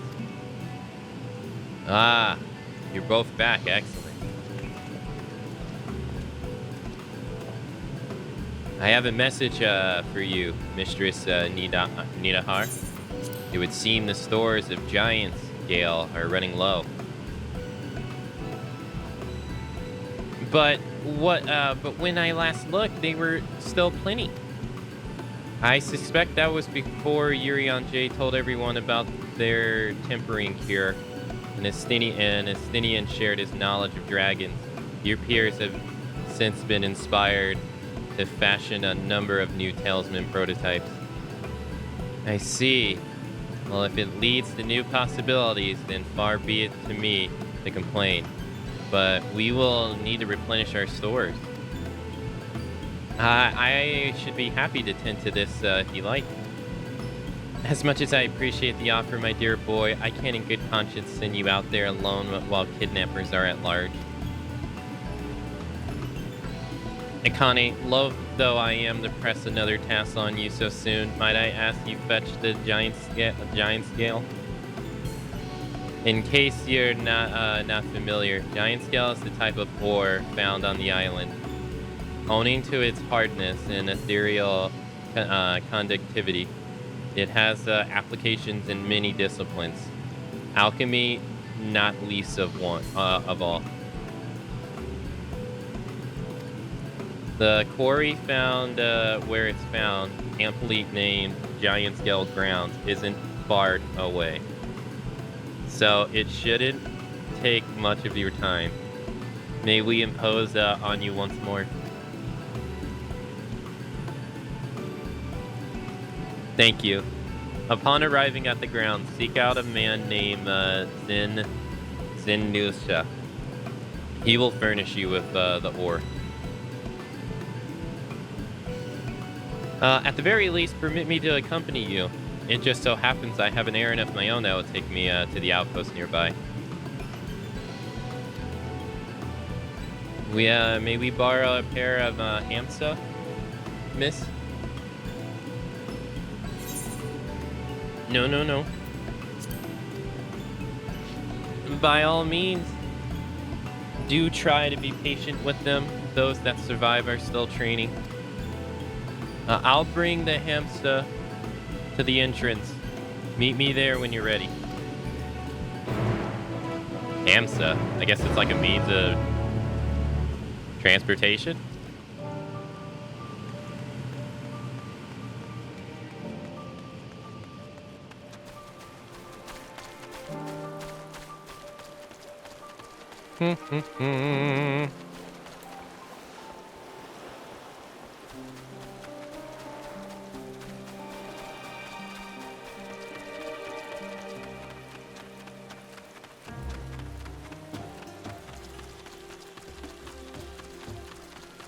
Oh. These are hamsa, Kane. If the creature looks familiar, it's because they are kin to your Erosian dodos.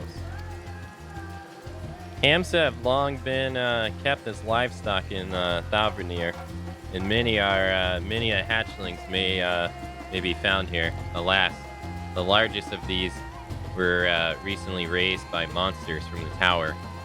On account for said hatchery being situated near the tower, Radiant's host repurposed its remnants as an outpost. This is where my errand takes me, and our own destination is but a stone throws away. If you have no objections, let us first make for the outpost. We set forth at your word. Are you ready? Then let us depart.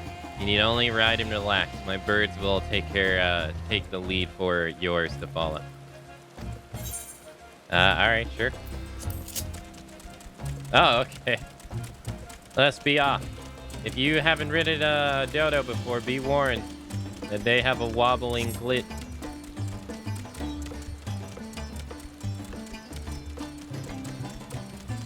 This is different.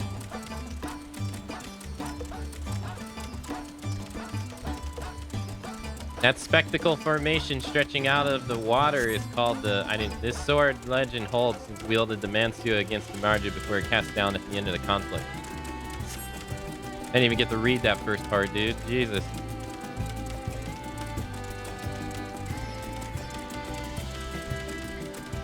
To your left, it requires no introduction, is the tower. Yeah, as you can see, it straddles the small island.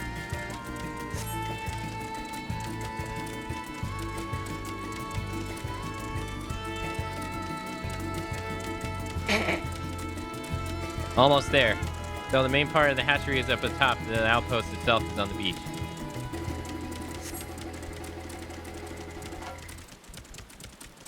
That's the toucan sandbirds.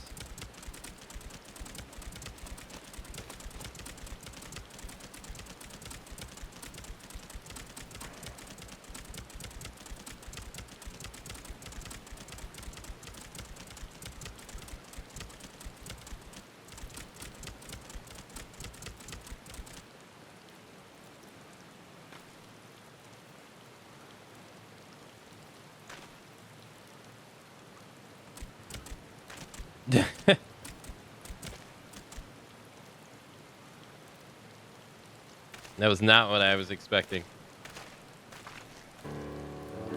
Well, here we are. Manned by the Radiant host, this outpost is our first line of defense against the tower.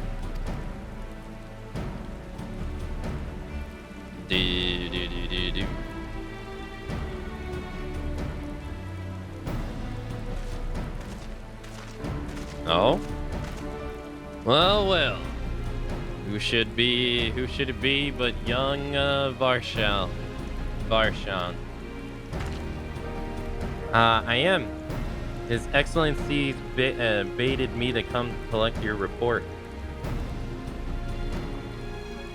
He also wishes to express his heartfelt gratitude to the brave men and women of Radiant Hosts for their unflagging dedication. We simply do our duty. We are honored that to receive his elegancies regardless. His elegancies regard.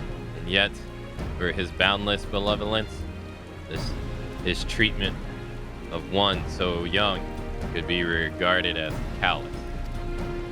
Though we have enjoyed relative peace and calm these past few days, this remains the front line of a battle, no place for children. Your predecessor, too, often traveled alone. It's been, what, 2 years now since you took over? I wonder how the fellow is faring. Like those before me, he went on to represent the Strata in foreign lands. Wherever he may be now, I'm certain he is well. As for myself, I assure you that all I do of my own volition and gladly. I pray you do not think ill of his elegancy. Certainly not, lad. Whatever happens, my faith in the Strata is unwavering, but still I worry for you.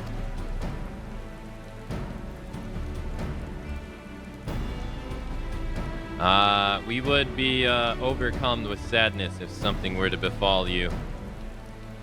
For you are as a little brother to us all. Take care, do you hear? I will, Nahadeen, thank you. And who might this be? Not Hanish by the looks of her. Permit me to introduce Akamatzu of Erosian contingent, come to assist in the making of talismans. From Erosia, you say? Towers have appeared all over there too, yes? Tell me, what is the situation like? May I suggest that you exchange information with our soldiers? Both parties may stand to learn something of value, I believe. Excellent idea.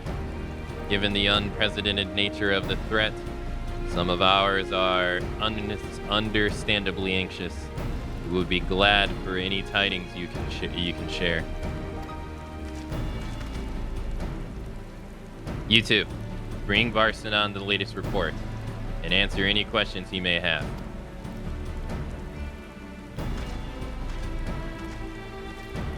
Man, their armor is something else, ain't it?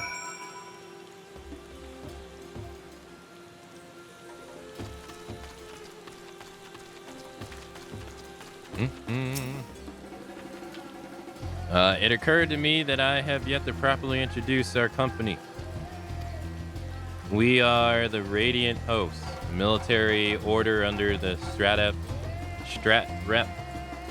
Rap Command. Our duty is to preserve the peace in the land, be it patrolling the streets or dealing with the heretofore unknown threats such as now. We train hard and admit only capable warriors to our ranks. Even so, we struggle to contend with fiends from the tower. And though we succeed in striking them down on 2 occasions, they have come in force and we have paid a heavy price. What of the towers in Erosia? Do they likewise spawn monsters? So it's much the same everywhere. With every nation struggling, we cannot accept calls from outside aid to be answered. Can't expect.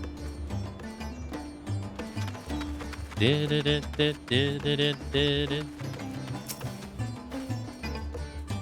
wish to know about the tower?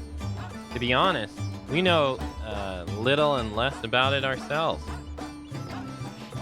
This Tower of Zolt, as the folks have taken to calling it, suddenly appeared where it did on the island of Narunar. We're safe from its influence at this distance, but go too far into the water and you'll expose yourself to its corrupting ether. You're a foreigner, aren't you? How are they dealing with the tower in your homeland? Our struggles are not unique. Then our hopes still lie with the talismans. We must keep the monsters contained until they're ready. You know, I just realized. I completely forgot about the etheric compass stuff.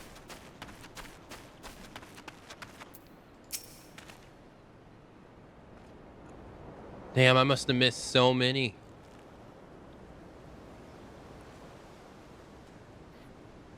I've heard tales of you, visitor from Erosia.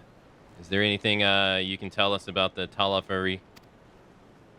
We know that they're the ones behind the tower and that they've declared war on the whole world. But why are they doing this? What is it that they want? This we don't understand. What? They want to die and take everyone with them. What madness is this? Well, you can bet that we won't let those bastards have their way. We'll fight them with everything we have. Like our Erosian and Far East brothers. Let's see. That wouldn't... It's probably up that hill.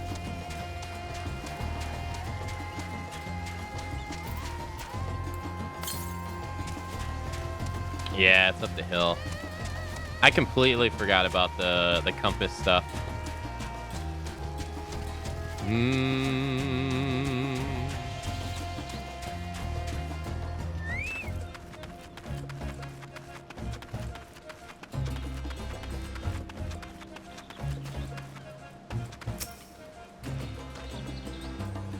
Finished speaking with the soldiers, have you? I hope it was enlightening for you as it was for them. As a neutral nation and trading hub, both Raz Dahan ordinarily receives a steady stream of news from abroad. Alas, this stream dried up when trading vessels stopped coming. Amidst the dearth of information, everyone will have been grateful for your accounts. But come, you had best see to your original errands. Mine will keep me here a while longer. However, I'm afraid I can't guide you the rest of the way. Worry not, the path is straightforward. You need to just follow the road east. Upon the Hamsa, you will have arrived before you know it. Brief though it was, I enjoyed our time together. Till we meet again.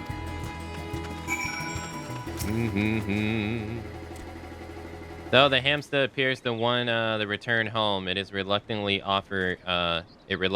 offers you its back. Should you become separated from the steed, speak with the Radiant Beastkeeper at the Hamza hatchery to mount it again. Oh.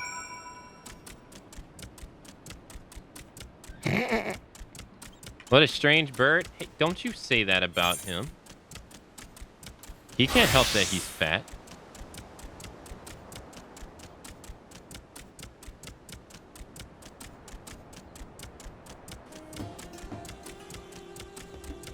You watch your mouth.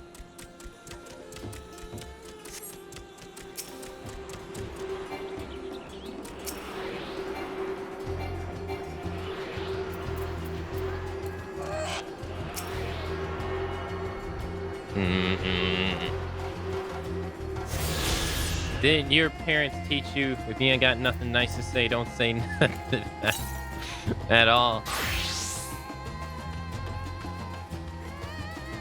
He can't help it.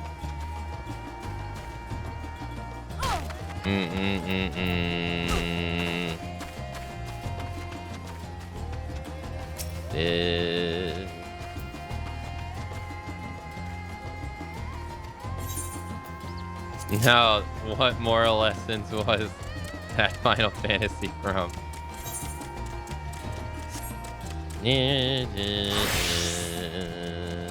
Look at the way our legs stick out while we're on this thing.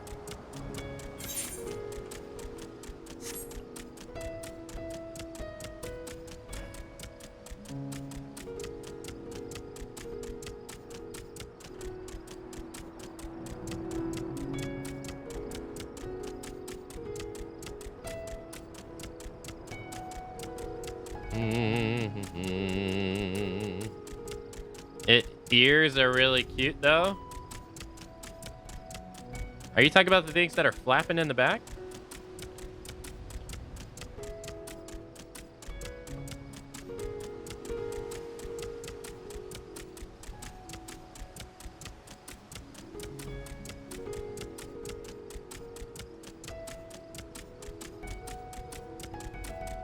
I thought that was its wings.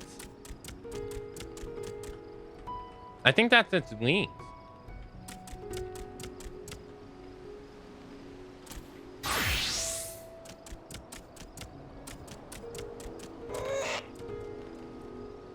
You arrive soon. No sooner do you arrive at your destination that the hamster dashes off.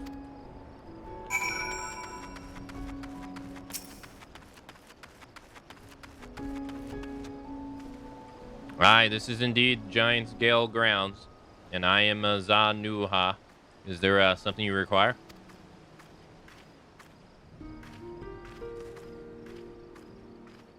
Giant's Gale for alchemists, you say? But of course, they shall have it. They labor tirelessly to deal with the tower, and it's the least we can do to provide them with the material they need.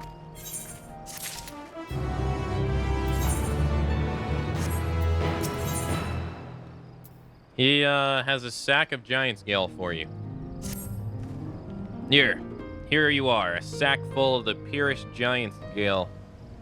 We always set aside, we've always set some aside for our alchemist friends.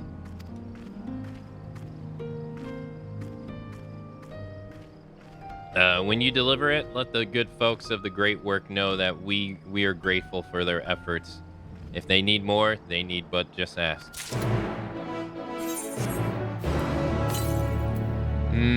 Northeast? Oh, it's right there.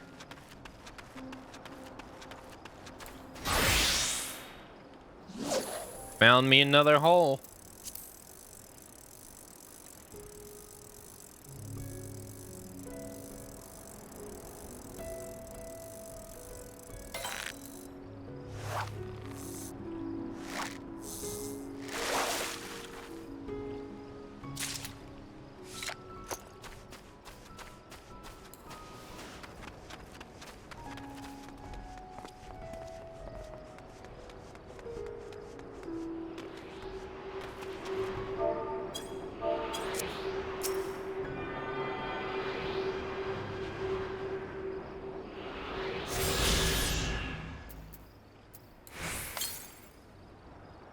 Southeast?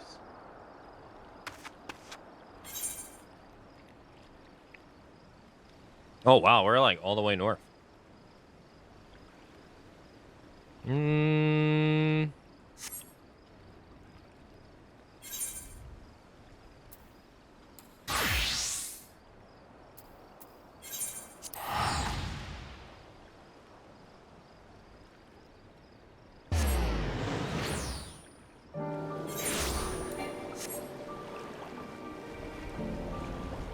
Hey, look, it's an important message, okay?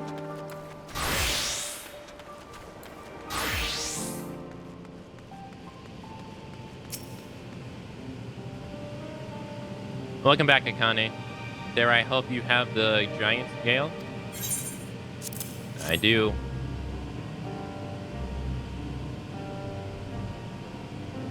Oh, such a fine specimen. Thank you so much for bringing these. We now have everything we need to make our next prototype, one that should be capable of passing our most rigorous tests. When it's ready, it will be time for the true test, so please take your ease while you can.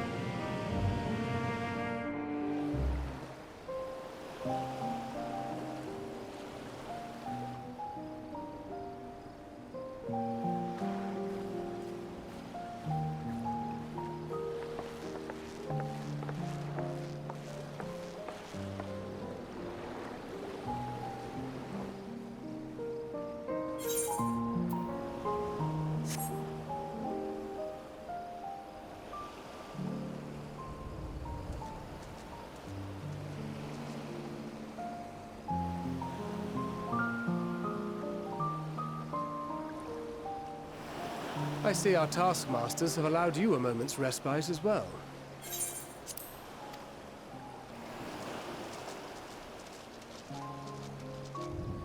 You have to hand it to these alchemists. They are determined to see this endeavor of theirs succeed. I've never been one for blind optimism, but I sincerely get the sense they're close to a breakthrough. They had better be, or all this effort was for naught. The peoples of Eorzea, of the Far East, of Thavner, children of this star united in common cause against a dire threat. Yet ere they succumbed to suicidal madness, were not the Telophoroi born of her body as were we? They who cling to life and the promise of the morrow's dawn, against they who desire death and an ending of their own orchestration. The victors of this war alone will hold the right to answer the question of existence, of its meaning, and its worth. Poetic and ominous to a fault. That said, if it's an existential debate in nature, then our arguments might not be as persuasive as you'd think.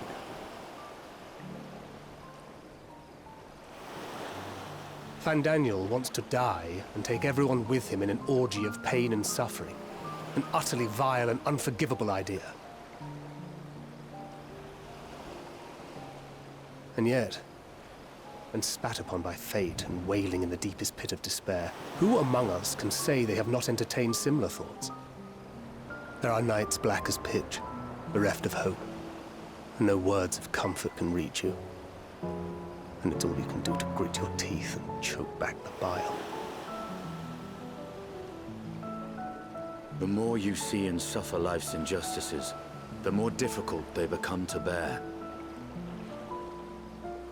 Vengeance is nurtured in similar soil.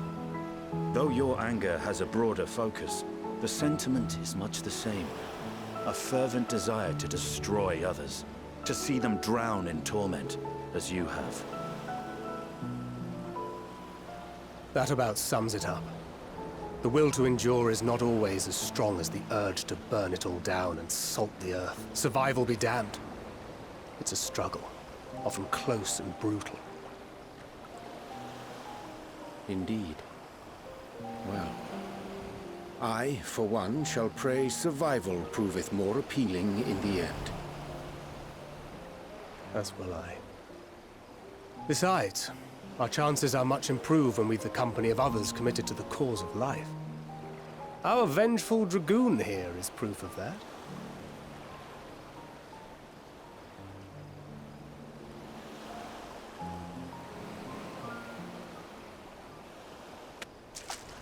Oh, he was spying on us.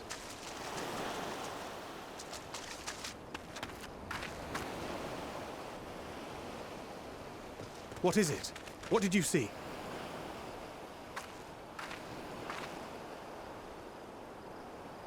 Fandaniel, are you sure? If he knows we've been working on a countermeasure. It holds. The vessel holds! This is the one! At long last!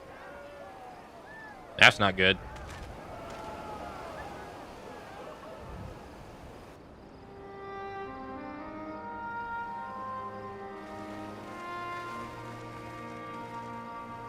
Look! We have finally created a talisman strong enough to withstand our experiments. We've named it a warding scale for the time being. With this in your possession, your soul should be completely shielded from corruptive ether. Afforded such protection, any one of us may approach the towers without fear. Thou hast mine admiration. 'Tis an invention of historical significance. I thank you for your kind words. But I would prefer you keep them unsaid until we test the talisman's efficacy in the field. It is for the next stage of our plan that we summoned you in the first place, to accompany me to the Tower of Zot. Should the scale prove effective, as I very much hope it will, then you'll have little to do. But should the effect be weaker than anticipated, I must ask that you restrain me, or knock me senseless. No. Let's hope it doesn't come to that.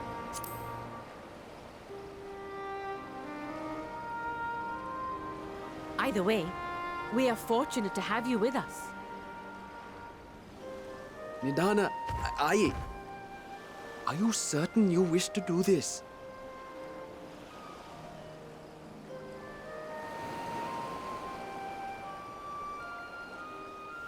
If others are to trust our creations, then we must have faith in them first. And as the senior researcher, it falls to me to lead by example. But should I fail to return, then learn what you can from this attempt and apply it to the next. Our work must continue. Is that clear? It's very ominous. We'll keep an eye on the place while you're away. Assuming Fandaniel is lurking about, there's no telling what mischief he has in mind for us, or you. Be on your guard. Be on your guard. Shall we be on our way? I'll have one of the soldiers at the hatchery prepare us a boat, and we can set out from the northern shore. I'll see you there.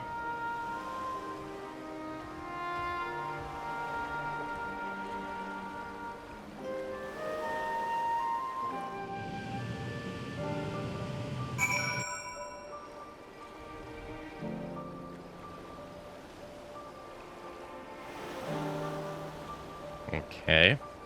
Hey, Lander. Hello. How you doing?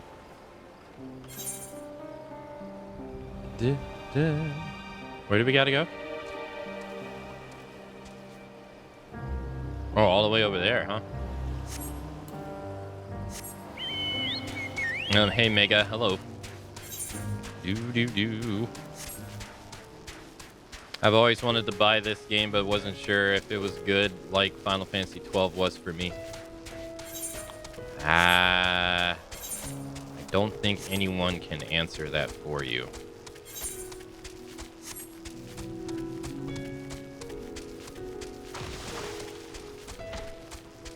Since what everybody likes is different.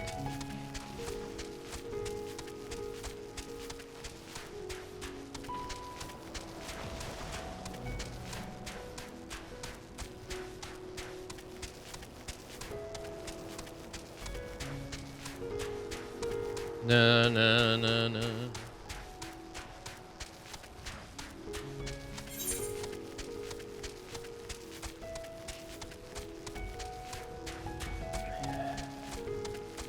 Especially not me.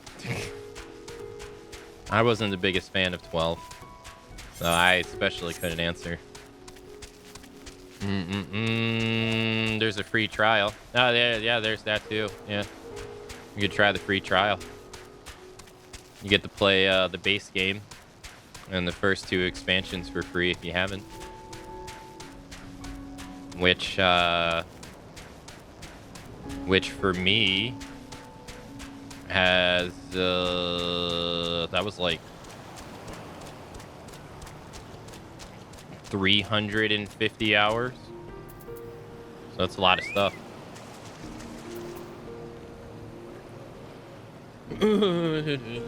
That's a good recommendation, Snowy. I forget that exists. This is a rather fine boat than I had expected, but I won't complain. All that remains is the board and be on our way. Oh, and if I should come corrupted, do not stay your hand. Of course, I pray it doesn't come to that, but you must protect yourself. Our alchemist can fulfill my role, but you and your blessing are one of a kind, and perhaps our kind, our only hope for toppling this tower. For all of our sakes, do not hesitate. Do what must be done, whatever that may be. Well, the longer I draw this out, the more nervous I become. Let us be off.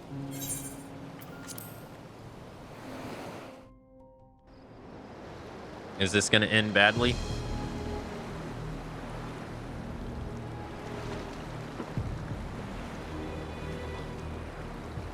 We should soon cross the threshold of the tower's influence.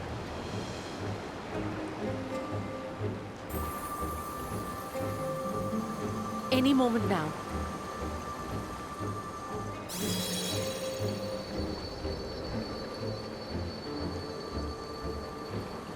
It's working!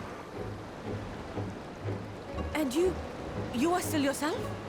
Then I'd like to see how it fares closer to the tower if we could.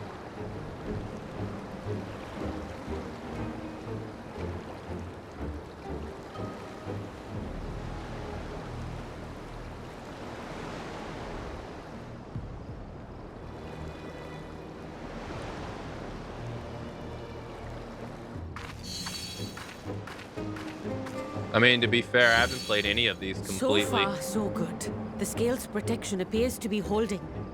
If we can just make it to the tower's entrance.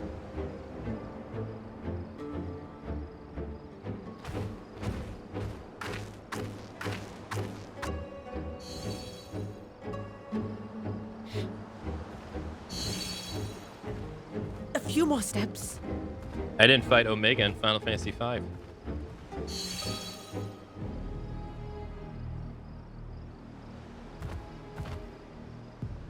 Praise be to the sisters, we made it!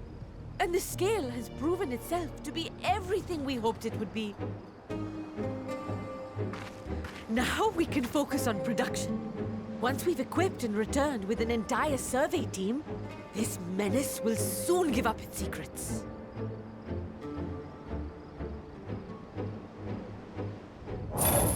Uh-oh. Help her.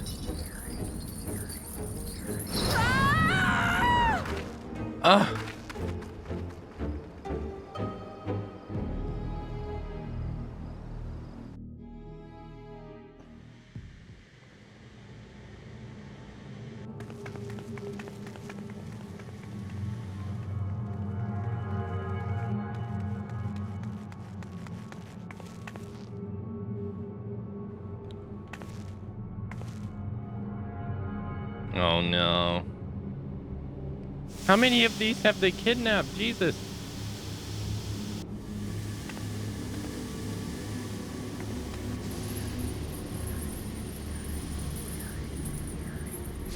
Oh, let me go! Oh, let me go! Oh! Oh, do calm down. You'll only hurt yourself thrashing about like that. Stop! Oh, you can't do this! Please!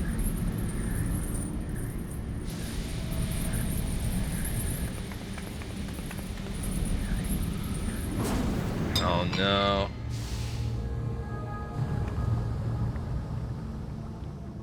Damn.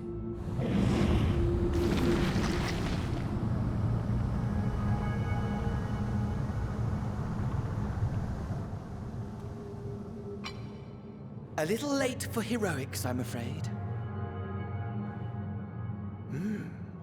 The similarities are striking. My! Such hostility! Never before has my artistry so displeased. My patrons of old would have positively squealed in delight, though, between you and me, I find gushing praise exhausting.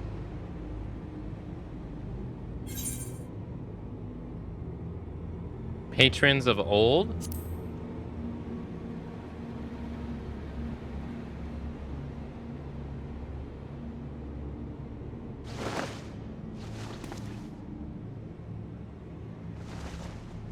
Allow me to tell you a story.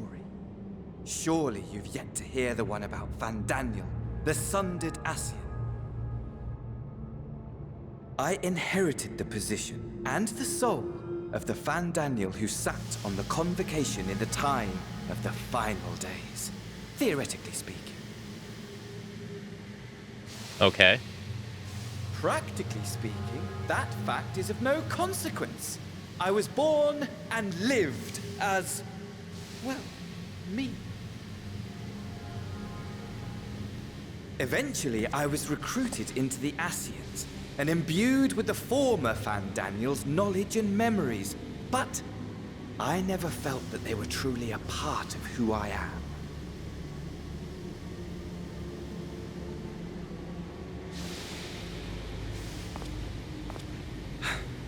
How to explain? Perhaps if I told you who I was before my Ascian embrace, although that chapter too is a past I've long since discarded.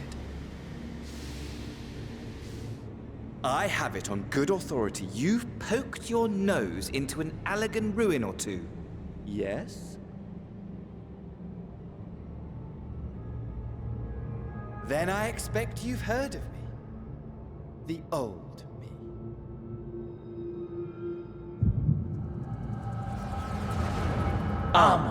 At your service.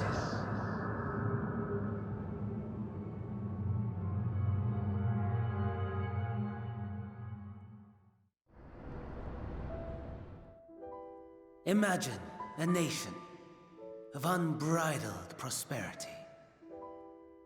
Every need met, day after day of unbroken, unshakable peace. Existence fulfilled and ripe for decay. You are a genius without peer, Amon. How ever do you conceive of such delightful experiments? That fool was beside himself with panic when he awoke with the head of a bull. Even his cries for help emerged as so much guttural lowing. Oh, the memory of it. My poor sides. My friends and I were so consumed by laughter we struggled to breathe. No more than entertainment for bored wastrels ignorant of its worth. My all-consuming work. But it was not their only indulgence. Well, that was fucked up. For they were ever hungry for stimulation. Slaves to the slightest hint that amusement was afoot. Our nation was ailing, but I would see the poison purged. I resurrected a legend, our first and greatest emperor. Xandra, right? Or Xandre? And just as I had planned, he set our wayward empire back on the path of conquest. An inexhaustible ambition carried us onwards, always onwards. Yet, he who delivered to us such glory was not to be satisfied. Heed me, Amon. No matter how vast one's empire, or full one's treasure vault, all is rendered meaningless by death. In the end, all is lost.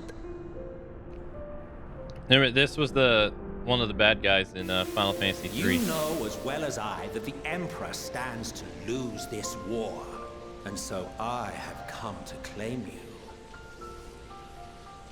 For while your methods leave something to be desired, we cannot deny the results of your work. And as fortune would have it, the seat of Fandaniel, your rightful seat, lies vacant and waiting. Take your place amongst your peers, rather than die a pointless death amidst the ashes of your doomed nation. Send one of your clones to the Crystal Tower that you might see for yourself. See what lies ahead. Ah, so the one we fought at the Crystal Tower was a clone. Okay.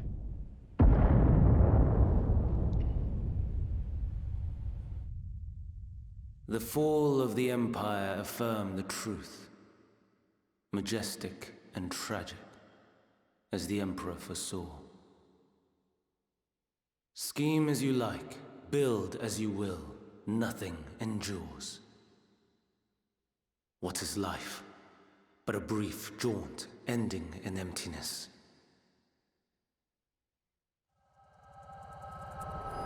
I imagine this game is much more rewarding sometimes if you've played the early games. Oh, absolutely.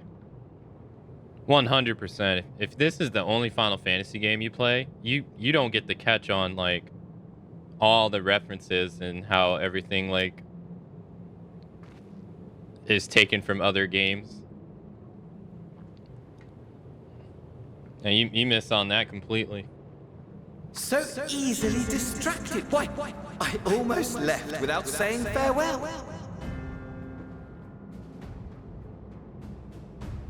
As for your friend, you needn't worry. These pawns are far more useful to me alive as fuel for the primals.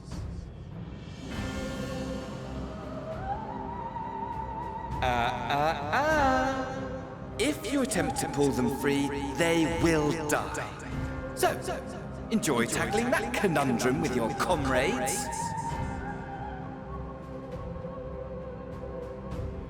We shall meet again! Not in these mind spires, oh no, but somewhere more suitably grandiose. Your favorite playmate is ever so eager to see. Okay. Oh, you mean Xenos.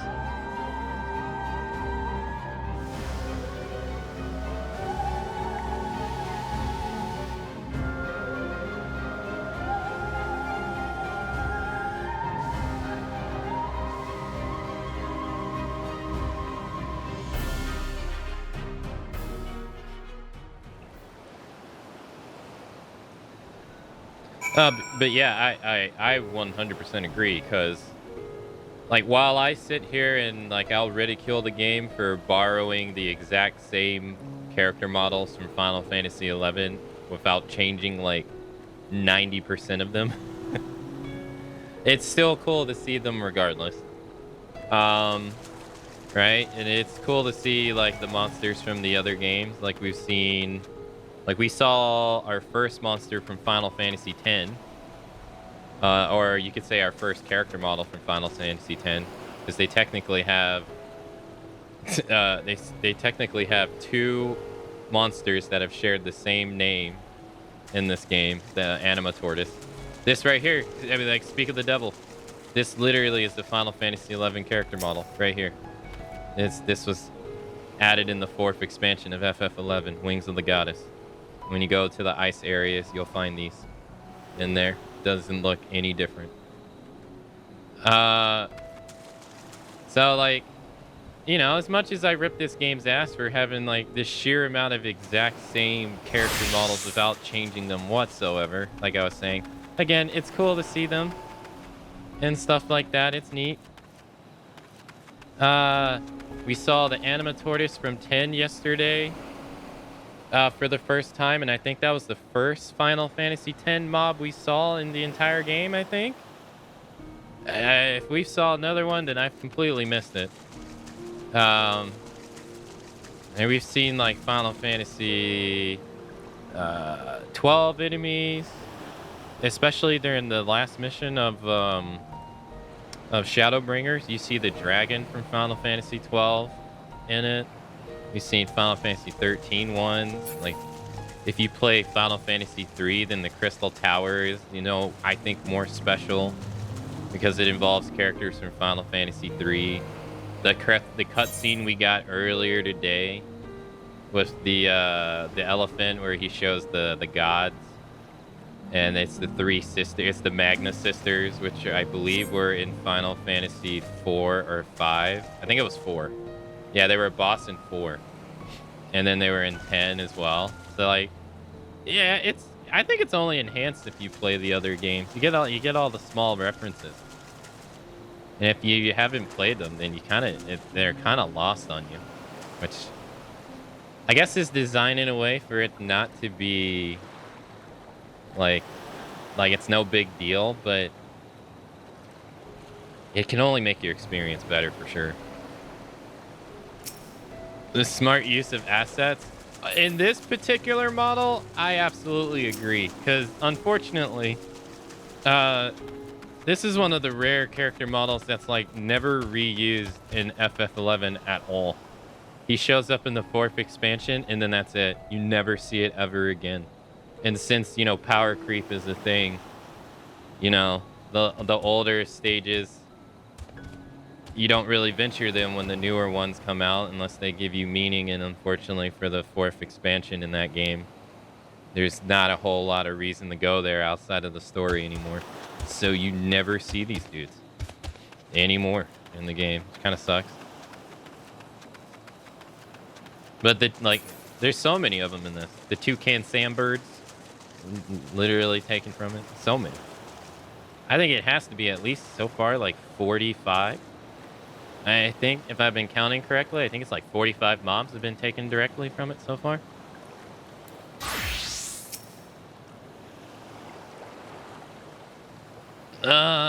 You've returned, but where's Mistress Midahana? Matsuya's preserve. Just when we had succeeded in making the talisman. I must report this at once. Meanwhile, please return to great work. Also, the one thing that cutscene I think showcases us too is that not all Asians are born Asians. Because he was selected to be one. I think that's our first example of that we've been given, I think.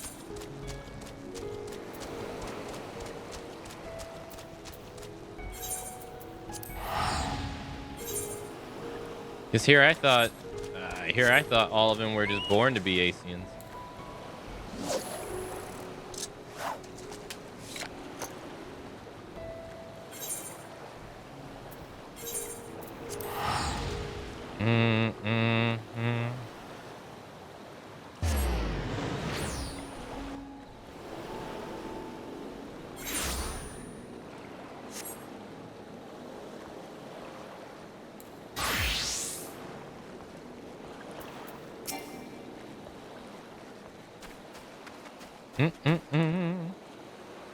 Something's gone awry, hasn't it? What happened? So it was Fandaniel after all. Damn that bastard. I'm sure you wanted to do more, but you were right to return here first. We must tread warily. At least we endanger Nidahana and the other captives. That sucks.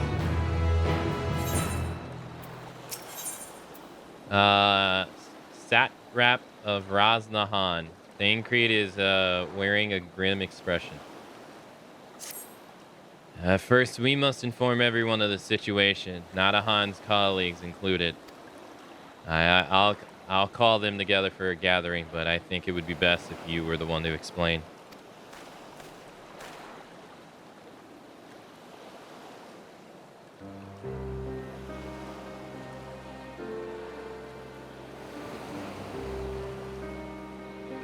No, not a sob. Can you answer me this? Though Nada is trapped in the tower, is she still alive, yes? Then we must make warding scales, as many as we can. The prototype worked perfectly. This Nadahan proved that the peril of herself. Let us make more scales that she and all those who were taken might be saved. Aye. As alchemists, this is how we will help win the fight.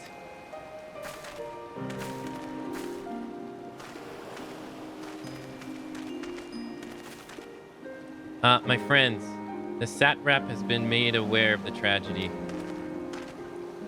He offers his heartfelt condolences and reiterates his pledge to provide you with all that you require. To that end, he bade me give you this link pearl, that he might personally discuss the production of warding scales with you.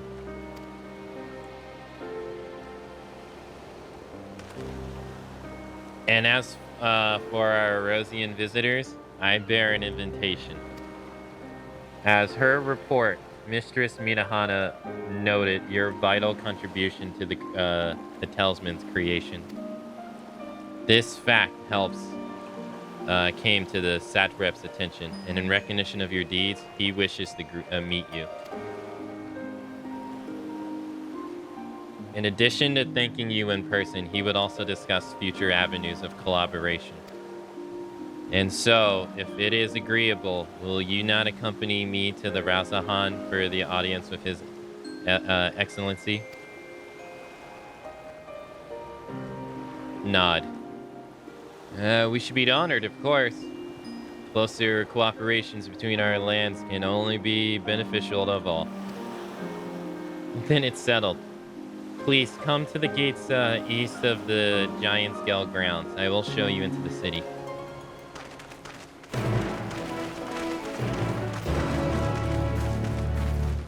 Okay. About to go meet royalty. How far away is this? Oh, it's all the way up here.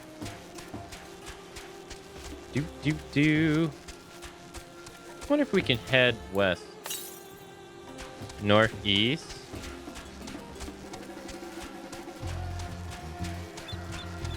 Do.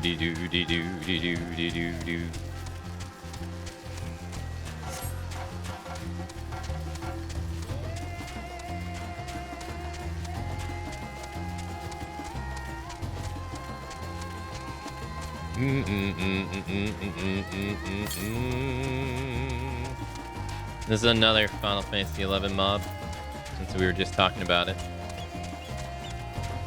But we've seen that one before already.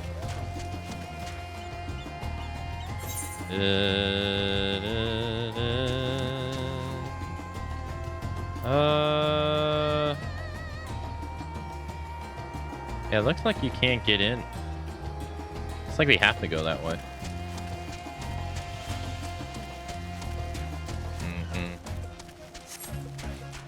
I actually used a dagger from the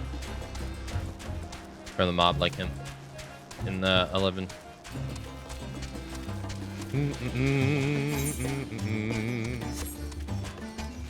Oh, hey, there it is.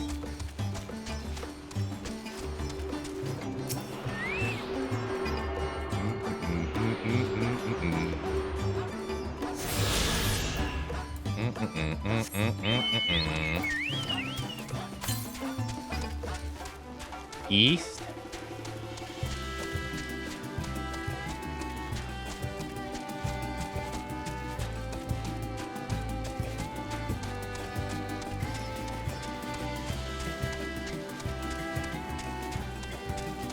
What's another one with the Darmel?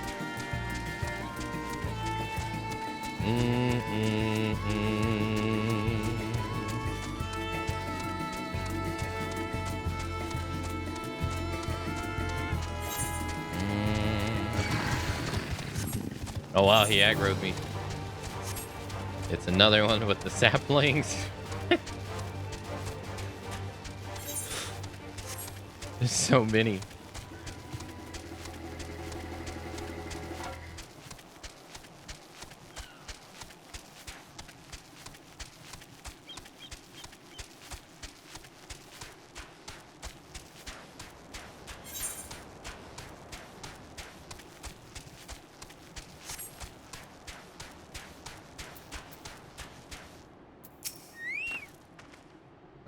All present? Then let us proceed. Owing to the threat of the tower, the city is currently in a state of high alert, and strict restrictions are in place for entry. Though you have been granted special permission, I ask that you remain close to me at all times.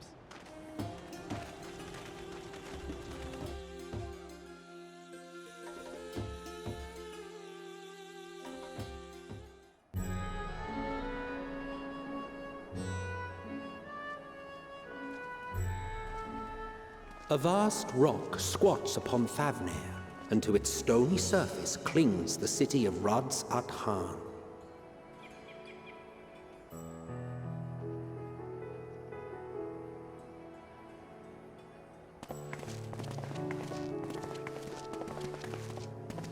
Ye who enter here are subject to the scrutiny of gods, the gate's most watchful eye. The orb which beholdeth the truth of all things.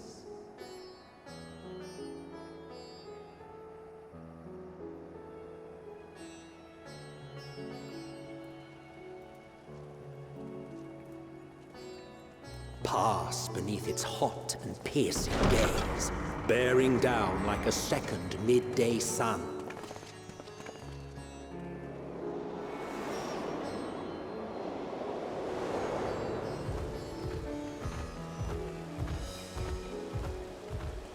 The fragrant haze, a mixture of sweet incense and acrid smoke. The cries of merchants mingled here with lively melodies accented by dancers' feet. Travelers seduced by vivid sound and colors were once swallowed up by patchwork streets.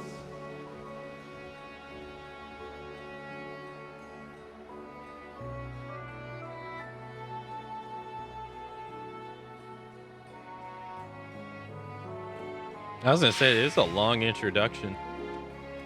But no such scenes to savor now. To what somber present does that divine eye bear witness? Oh wow, it's White Gelt. At least it looked just like him.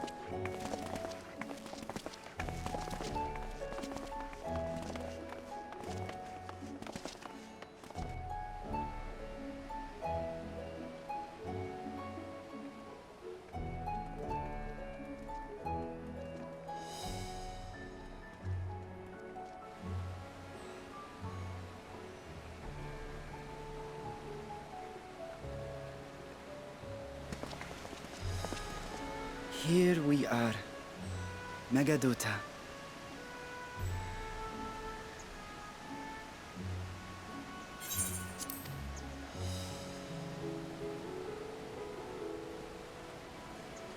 It seems a shame to bring you here directly. Under normal circumstances, it would have been my pleasure to show you the sights. And it would have been our pleasure to see them. Alas, it seems our tour of the city will have to wait. I'm afraid so. Come, we should head inside.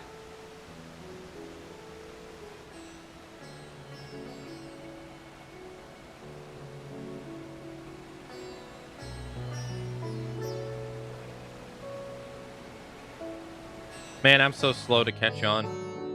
I just now realized that this is like a Hindu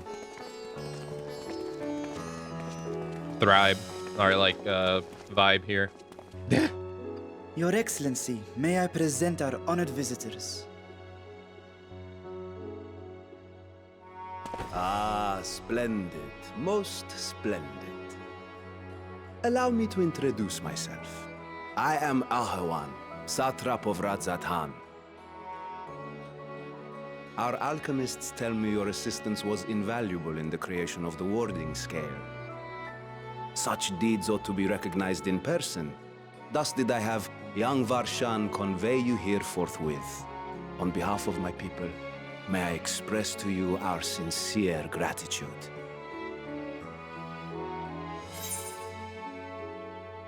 Yeah, that, and then like people, they sound like they're like, some people sound like they're from India. I thought it was just like a one-off thing, and then I'm like, okay, never mind. But Nadaha, she was taken.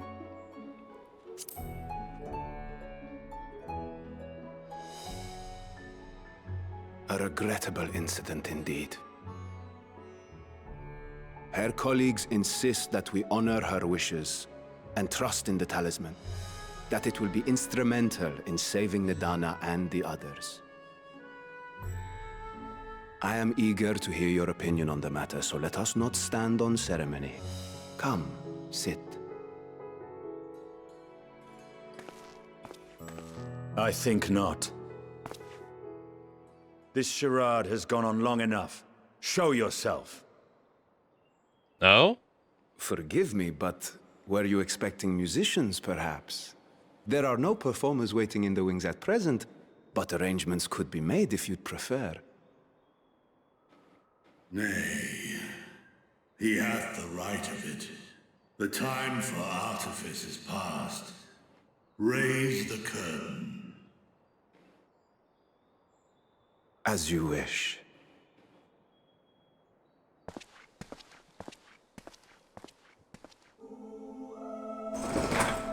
You travel as assistants to the students of Valdesian, but you are known to me. It's gonna be a dragon, huh? Even here have we heard of the scions of the Seventh Dawn.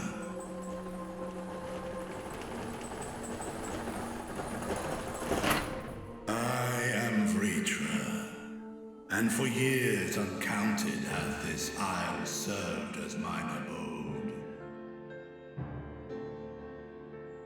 Vritra, of the first brood, sibling to Hraesvelga and Nidhogg. I, mine elder brothers, of Midgardsormr's spawn, I was last to hatch. Well, isn't this a surprise? We were told Rads Han had an alliance with a dragon. Not that a great worm sat in the satrap's own hall. A necessary subterfuge, as the true tale of our nation history illustrates most effectively. In the beginning, the rock upon which our city is built was home to Vitra, and Vitra alone. In time, the ancestors of the Matanga came to the island and established a foothold. But never did they dare disturb the worm's lair. Who would? Next to arrive with the Aura, adopting the example of their Akasodra allies, they too treated Vitra with reverence and respect. And for many years, an understanding between our forefathers and the Great Worm endured. Until marauding heroes from the mainland came, threatening to shatter our peace and tranquility. When it seemed all would be drowned in blood, Vitra himself came forth and quelled the rising conflict. It's always a the peaceful hue. accord was reached, and oaths sworn in Vitra's name. Thus began the dragon's governance of the fledgling state, which was to grow into Rads Han. But if Vritra is still here, then your position as satrap is just... A charade, yes. And one which my family has performed faithfully for generations. Many envy the Great Worms their power. Were it known that I ruled here, then the fires of war would burn without end. I would not be the flame which consumeth my people. Those few who joined me in laying our country's foundations were, perforce, sworn to secrecy. Your eye. It was taken.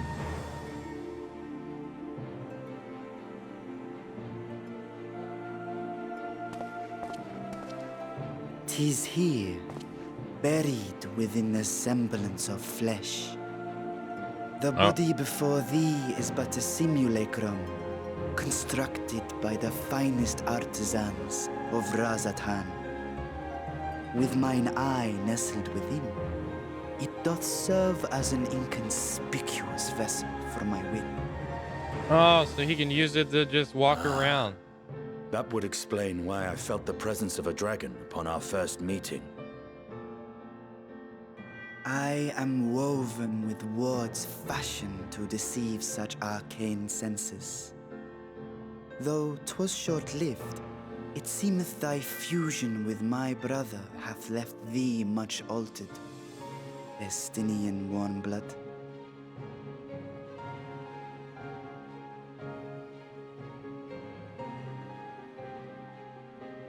From the very first, we sensed the nature of one another, yet did neither one of us bear his fangs.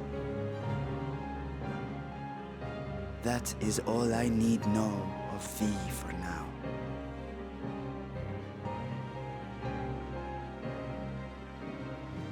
With my secret thus revealed, I have for you a proposal.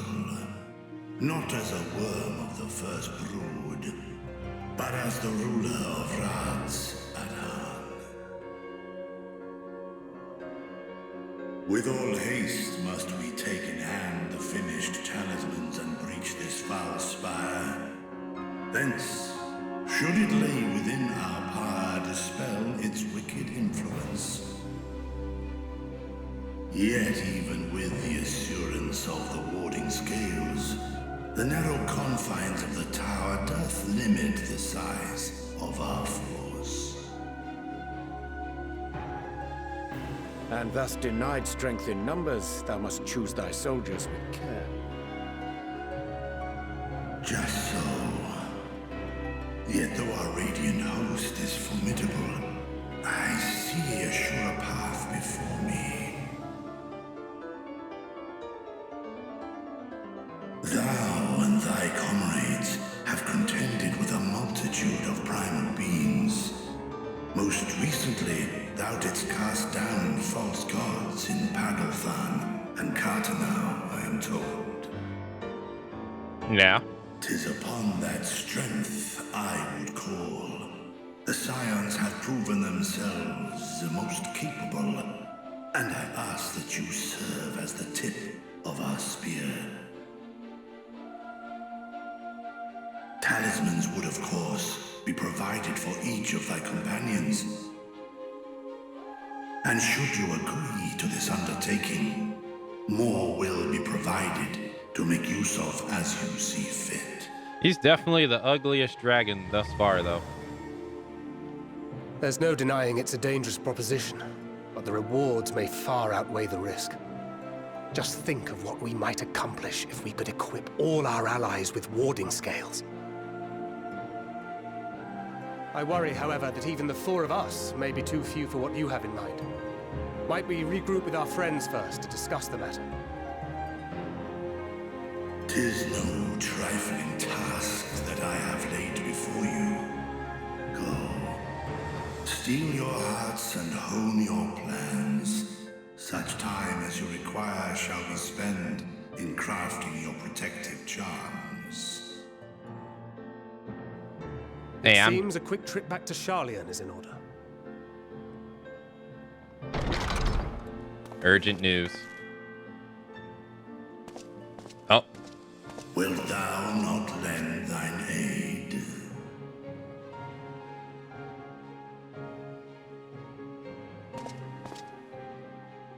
Whether your request be made as a great worm or the ruler of Radz at Hahn, I see no reason to refuse, nor will I.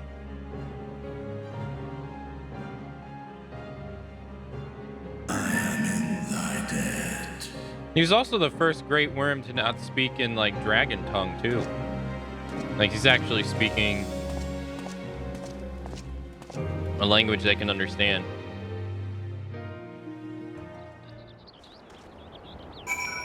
That's kind of mean.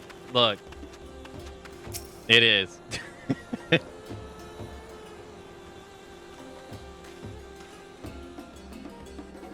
Oh, yeah, that's right. Yeah, Midgar Simon did it too as well. Yeah, I forgot. You're right. That meeting took a rather unexpected turn, but we now have a clear objective ahead of us. Let us rejoin our comrades in Charlene and muster a suitable crew for our foray to Tower of Zolt. Oh, and if you haven't already done so, be sure to attune to the ether right here before you depart. Unless, of course, you enjoy violent nausea. Where is it? How am I?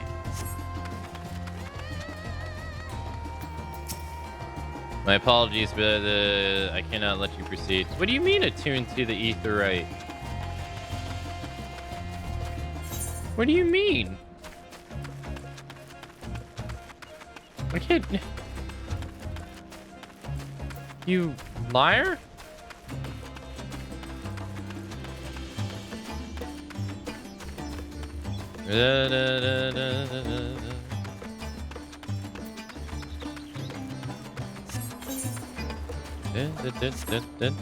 Alright, well, let's get back.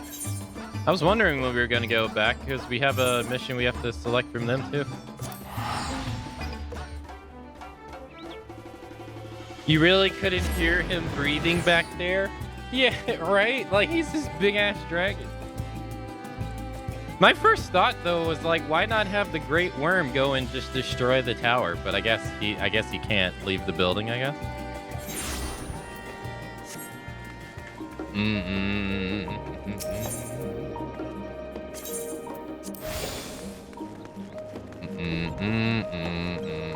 Darmel? Yeah, you saw the Darmel? I actually just passed up like 5 Final Fantasy XI mobs. I think you missed it. They had the walrus from Wings of the Goddess, the purple walrus on the beach. They had the Darmel. Do you remember the 24-hour bird that dropped the 100% proc wind dagger in Rollenberry Fields? You had to go through Crawler's Nest to get to him. That bird is like the tall, kind of like ostrich-looking bird. They had the saplings that you would just find anywhere, and then they had the crabs. Yeah, we just passed all those.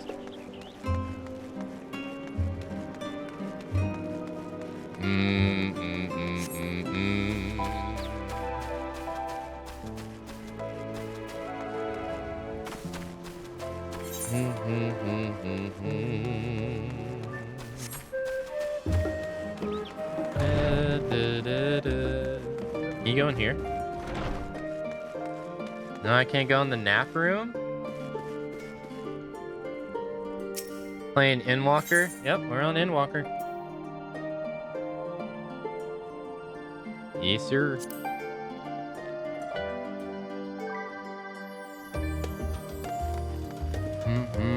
If you want a... Hold on. If you want a timetable. Where should I show it? I'll just show my tweet of it, I guess.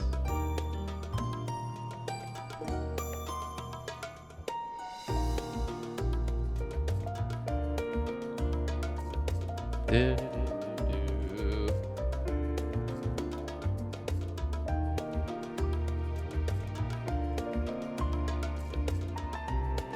you go. That's how long it's taken us so far. I guess you can't do that, huh? 154 hours, 11 minutes, 9 seconds on A Realm Reborn. 87 hours, 6 minutes, 32 seconds on Heaven's Sword. 114 hours, 54 minutes, and 10 seconds for Stormblood. And Shadowbringers took us 109 minutes and 11 seconds. This took us 32 days. I'm sorry, 23 days. This took us 12. I think it was 12. Yeah, 12. This took us 16. And then this took us 17. Because one day was maintenance. So I didn't get to play that much that day. So it probably would have took us 16 as well. So yeah, 465 hours, 12 minutes, and 2 seconds over 66 days. So far. And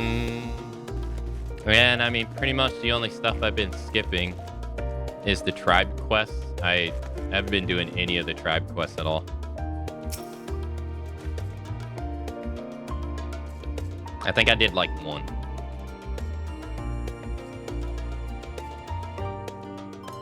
Just as I was getting used to the balmy Thavanir, we're back in chilly Charlotte. Take care not to catch your death, eh? We need you for the battle to come.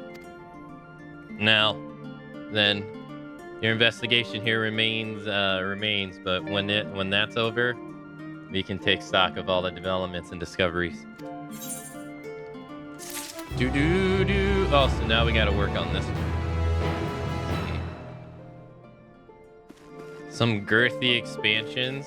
Yeah, it kind of makes sense that Heaven's Sword would be the shortest one because that was their first one. So it definitely makes sense that it's the shortest one. So that's the one that they, it's kind of the test one, really, when you think about it.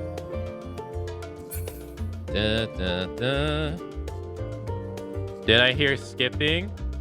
Well, yeah, the tribe quest that is in every expansion, I just haven't been doing them. I don't know if you can bring that up somewhere. Yeah, I just don't really care to do them. So, not gonna do what I don't care to do. Yeah.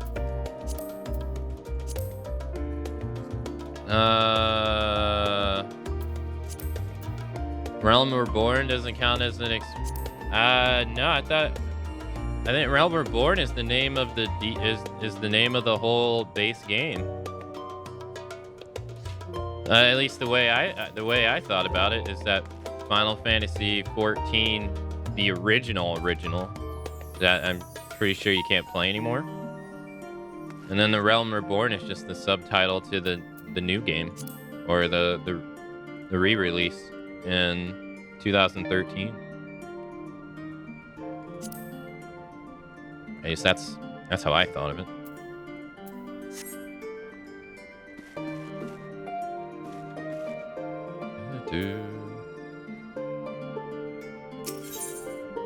Corel is intended on uncovering the reason behind the forum's inexplicable behavior. Yeah, I think it was Freebie or something like that. You're right. To my understanding, and take it with a grain of salt because I only vaguely paid attention to this game, if at all, is that the original game performed so bad that they made it free to play. And then eventually they shut it down, or they took the servers down prior to releasing it for Realm Reborn. So there is a time that you could just play the game for free. I don't know how long that lasted. I have no idea. But I do know they did do that, and they shut it down, and then they re-released it as a Realm Reborn, and apparently it was like very different. But I think they kept like a lot of the characters and stuff the same. They just tweaked it a lot, I think. What's my favorite expansion so far? It'd have to either be Shadowbringers or Heaven's Sword. I'm kind of leaning more towards Shadowbringers.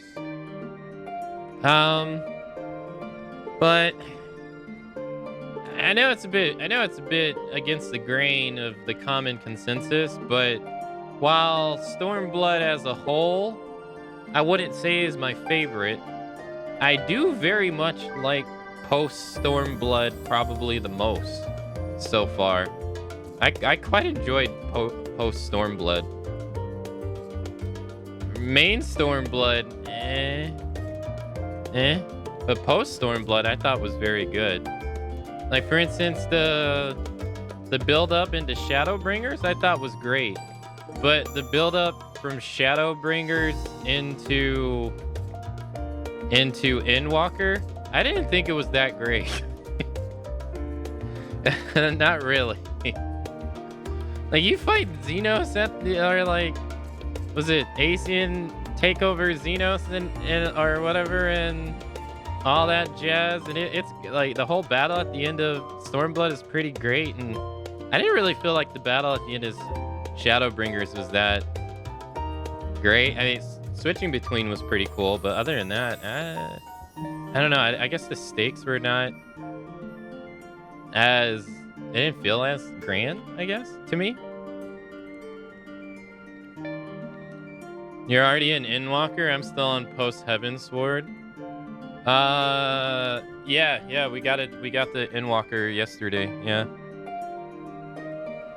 If it stays on, if we stay on trajectory, or like if it's any kind of similar to how the other expansions have been, at least the last two, we'll be done in like 16, 17, 18 days, Rain. So maybe the 23rd, 24th, 25th, and we'll be finished. Maybe even sooner, because the whole the post story for this isn't finished yet. So maybe even sooner.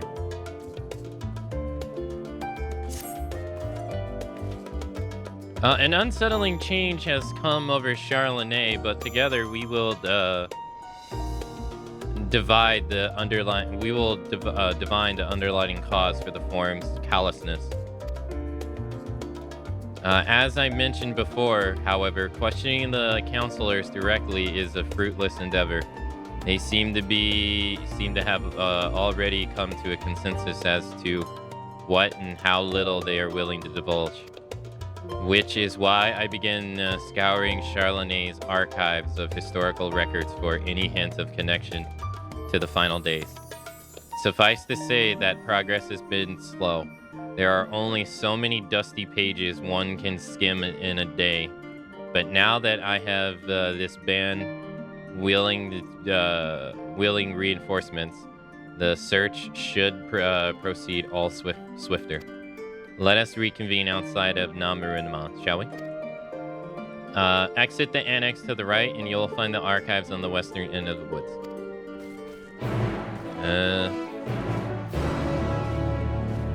The main storyline can be such a grind with so much reading. Yeah. But it's so weird. Like, I can go days. Like, I don't know if some of y'all, how long some of y'all have been here, but if you were here when I played Yakuza 0 for the first time, I couldn't last like 2 or 3 hours playing that game. There was so much reading. Like the sub-stories in Yakuza, none of them are voice acted. There's like 80 of them. I did them all. And they all feel like they're like 15, 20 minutes long each. Or some of them are shorter. But man, I remember the first couple of days, my throat was like killing me reading that. I had to stop. I had to go play something else. And so like most days doing this, it's fine. But then every now and then there's a day that I'm just like,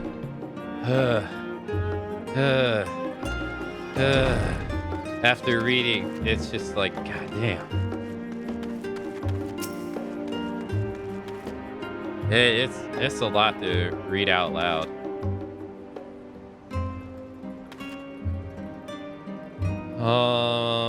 Also, good morning, Rain. Hello. That's not an uncommon take. Well, no, what I was saying was like, what I was meaning was I did enjoy Shadowbringers. I didn't like the build up to Endwalker for it, but I mean, that's whatever. It's kind of been so long since Heavensward that I feel like it's almost kind of unfair, because I won't lie, it's one problem I do have with this game. I'm not saying it's a problem with the game. It's a problem with me. Is that I do have a hard time retaining information from the beginning of the game, because we're going through so much so frequently that I don't really have time to like it marinate. So I like tend to forget things from the beginning of the game. So, like, when I look back to Heavensward, I kind of forget bits and pieces of it because we've just been so constantly going and everything, like, so much new stuff. That I almost kind of feel like it's a little bit unfair towards Heavensward because it's not as fresh in my mind as the other expansions are. Yeah. The take on... Oh, yeah, no. What I was basically getting at is I enjoyed the post-story of Stormblood so much that I might even say that I enjoyed that expansion the most just for its post-story. But... that would be kind of hard. That's what I was trying to get at. I quite enjoyed the post-story of that. I thought it was really nice. But that could also be freaking... That also could be like a sideways hit from the main story just being so little lackluster. Then when you get something great, you're just like, oh man, it feels like it's gold when it's... Or platinum when it's really just silver.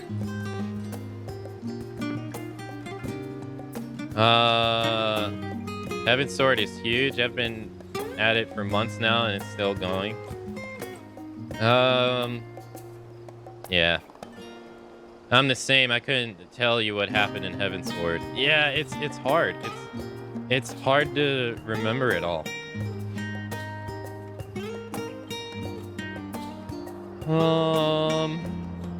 My directions were easy enough to follow, I hope. In any case, you stand now before the doors of Nomion, Charlenay's grandest collection of books and tombs.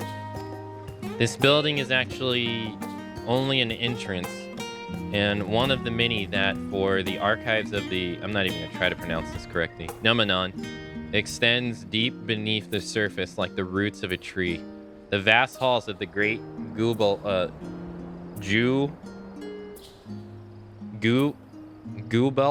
Library pales in comparison to the Nominon's endless mazes of the subterranean chambers. Any citizen of Charlenay is free to enter and peruse its shelves, well, most of its shelves. Only Archons are afforded access to certain restricted vaults. I've dispatched Ishtola and Raha to investigate those. Meanwhile, Alicia and Alphino will help me continue my search through the stacks open to the general public. Your status presents more of a problem. As a non-citizen, you are only permitted to browse the first floor here at the entrance. Even so, there should be a number of books which touch upon Charlenay's history or foreign policy. Your task will be to find and study the relevant publications. I promise you, a working knowledge of those subjects will make it far easier to spot the sort of clues we're looking for. Let us... Like, reading all of that just had liquid build up in my mouth because it was so much. Let us be about it, shall we? I've told the others to meet us at the Stone's bench over there once we found some more promising tomes. Happy reading. Jeez. I'm actually think I'm getting closer to the end of this. I think I'm tee up for the next expansion now.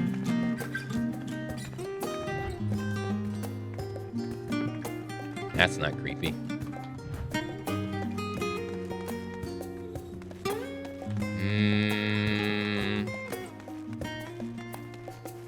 Yeah, I can tell you something about the later expansions if you want, or the structure of them. That's a little bit different from Heavensward, if you like. But if not, I don't blame you because I don't like to know stuff either. It's more about the structure of it rather than the story content or anything. The fable titled on the spine reads Stewards of Wisdom. Read the book? Sure. During the chaos of the Sixth Umbral Calamity, Archon Nifilkarep, founder of Charlenay, bore witness to the madness and savagery of men brought to the brink of despair. Upon raising a settlement on an island in the northern empty, he instructed his people thus. Renounce the ways of war and peruse enlightenment through knowledge and reason. Charlemagne took to heart the words of their savior and henceforth served as stewards of wisdom. Upon a foundation of accumulated learning, they built a homeland unlike any other, a nation born from strengths of minds rather than strengths of arms. With knowledge of economies came shrewd trading. With knowledge of agriculture came bountiful crops. Engineering brought wells and sewers, ending squabbles over water. Wealth of expertise could be bartered for wealth in coin, and the more their wisdom spread throughout the world, the more mankind as a whole world thrived. And as so it was that no matter the trials and tribulations of the third Ace Attorney game, the citizens of Charlemagne would live by their founders' teachings for the sake of the better tomorrow. For the sake of a brighter star, they would eschew the tools of war, and with knowledge deliver the world. I'm pretty sure the Guardian stuff is done, and now I think I'm moving more towards the next one. The title on the spine reads, Forever 20 Summers. My beloved seeker of knowledge, have you ever put learning before your health and neglected to feed or rest your body as you should? I too once engaged in such foolish practices, but one night engrossed in philosophical study, I had an epiphany. For all the world's mysteries that drive us to reckless abandon, we have so very few years of life in which to achieve our goals. Thus do I share with you this mantra. I am forever 20 summers young. The number itself is unimportant. You could be 19, 23, or 40. Whatever age you are when you discover this manual, let it be the age you aspire to remain. Though mindful, healthy living, will you extend the time available to spend upon your chosen research. Another day, another moon, another summer to grasp the greater truths you pursue. In the pages that follow, we will explore the secrets of maintaining one's physical condition from biological, etherological, and arcane viewpoints. This book is on the wrong subject. Search for the works which contain details on the form or mention history. No, there's wrong books you can read. No! An Introduction to the Heavens.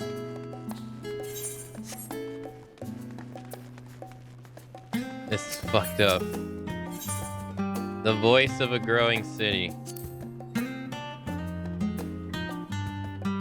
In the years which followed the founding of Charlemagne, civic policy and the other matters of import were decided at the Elsalisa, a public forum at which every citizen was eligible to speak.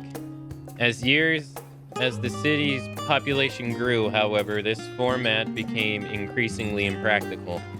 The larger number of participants gave rise to ever longer debates, resulting in sufficient delays of vital resolutions. Various measures were introduced in an attempt to curtain protracted discussions. But in the year 201 of the 6th astral era, it was ultimately decreed that Charlemagne would transition into a new form of governance. The nation would now be led by a body of 99 members, citizens chosen from amongst their peers by means of a nationwide vote. Thus was the form as we know today conceived and created. Aka complains about too much reading. Video game holds my beer. I wasn't complaining. I was just stating There's a lot of reading and I had to take breaks. That's not complaining.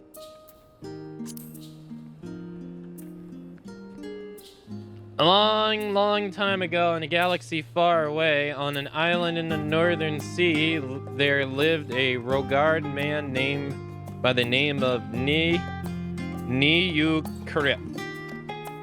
Ni-Yu-Karept was a student of astrology, and he divined that a flood of terrifying proportions would soon sweep over the lands of Erosia. So it was that he built a gigantic ship, assembling a crew, and set sail for that imperiled realm. The flood arrived as foretold. To their horror, and strangely churning waters drove the people towards the ocean. It was there, however, that the Nafrkrept's crew hauled them aboard his ark, but the dangers had not passed. A towing wave approached, threatening to smash the vessel to pieces. With only moments to spare, Nafarak wove a mighty spell of teleportation and shifted the entire ship to the safety above the Abatheth spine. Refugees from the surrounding regions hurtled there alongside them, but it was not long before disputes over the dwindling supply of food led to violence and bloodshed. Saddened by the sights, Nafram gathered to him his crew and his grateful passengers and abandoned the ark to those reddened peaks. They journeyed to the coast where they built a new ship intended to return to the northern seas. They landed on a beach of an island and settled upon the very spot. That settlement prospered and grew, and in time it became the city of Charlene we live in to this day. You have gained a fundamental understanding of Charlene history in the foundation of the Forum. Head outside to the rendezvous point and wait for your companions. Okay, but I am going to complain how rendezvous does not sound anything like the way it's spelled.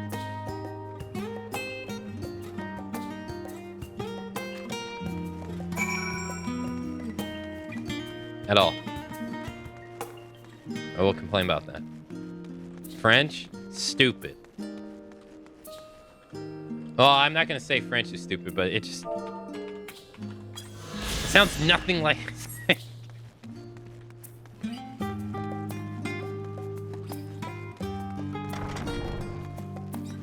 Why can letters not sound the way they? Ugh.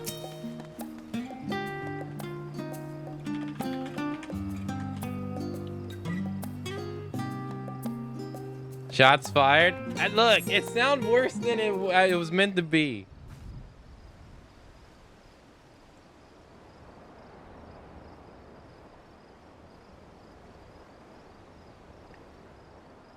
Sorry. Were you waiting? Were you waiting long? I failed French so bad when I took that class. Oh, it was awful. I think I got like a 14 in it. I could not wrap my head around it at all. I have an easier time learning Korean than I ever did French. I want to make sure that I'd borrowed at least a few promising volumes. Alphino and Corel should also be along shortly. I was delayed in a similar fashion. As far as I could see, no titles in the Archon stack mention the final day specifically. So we have no choice but to start with the tangentially relevant tomes. If they are even that. At present, the plan is to skim through as quickly as we dare and share our discoveries as we make them.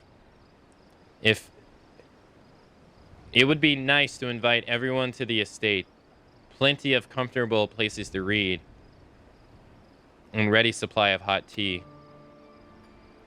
Oh, I was always quite fond of reading outside. But it's not like it's not about the little pleasures, is it? You miss your home. It's been difficult. After our arrival, we managed to speak with one of our family servants and asked how things were.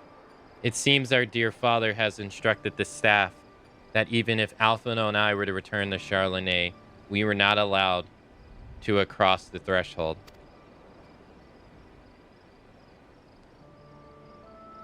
Harsh measures indeed. I hope that our efforts to understand his position and that of the Forum will perhaps lead to a reconciliation.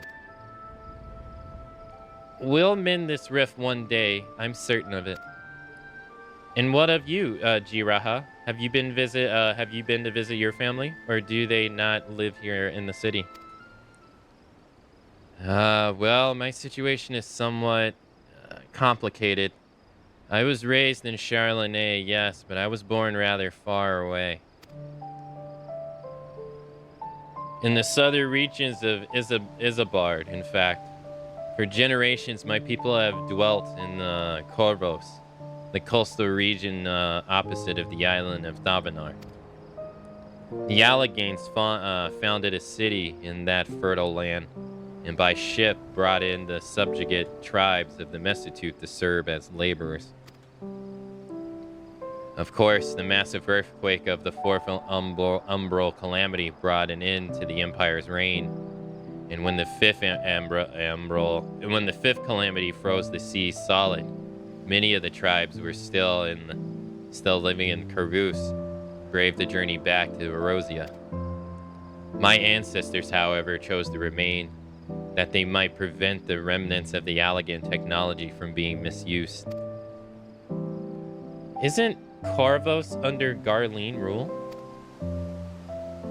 Yeah, for the past 50 years, yes. Some semblance of local culture remains, as in case of most imperial providence, but Garlemald remained the region to Locos Alminos. When I was a boy, a nearby town came under the jurisdiction of an illustrious imperial family, the nobles of House Darnus.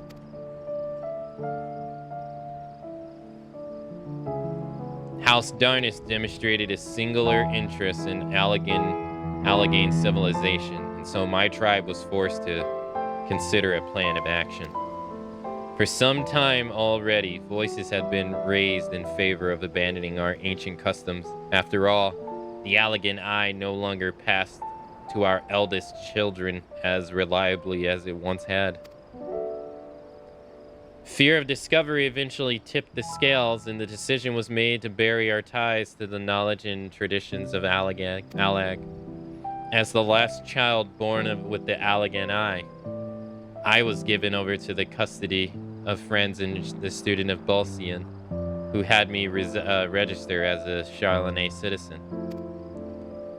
I never even considered, forgive me, it was unkind, the question. It was an unkind question. Even Thancred was taken in by our Archon, Louisa. Was he not? Stories of adopted whiffs and rescue orphans are more common among Charlonets than you might think. Yet regarding our origins, we all provided with an equal opportunity to learn. And with sufficient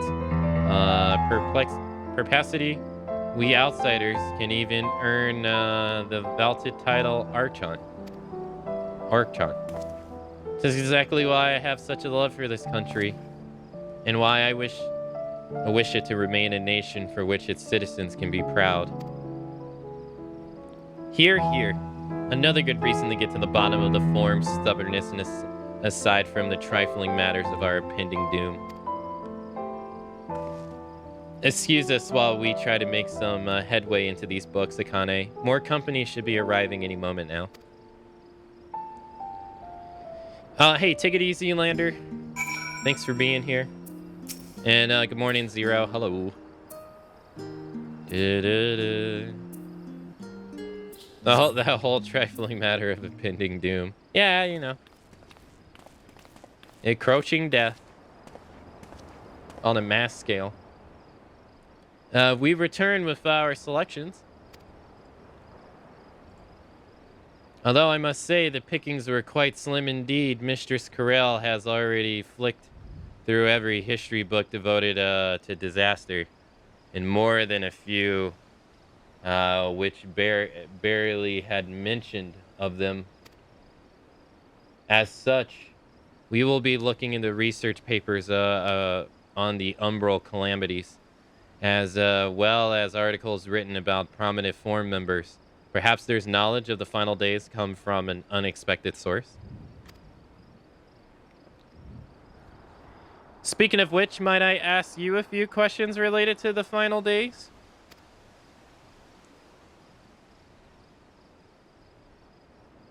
I am the only one here who didn't witness the events of Amaranth firsthand. In fear, I may be overlooking critical details. Okay. My thanks. Now, where to begin?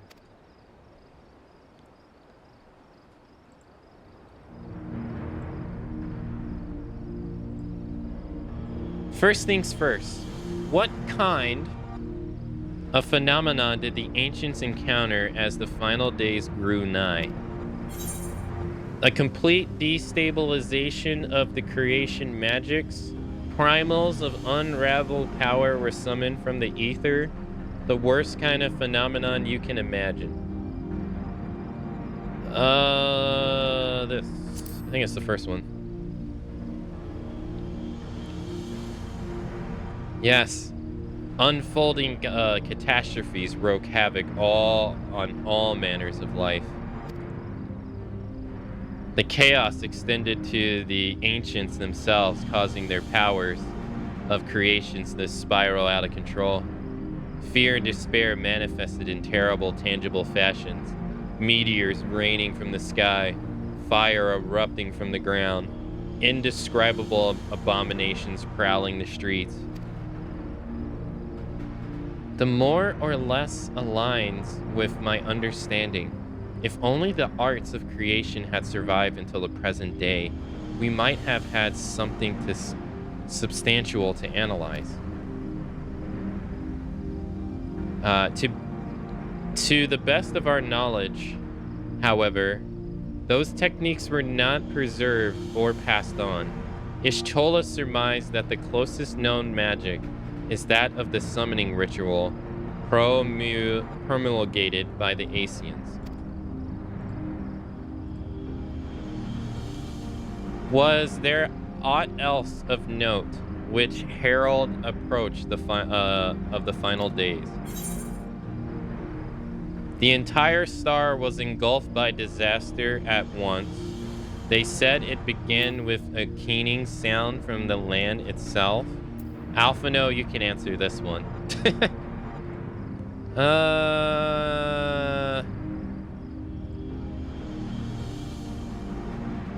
The entire star was engulfed by disaster all at once. Isn't it the same answer? I think you may be misremembering. As I recall, this was more of a gradual spread.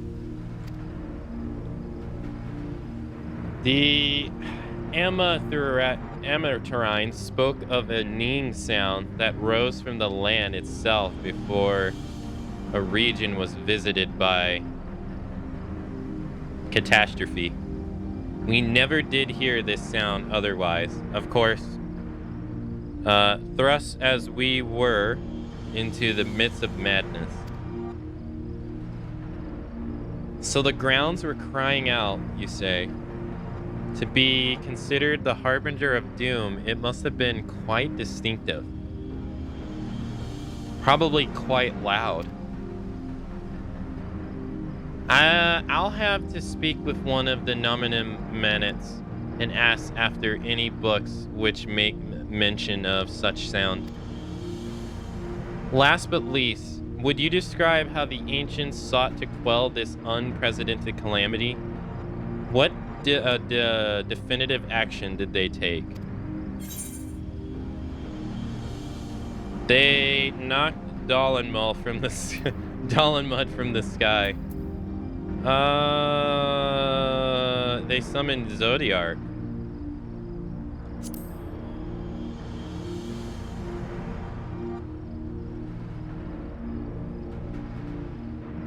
Yeah, with Elidibus serving as his heart. So many gave themselves in sacrifice to bringing him into being. We do not know exactly how Zodiark brought salvation to the star, only that his godlike will were the laws of the nature set aright. Then once the balance was redressed, the ancients offered up a further sacrifice to heal the ravages of the final days. Lives sprouted anew, and it was these fledgling souls they intended to render unto Zodiar, a trade that which would allow them to resurrect the shades of loved ones absorbed by the primal. Or might I have had Vinette and her followers not manifest their opposition in the form of Heidenel?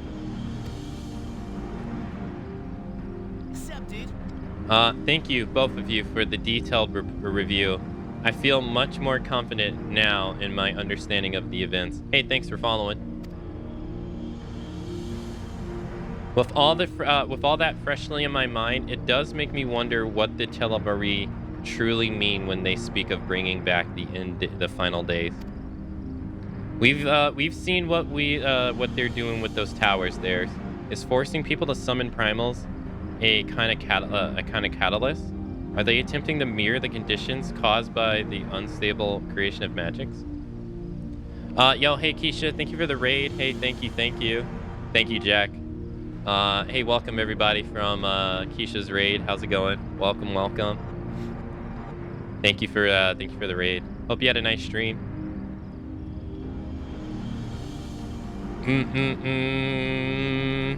How's Final Fantasy? Hold on. Let me finish this exchange of dialogue real quick. We should be getting near to the end of it. Or are they simply using the final days as a figure of speech? A convenient metaphor for the scale of destruction they plan to unleash. But this is all just pointless conjecture at this point, at this stage. Let us return to our attention to the form, shall we? We should keep an eye out for Ishtola, but 'tis time we begin studying these research papers. Okay. Yeah, thank you for the follow. Yeah, I've been liking Like a Dragon a lot. Oh, Gaiden a lot. Oh, nice. Hey, Asma, hello. Welcome. I'm glad to hear you had a nice time with Gaiden. I'm looking forward to playing that game once we finish our marathon here. I look very much forward to playing it. Yeah, thank you again for the raid. If this is your first time being here, my name's Akamatzu. We've been doing a Final Fantasy marathon all year long. Right now we're on Final Fantasy XIV. It's like I don't even know what day it is of the marathon anymore. 313. Today's our 67th day of Final Fantasy XIV, and we're in the final expansion available at the moment. We're in Endwalker, which is the final expansion. So, thanks for taking part in Keisha's raid. I haven't played Ishin yet either, Keisha. I'm so behind. They came out this year while I've been doing this. How's Endwalker been? I'm not that far into it. I'm like less than 10 hours into it. We just started it yesterday, and I only played it for like an hour yesterday. So we're like, what? 7 hours into it right now. But it's been nice so far. But I think it's kind of too early to tell. Am I the last? Am I? Well, my extended search of the Archon stacks procured one or two possibly useful books. But I wouldn't get your hopes up. They're in the forbidden stack, aren't they? If you recall, Irion J learned of the source's reflection from the Giron oracles. For its potential to cause panic and confusion, that tome was deemed apothecra and sealed away in the Great Gubal Library.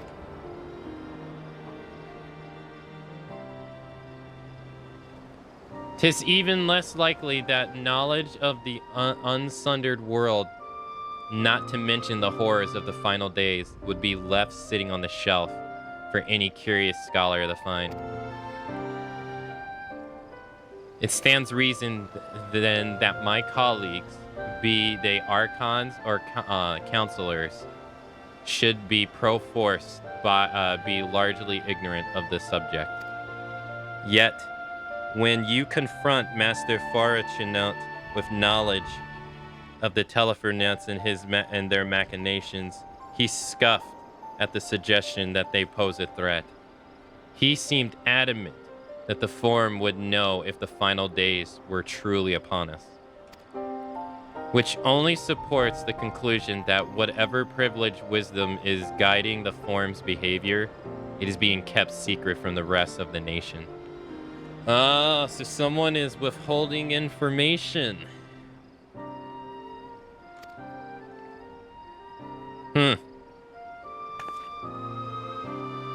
Now that not that I mean to excuse myself from reading duty. Whether they contain the mentions of final days or no, these books could yet hold something of value. You weren't thinking of leaving, were you? There's plenty of books for everyone.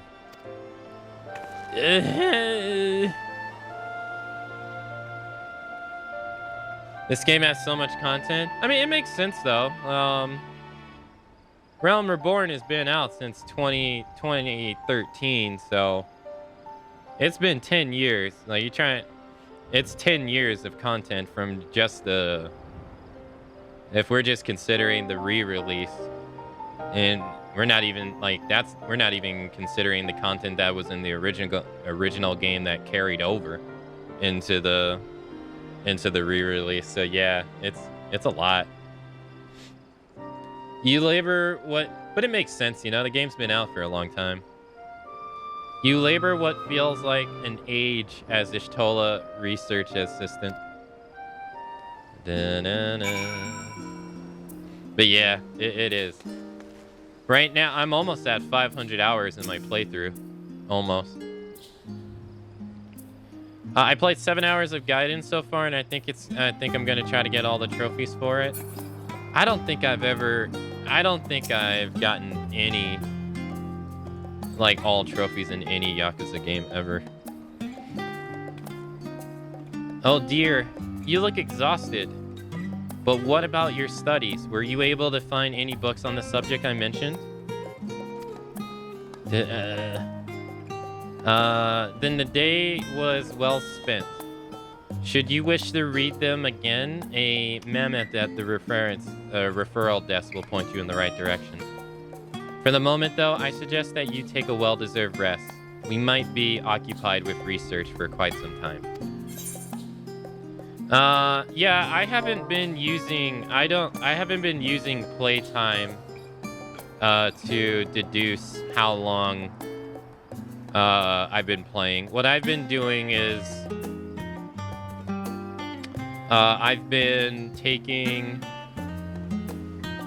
going into my editing software for the VODs, and I edit out all the breaks. So anytime like I AFK or anything, I edit all those out, and then I take that time. I use that time, and I've been calculating it that way.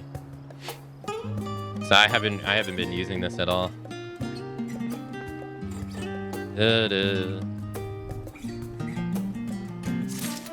That's how I've been able to get it. I've been able to get it down to the millisecond.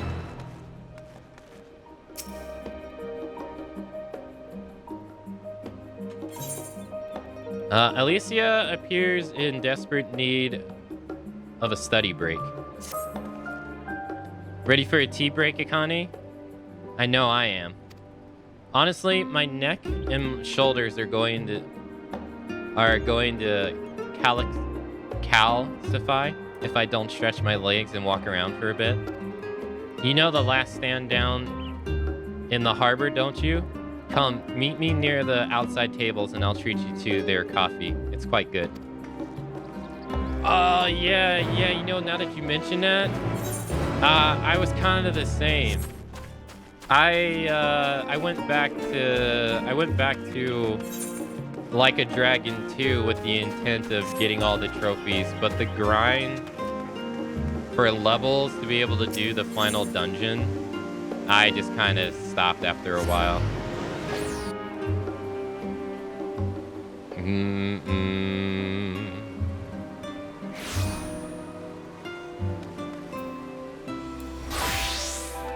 Oh, we still can't get this, huh?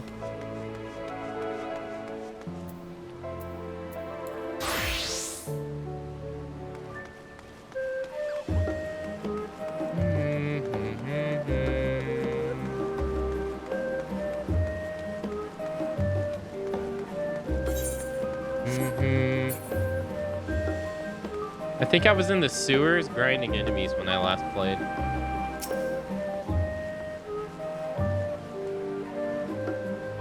As busy as ever, I see. How very Charlene that no other gourmet calf has sprung up to compete for customers. Actually, this crowd gives me an idea. Before we place an order, why don't we ask a few questions and gauge the mood of the city? I'm interested to hear what the average citizen has to say about the Talafurai. We might even learn something new. Worth a try, don't you think? Alice is now accompanying you. Keep her at your side in order to proceed with the quest objectives. You can leave Alice behind by... Yeah, this is all the same.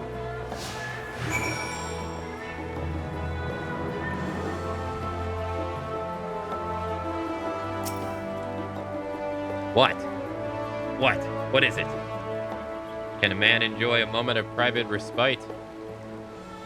If you're looking to share a table, then I respectfully request that you look elsewhere. Oh, you misunderstand, sir. We were simply wondering if you knew of the Talafurai. These enemies of peace have promised to end all we hold dear in. Wait, you're that House Livelier girl, aren't you? And this woman with you is obviously a foreigner. I heard you were disowned for helping outsiders indulge in their barbaric whims, and here you are, giving truth to the rumor. I'll thank you to leave me be. I've not to say to the likes of you. Well, I must apologize. 'Tis was foolish of me to expect an ounce of civility from one so enlightened. Kamakane. What a dick.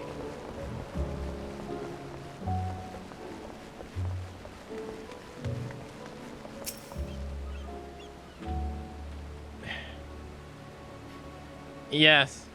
I don't believe I've had the pleasure.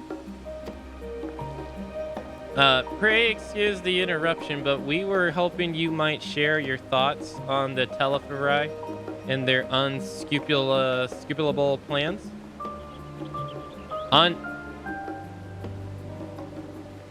Unconceivable plans.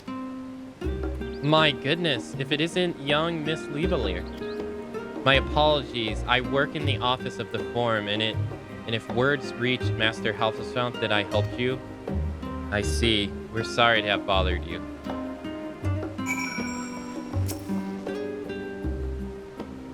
Come on, Dixon. Or what's his name? Dixon? Dickon. Welcome, madam. What can I offer you today? Wait, is that Mistress Alicia I see there? My word. How long has it been? Far too long. No, don't skip the dick. Meet Dickon, the owner of the Last Stand. I used to frequent this cafe on occasion, in between lessons at the studium. That seems like an age ago now. I remember hearing that you and Master Alphino had set sail for Erosia, but then you never came back. Lately, there's been gossip about your father disowning the pair of you. Everything all right at home?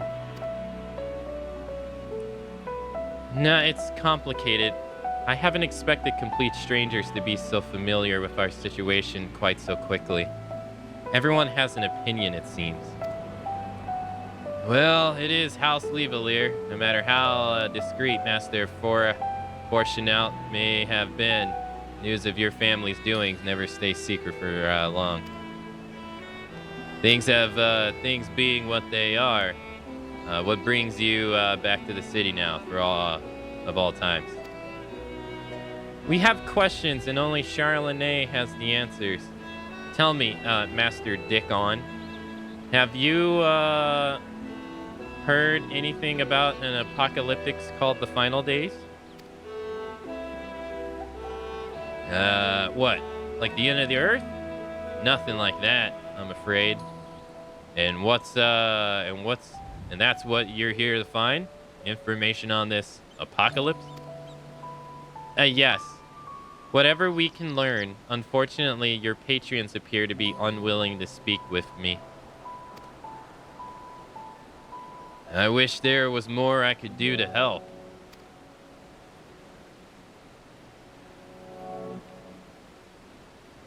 Maybe there is. You're a visitor to Charlene, aren't you? Then few will know your face. We should be able to pass you off as a server with none the wiser. We just finished preparing a few orders. Strike up some friendly conversation while you're setting down the food, and you might just get the answers you're looking for. Not a bad idea. I hate to ask, but what do you think?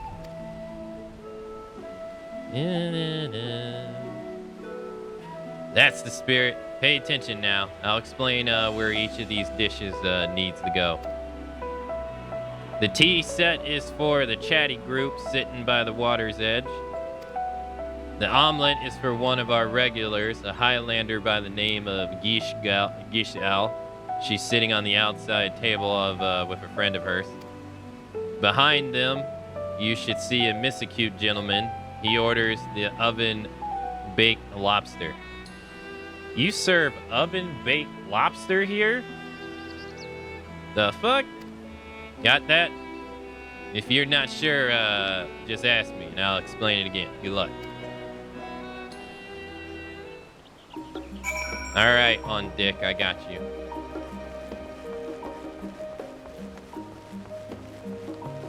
Is that a intra that I spy? Out of the corner of my eye?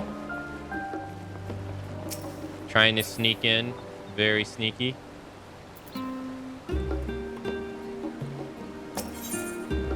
This was the tea set. Oh my tea set, lovely, thank you. To tell her who? I'm sorry, I've never heard of them, or their final days.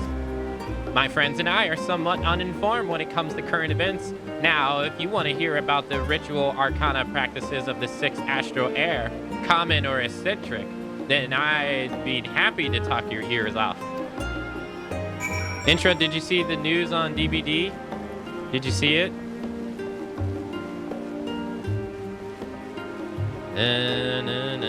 Fuck. No, the Mysticule dude got the lobsters.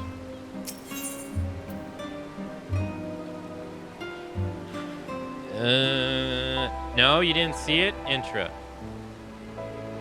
Intra, wherever you are in your home, I need you to turn around, look at the wall, put your hand on the wall, rest your head down, and feel great and heavy shame. How could you?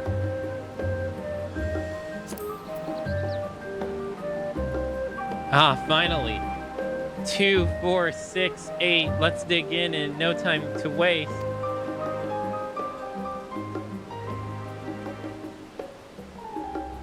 What? Telephory? Ah, yes. I remember seeing the name in the latest Gazette. That and some grand claim about the end of the days. Same old senseless warmongering. When will these fools grow tired of spilling each other's blood? Best stray out of it, I say. The Forum made the right choice, and I fully support our decision to remain neutral. They're adding Chucky to DBD. I thought so. They posted a picture yesterday or 2 days ago of like a bunch of the weapons from killers on a picture, and they all were from like M1 killers. And the one in the middle that was missing, it looked like Michael Myers' knife. So I thought they were gonna announce like a rework for Michael Myers, but it turns out they were announcing Chucky. I don't know. I didn't play the PTB because I was at work, and I couldn't find time to. But all hail you. Does playing as Chucky mean you only ever see? From the little that I read, apparently you switch between stances, and he's like small.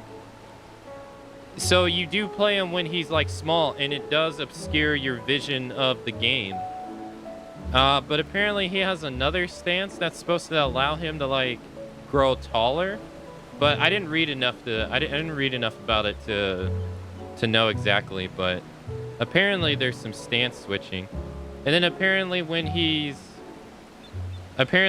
small, he like leaves footprints. A trail of footprints, so survivors can like kind of find him or something. I don't know. I don't have any first-hand experience on it yet, because unfortunately, if you try to play the PTB like the second day or anything past the first day, it sucks because most people have already moved on. So. He had the oven baked lobster. I can't wait. I've been wanting. Chucky's been my #1 killer. I've been wanting in the game forever. At last, the oven baked lobster is mine. You have no idea how long I've scrimped and saved this and stuff to afford this heavenly dish.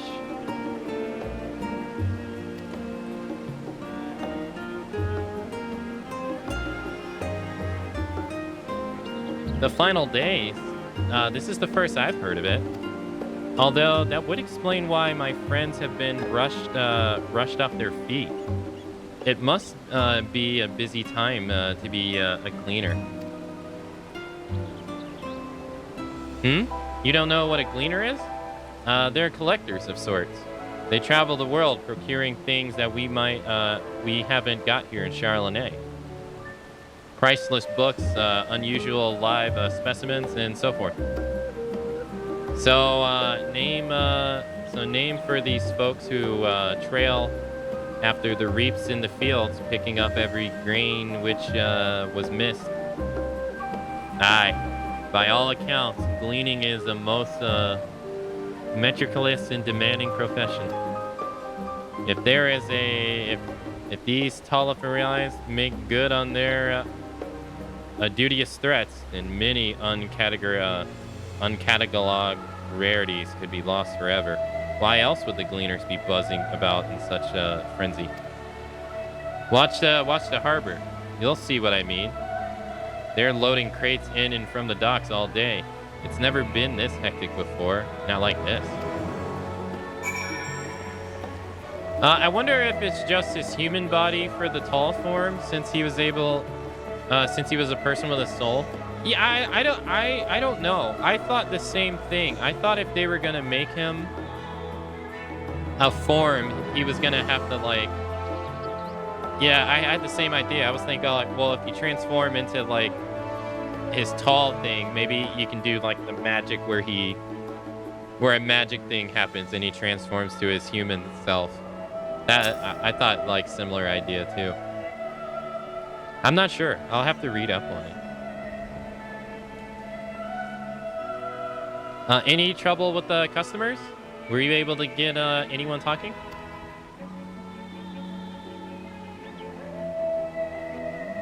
Interesting. They seem unaware of the final days. Aside from whatever vague news the gazettes are printing, even Dickon had nothing to offer. He's the best source of gossip in the city. If the Forum does have secret knowledge, then they've done an impressive job of ensuring no whispers it in the wrong ear. In any case, thank you for playing the part as well. Here's that cup of tea I promised.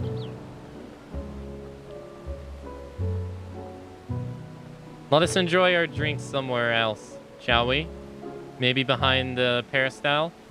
Always from the gossip of their wrangling tongues. Dip, dip, dip. Wait, why is she walking that way if I have to go this way?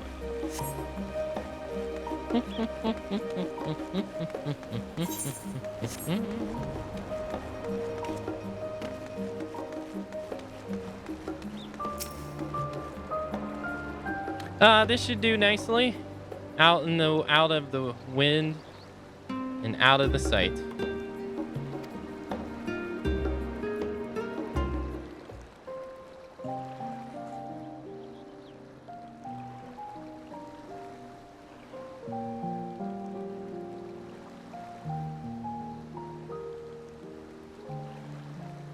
When our father disowned us, I couldn't believe what I was hearing.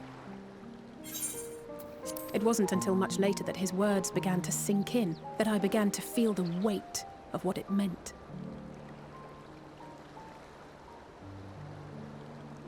Do you remember when the decision was made to come to Sharlayan? Grahas said that the Forum was determined to keep us in the dark, and that Father's venomous performance was part of that strategy, to keep us at arm's length. Perhaps it was. Father argued with Grandfather on many occasions, but never with such dismissive contempt. And when he demanded what justifies the sacrifices we make in war, I honestly didn't know what to say. Neither did Alpha know, I know, but never for one moment did I believe we had made the wrong choice. So all I could do was fume silently. It was only afterwards that I realized how childish I had been, how being stubborn and self-righteous must run in the family. If I could have just mustered a civil response, then things might have turned out differently.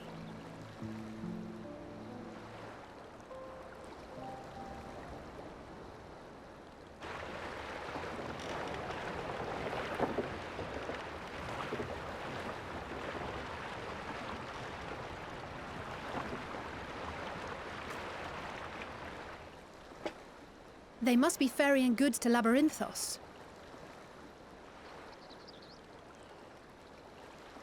Okay. A vast complex beneath the island. Sharlayan is famous for archiving knowledge from around the world. Well, that knowledge is not preserved exclusively in dusty tomes and desiccated samples. Our living library, comprised of all manner of flora and fauna, is housed and studied within that underground facility. Still, that did seem to be an unusually large shipment. When I lived here, it was rare to even see such cargo transported by boat.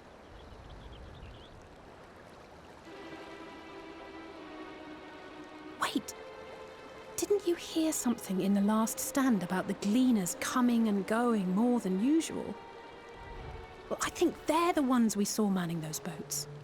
And gleaners answer to the Forum. If the appearance of the Telophoroi prompted this sudden burst of activity, then Labyrinthos may hold a clue as to what the Forum is planning.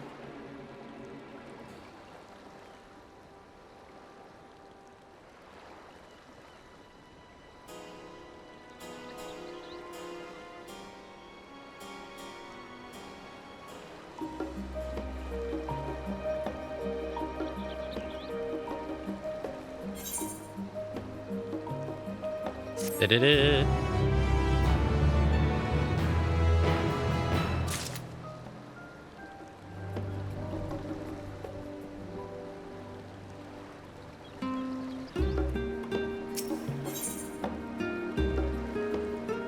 The labyrinth descent.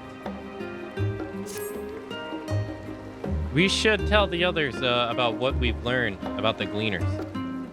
Come on. Go on ahead and to Nullabin. I'll join you in the moment. Master Dick will want his cups back. I'm having a great old time with his name. I'll never grow up. And why should I?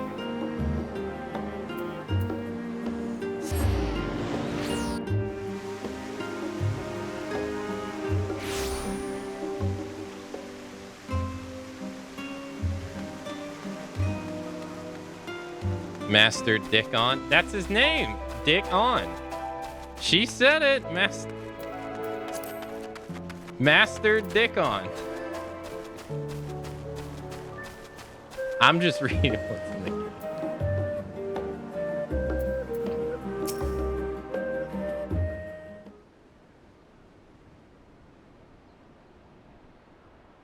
Welcome back, Akane. Been for a walk and cleared your head, have you? Exactly. We did some impromptu investigating and turned up information on the Gleaners.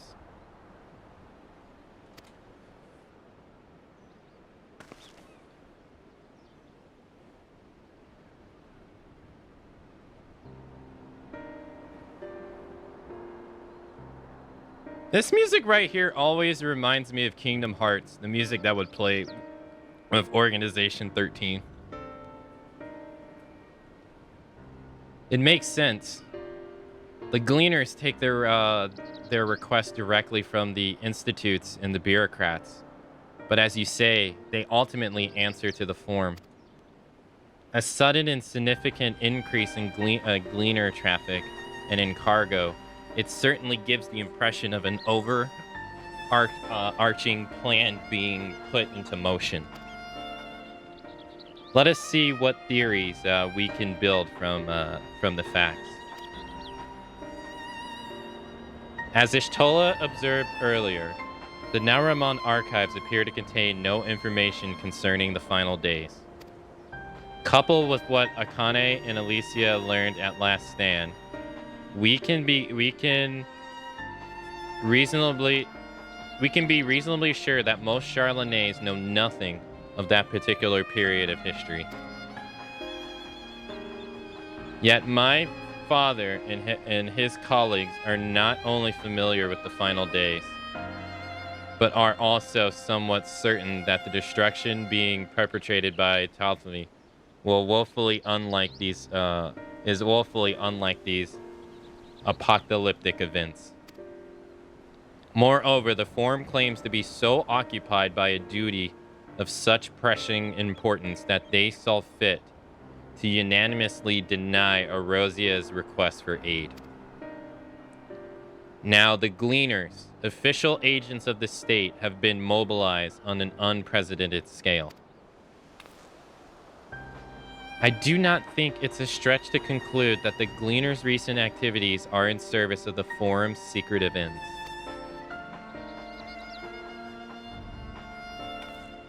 In which case, our next course of action seems obvious. We visit the labyrinth and assess the situation for ourselves. If we are lucky, the Gleaners will be far more receptive of our questions. What should we expect down there?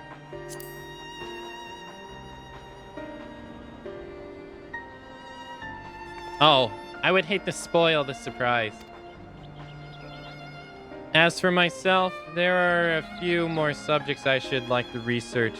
I may join you later, but feel free to leave behind your borrowed books and be on your way.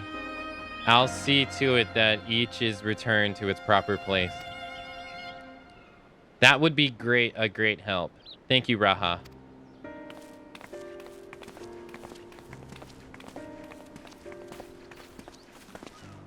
Let's head down the stairs over there. I'll show you where the entrance is.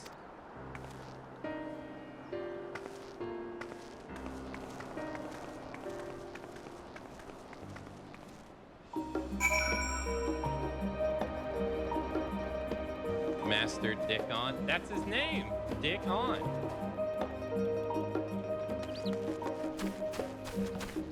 Yep.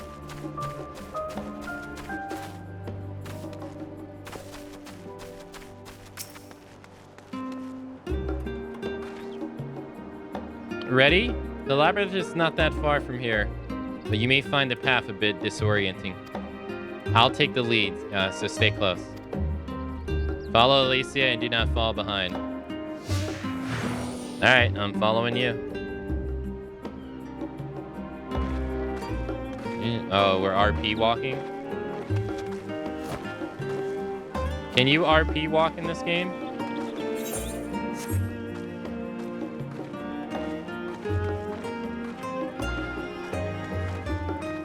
You can?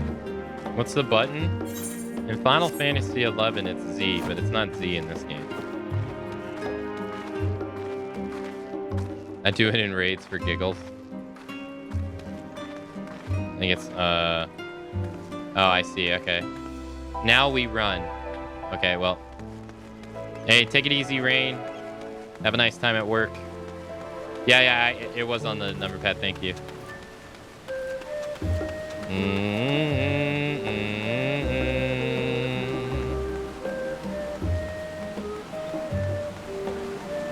Intra, are you downloading the PTB beta right now and playing Chucky as we speak?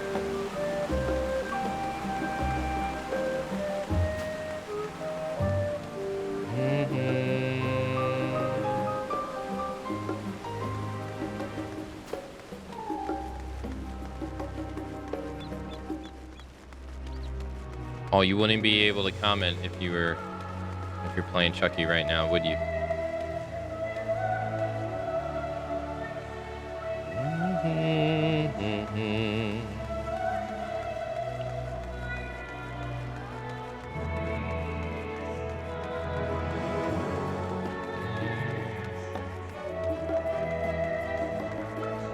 No. Intro, why would you do something so evil? There we are. Through this door and down the stairs. You did remember to attune the shard back there, didn't you? It will make your life much easier if you need to come back here in a hurry. Otherwise, we should keep moving.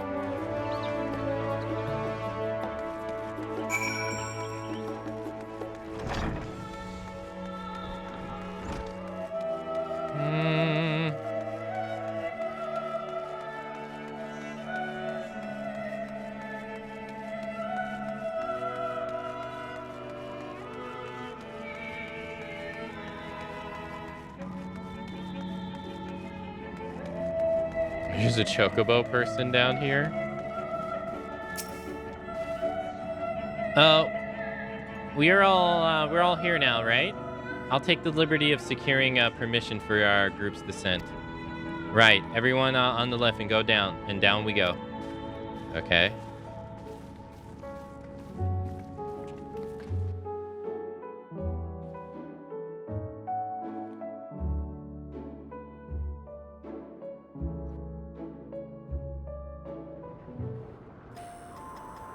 Here, I was thinking this was going to be a dungeon.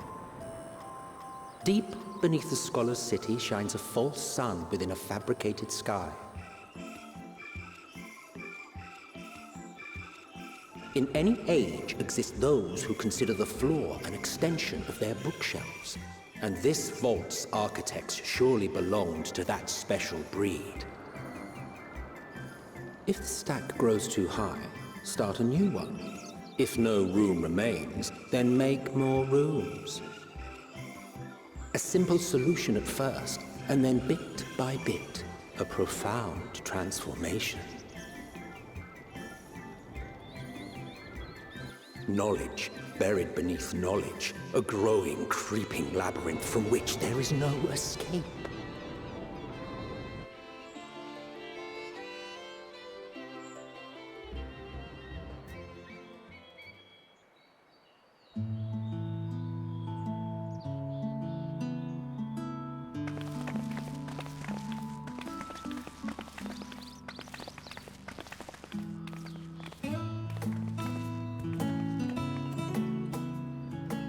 Not what you expected. I must admit, the artifice is very convincing. But I assure you that we are beneath Sharlayan itself. The breeze you feel, the flowing waters you hear, all created by the hand of man. The island is volcanic, you see, and once upon a time this great hollow must have been a reservoir for magma. It was discovered some 400 years ago, at which point it was repurposed as a storage facility for scrolls and samples and such. Renovations have continued, with nigh on no interruption to this day, with the lower levels still undergoing expansion. Aren't those people gleaners?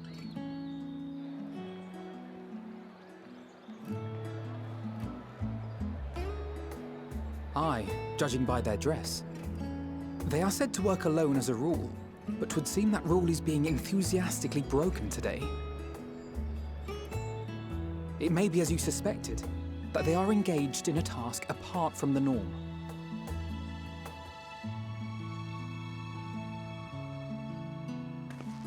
Let's spread out and get some answers then.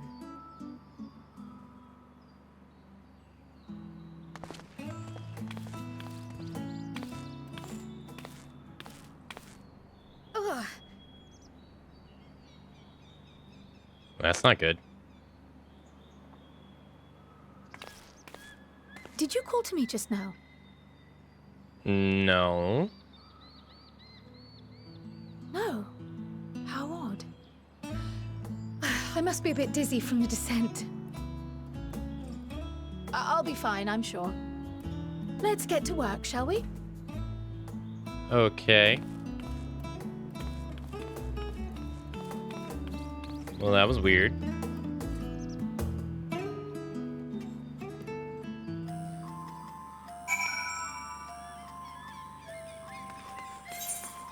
Yeah, this is whole place.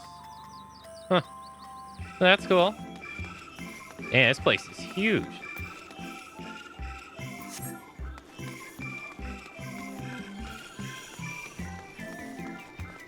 What is this music?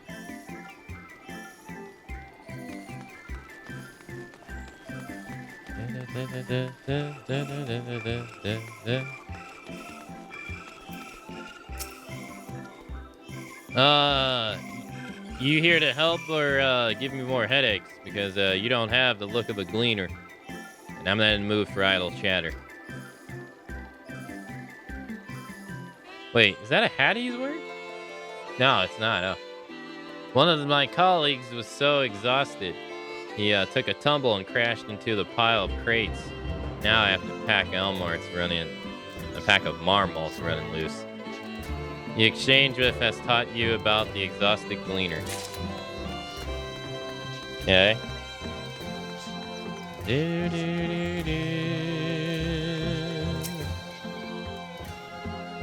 Let me think.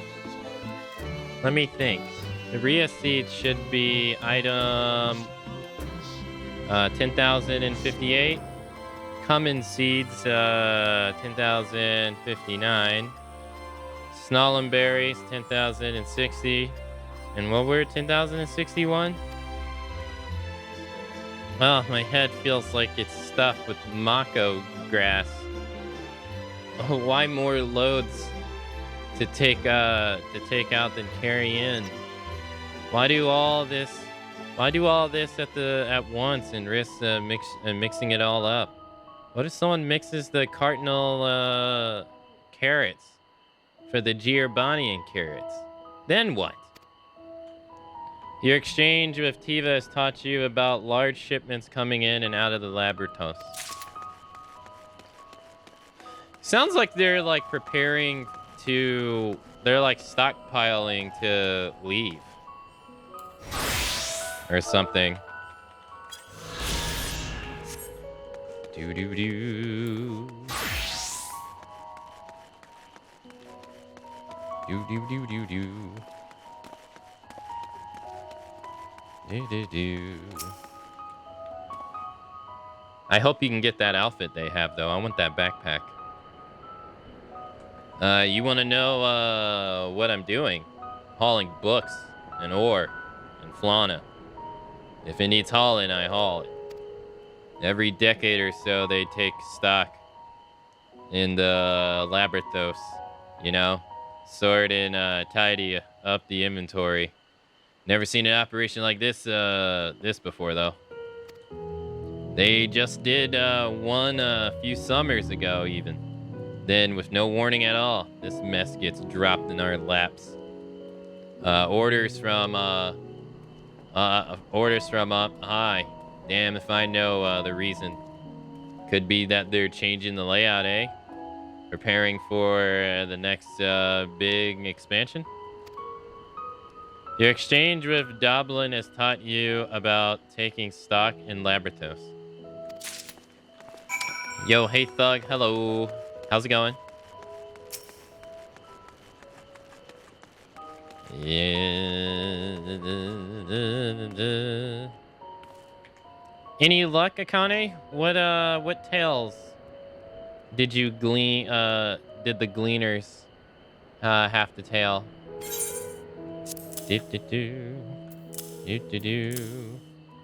They all had to talk about how Intra is not playing Chucky. So this grand operation began without warning, and for every item they bring in, they're spending more sending more inventory somewhere else. That would explain the haggard faces I've been seeing. We were right. The form is definitely up to something, and they're turning the Labrathos upside down in the process.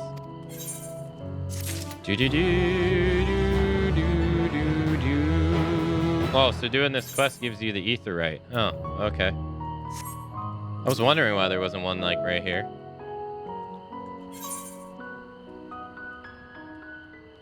Corral appears the lost in thought.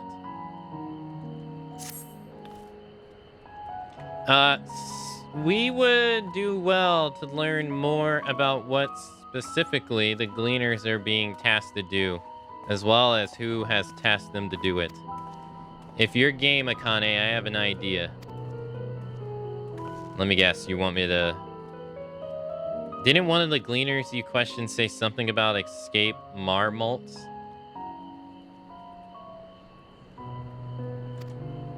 Perhaps if you were to help him capture said creatures, he might be inclined toward a more friendly and enlightening conversation.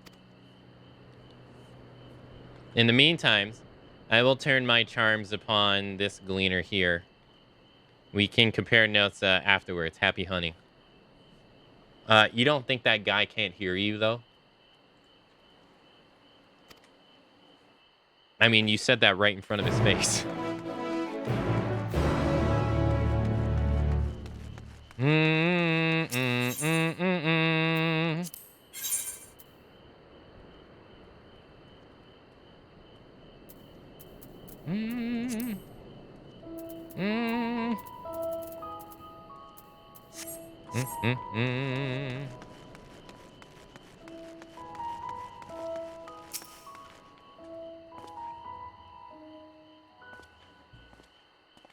You wish to help me find my marmots. Nothing suitable to pay you for your service, but if you're offering out of the goodness of your heart, I welcome the assistance. Sorry, Snowy, you're not allowed to. Sorry. You gotta stay here. You have to stay awake until we finish Endwalker in 100 hours from now.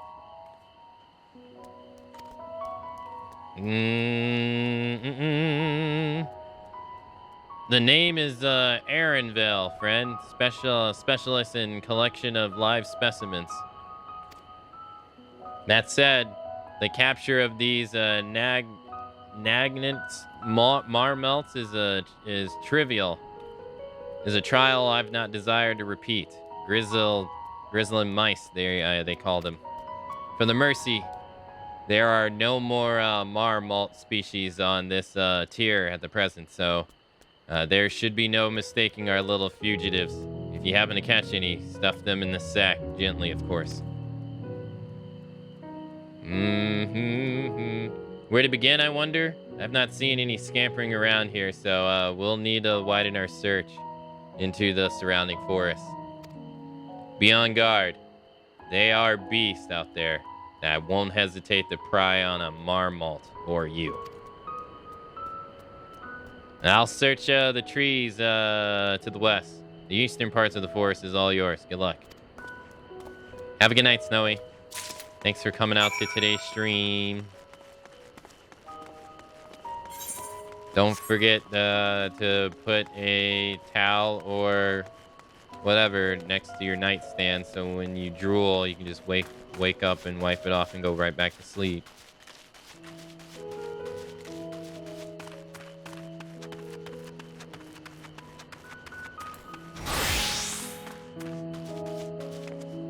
Do do do do do do do do do.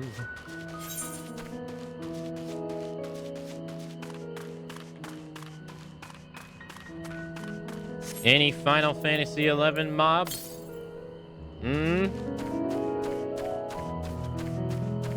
That is one big ass troll, Jesus Christ.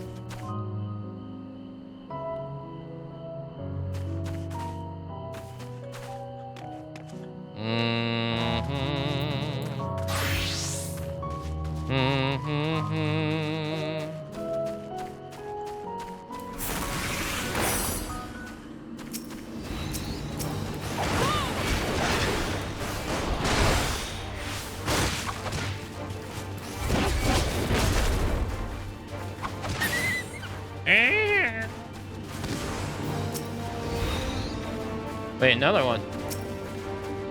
It's a reskin Gobu? Yeah. Pretty much. Hey, you can't say that though.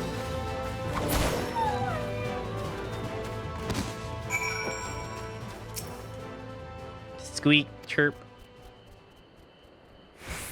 Barely have you readied the sack when the grizzled mouse scampers off into the underbrush.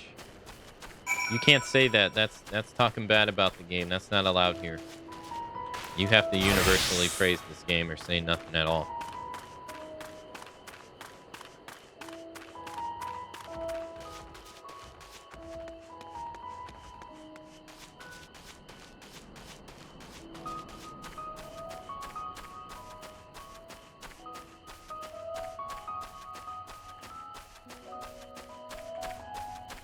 It looks like a... I don't know the type of dog, but it looks like a dog. I wish I could remember its name.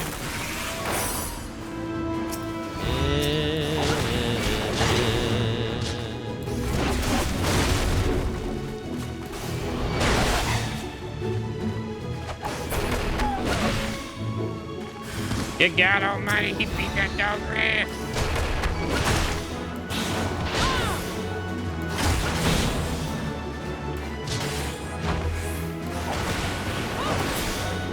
Yeah, I was thinking that too. It's the, I don't know the name of the dog though. It's like that real shaggy dog. Squeak.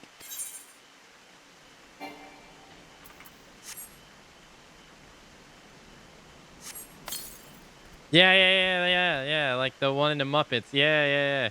The rodent nimbly evades your grasp before once more disappearing into the trees. You sack of toads.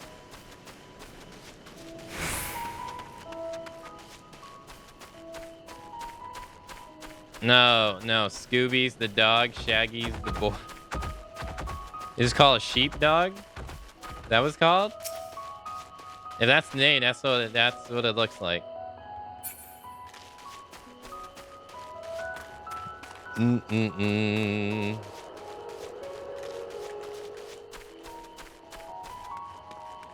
Is he up there? I think he is.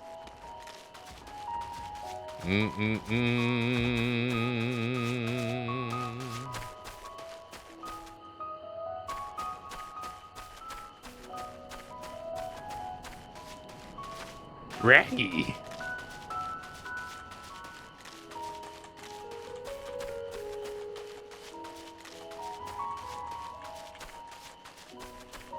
He has to be up here, no?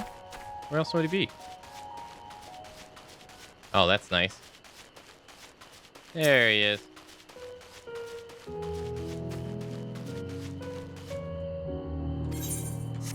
Nowhere to go, amigo. Squeak, squeak. More prepared for its speed, and this time you succeeded in closing the sack over your elusive quarry. Do this so they don't aggro us. Nobody would aggro a fisherman, right? Or fisher woman? Fisherman, fisher woman?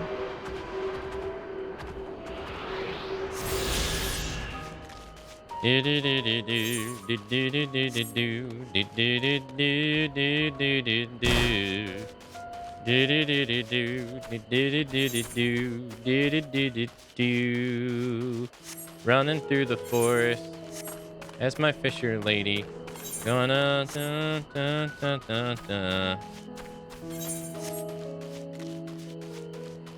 Was the one in the Muppets? Is that the name of like a Muppet character? I don't know the name of any Muppets besides Kermit. Kermit was one, right? Right? If so, then I know Kermit.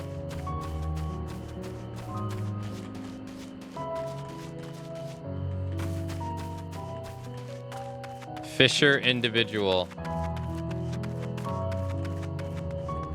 Kermit the Frog. Yeah, that one.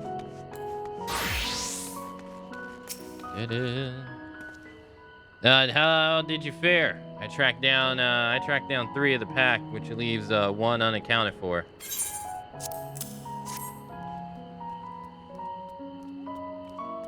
Ah, there's the old marmot out. Wait, a moment while I put our friends in a holding cage.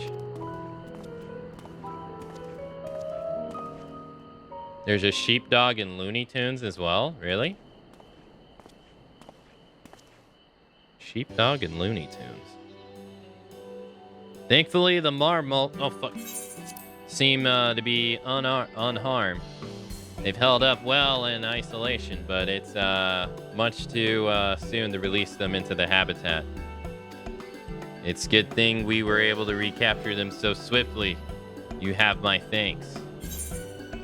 Who asked you to capture them in the first place?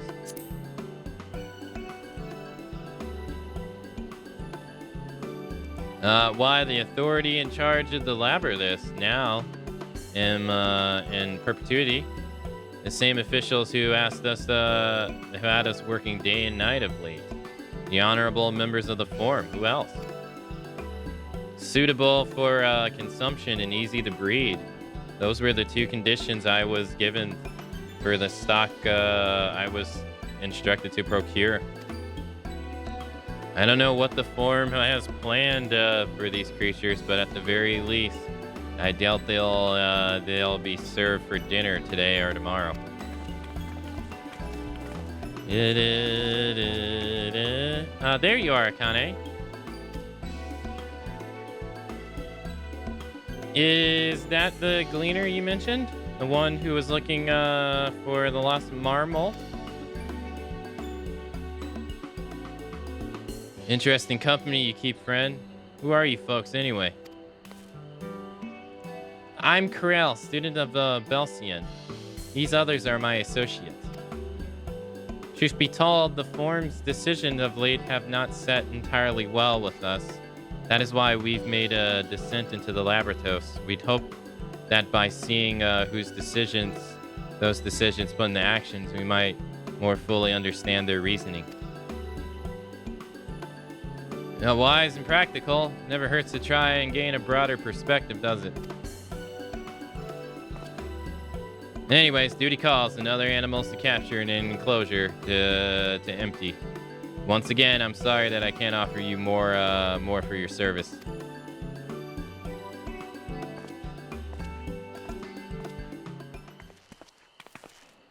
Did you learn anything new from your friend there?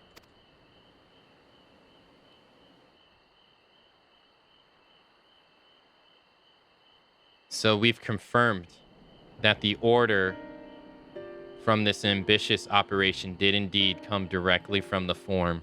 However, the Gleaners have not been informed of its purpose.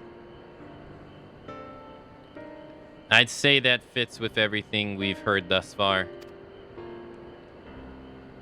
We've also discovered that operations were born. The Forum contacted the Gleaner Guild ship and put their people to great work.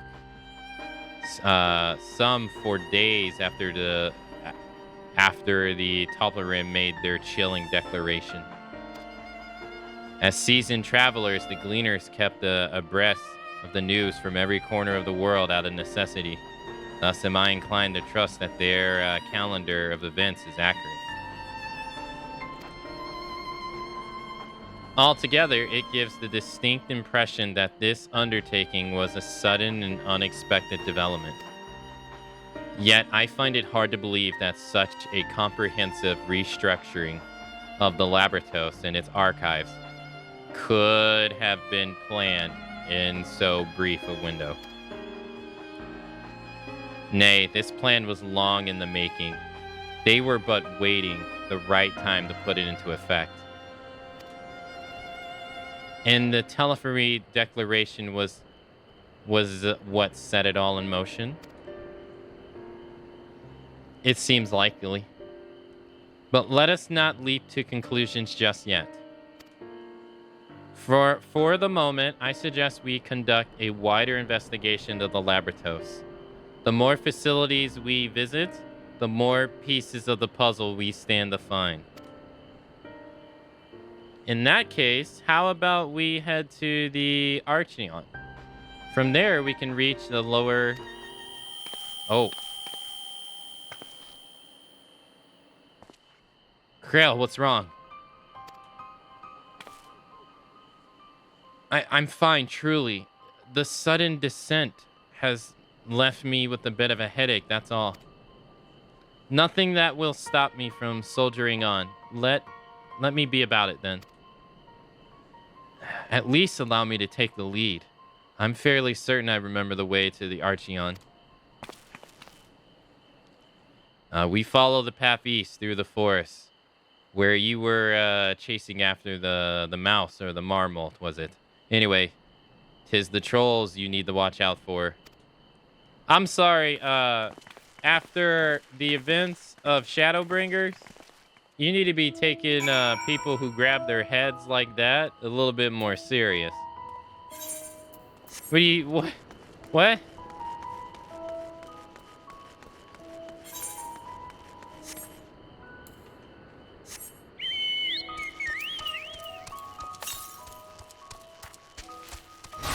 There's no way in hell that they should be taken that lightly whatsoever.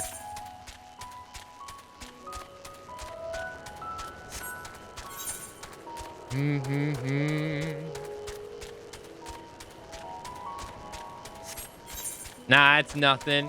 Yeah, like what? Oh, the last time it was nothing. Guess what? Their freaking souls got sucked out of their bodies.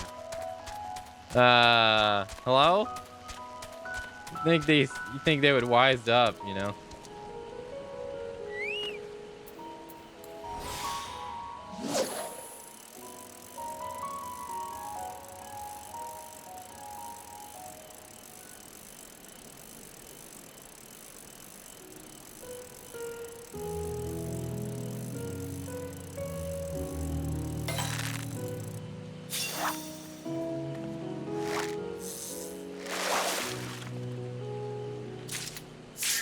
Butterfly fry. Not exactly what I was expecting, but all right. That is one of 5 fishing spots. Holy shit, that place is big. One of the 5 fishing spots. Yeah, it's fine. Behold, Yarcheon. As Nelriman serves as Charlenay's literally archive, so does this structure house the city's wealth of material data. The architecture, too, is similar. This building you see is merely the upper entrance, an access point to the vaults carved into the cliffside itself. Within those vast rooms are stored countless samples and specimens, as well as the detailed records which describe them. In a matter of speaking, the Archeon contains the physical history of the Charlonet's unwavering dedication to the accumulation of knowledge.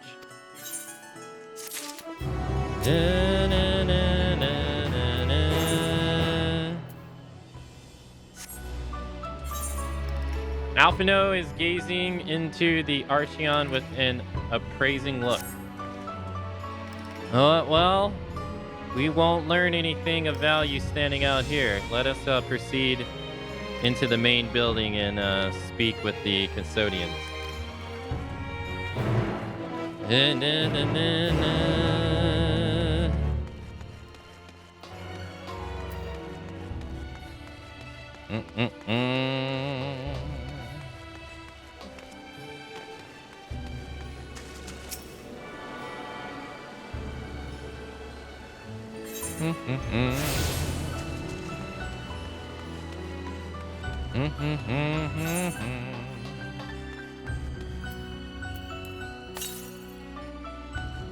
Southeast.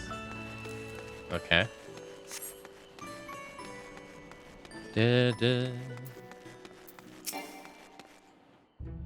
Oop.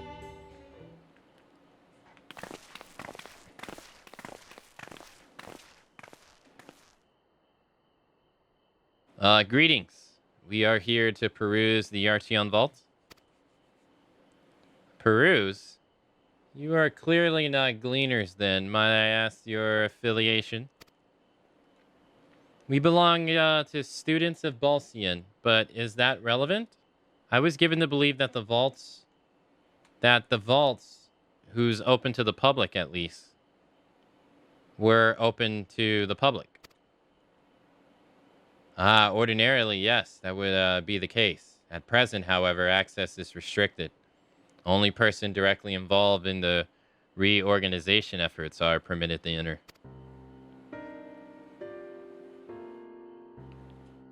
Not us, then. I suppose we had better move along to another facility. This building has a lift which connects to the middle tier, yes? Might we at least make use of that? That service has also been suspended, I am afraid. For the time being, priority's been given over to the conveyance of inventory. What? So this is as far as we can go. I apologize for the inconvenience. Please come again after our reconstructing operation is concluded. By that time, it will be too late. And we were so close to getting answers. We need to rethink our approach. Let us step outside for a moment, shall we? Do you, like, not... Do you not expect him to hear that? Students of Balsian.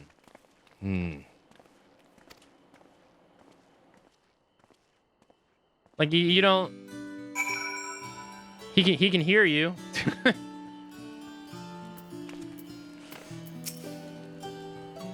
We are at an impasse. As we have no other leads, I should like to pursue this one further. But I doubt that our stone-faced custodian will be swayed by heartfelt pleas. We must seek another means to access the lower levels.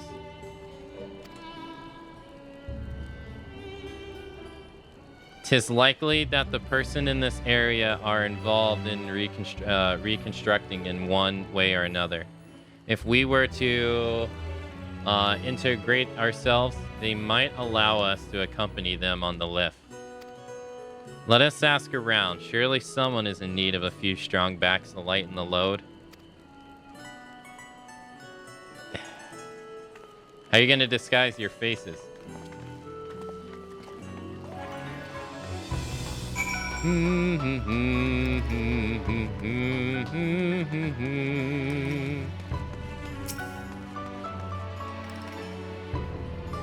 Am I taking the lift? Oh no, we're just students. Yeah, they wouldn't let us into the Arsion, even though we found.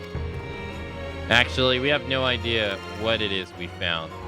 There are no records of such a creature anywhere.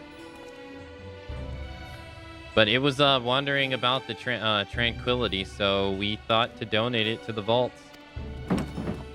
Okay. Squeak, squeak. Oddest little squeal, don't you think?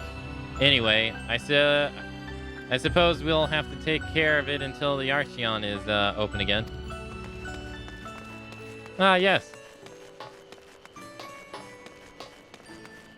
Night theme versus day theme.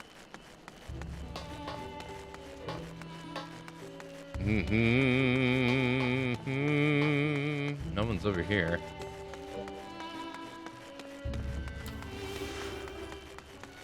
Oh, there we go. Bone weary worker.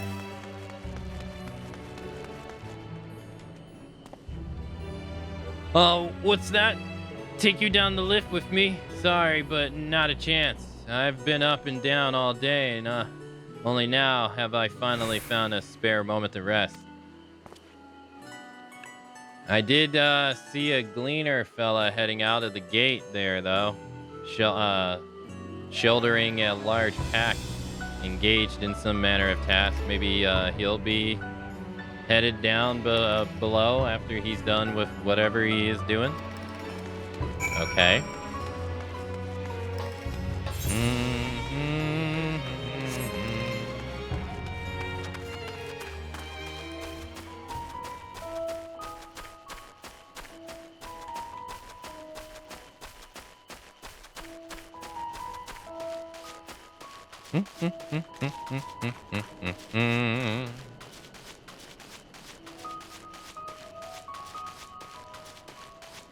Hello? Did you need help? Where are you?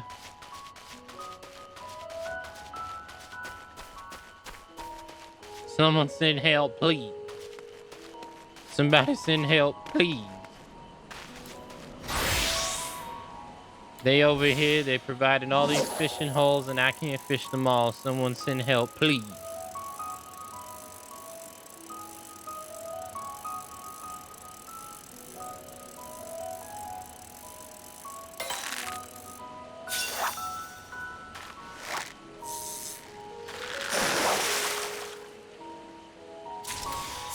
Oh, yeah. Got another one. Oh, I'm on a different job. Right? Oh, it's the same guy. Quiet. You'll frighten it away. It's you again. I don't mean to be rude, but I'm in the middle of another task. That Cloudkin. I need to capture it. It's close. Very close. Cloudkin. You wish to help me with this too? You spend your time in unusual ways, my friend. Still, 2 hunters are generally better than 1. Very well. The canal here is common gathering spot for birds of all kind. But the one I'm after today is the hornbill. Its feathers are green, and its cries are a distinct caw. Single it out and shoot it with this sleeping dart. Get it right in the eyeball.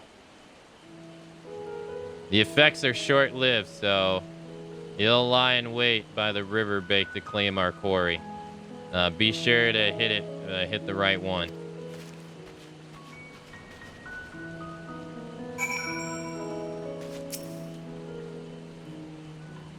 Search your surroundings for the hornbill. You may move the camera as well as zoom in and out. Target the hornbill and use the blowgun with the left click button on your mouse.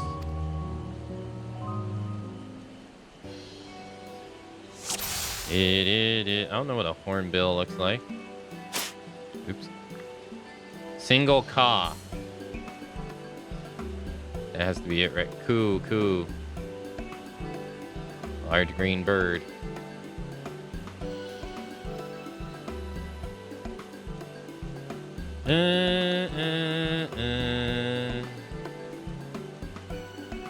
It's that bird back there.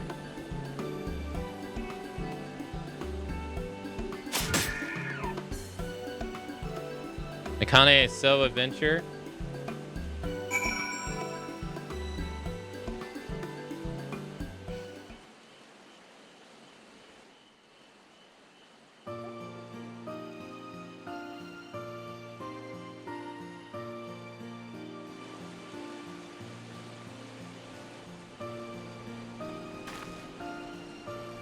Okay.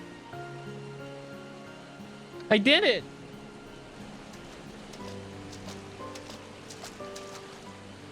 A fair shot.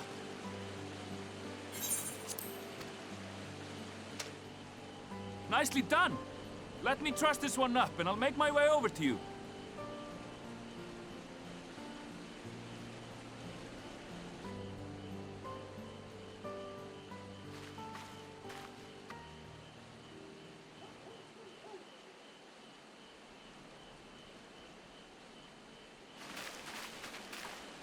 There you are.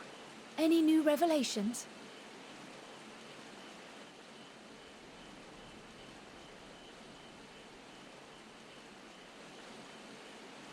So you met with that gleaner again, this time to capture a hornbill.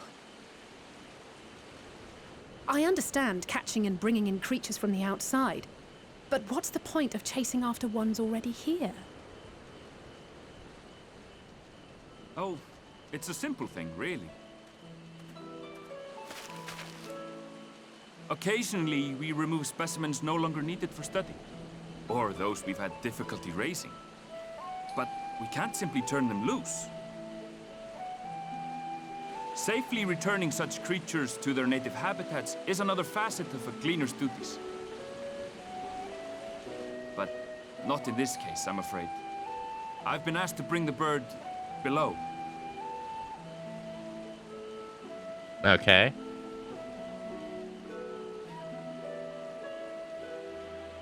The restricted section in the lower levels of Labyrinthos.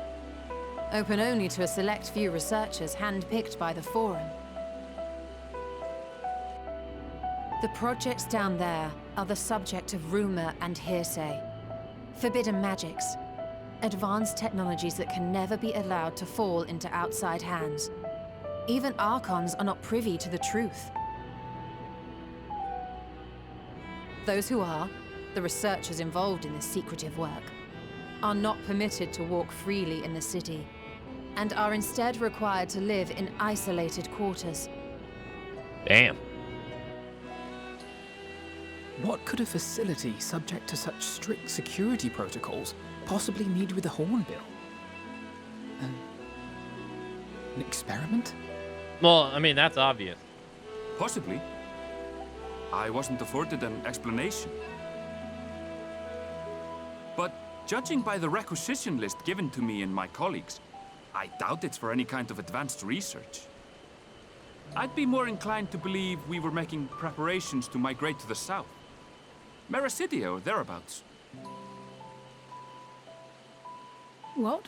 Why would you say that? Much of the flora and fauna we were asked to procure could serve as reliable sources of sustenance. They're comparatively hardy species, too, able to endure harsh climates. And among them are specimens known to be effective in improving soil quality and purifying water. When you put it that way, migration does sound like a reasonable assumption. That's all it is, though. An assumption. Through our tasks, we gleaners glimpse only bits and pieces of the Forum's plans. Our prime concern is that our requisitions, be they living or otherwise, are properly preserved for the knowledge of future generations. Now, I really must be going. I regret that I cannot reward you as you deserve. Nah, that's okay. Don't worry about it. Perhaps you might reward us after a fashion, then. It is imperative that we reach the lower levels. And seeing as you are already set to descend with your assigned cargo, Mayhap we could accompany you as your assistants. I'm afraid that won't be possible. Once the animals have been prepared for transport, we send them down separately via the lift. I will, of course, follow after to make my report, but I can hardly pass you off as porters when there's nothing left to carry.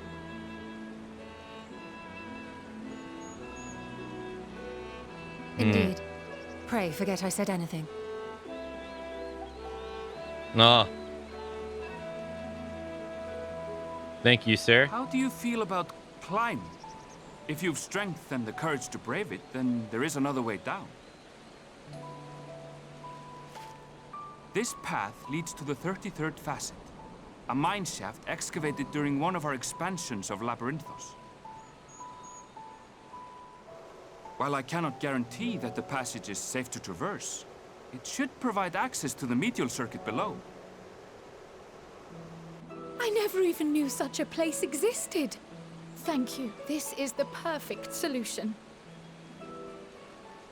You're quite welcome, but consider yourselves warned. If the going proves too treacherous, you do well to turn back. I bid you good day.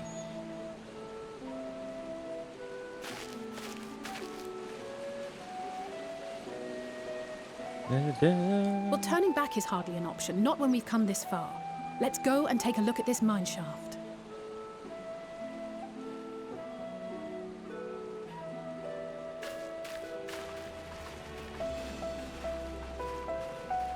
I love mine shafts.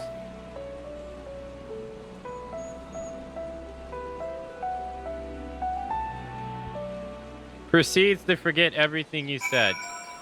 What were we just talking about?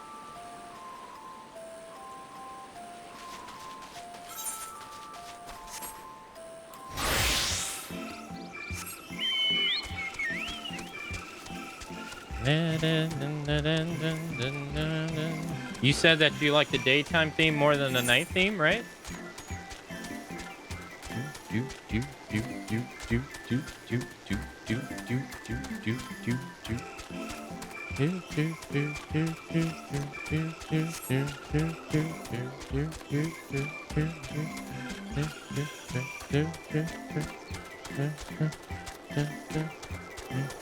You like the night one over the day? I know. This must be it, the entrance to the mine shaft. 'Tis faint, but I hear something moving within. Creatures home there by the researchers, you think? Well, slavering beasts aside, we will need to watch our footing. We should tighten our straps and such before we continue. I got 2 boxes open. I got feet, head.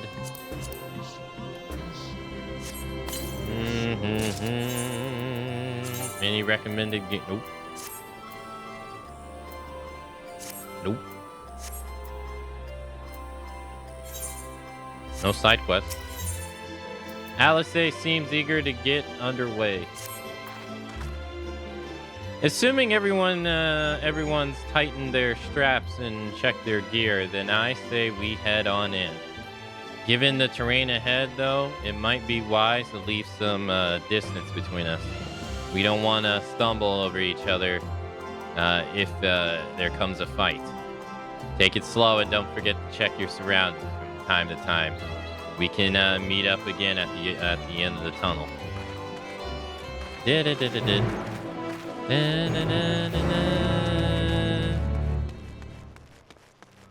It's so dark in here.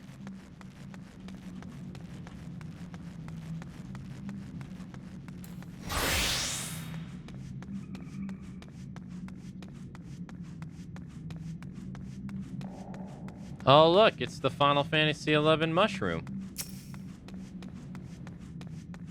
Where's Notorious when you need him? Oh, look at that. Or mushroom grasshopper, if you want to call it that.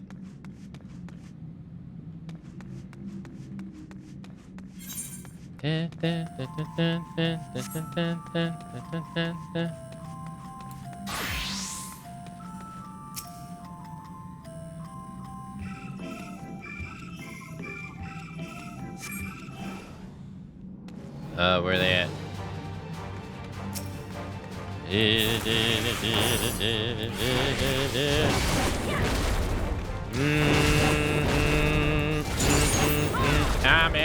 Hame.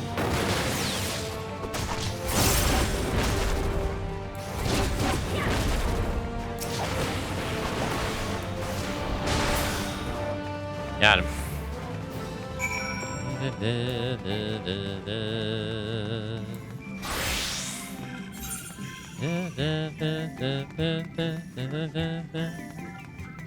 It's so dark down here. Where's my Eliza P. lantern when I need it, you know?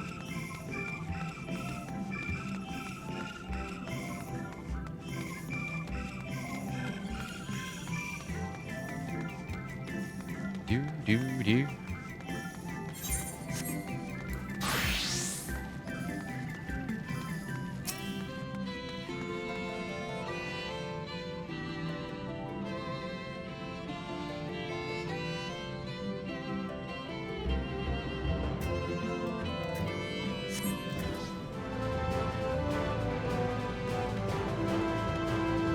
Oh Lord, they coming.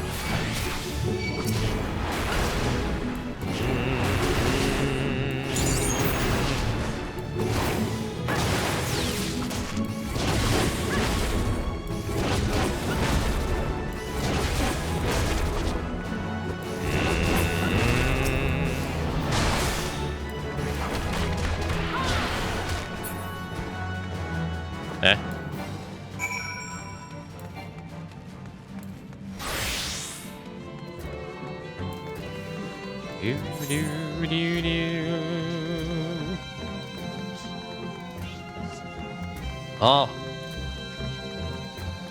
There's light at the end of the tunnel. Do.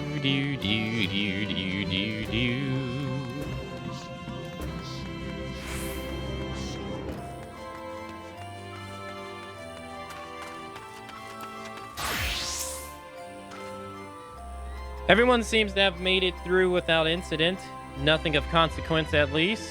And as promised, the tunnel has delivered us into the medial circuit. As I recall, this tier is where they keep a wide variety of samples for agricultural production. If Urnvale's assumptions hold true, then that specimens are being collected in preparation for a great migration. Then we should see evidence of such plans in the area's research project. Let's follow the path to the nearest farming facility and see what we see. The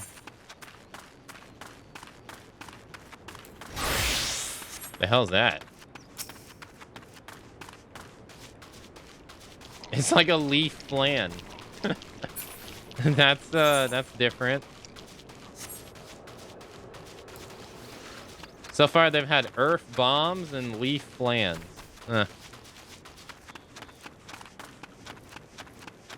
I like those changes. Those are pretty cool.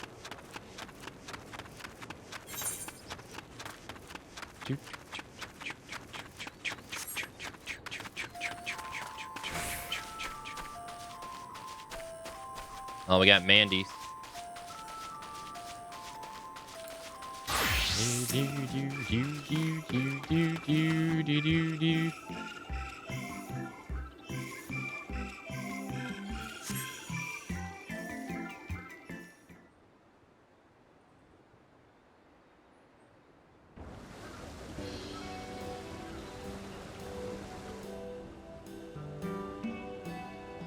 Hey, nice. Ah, now I know where we are. It's the Merelya Agronomics.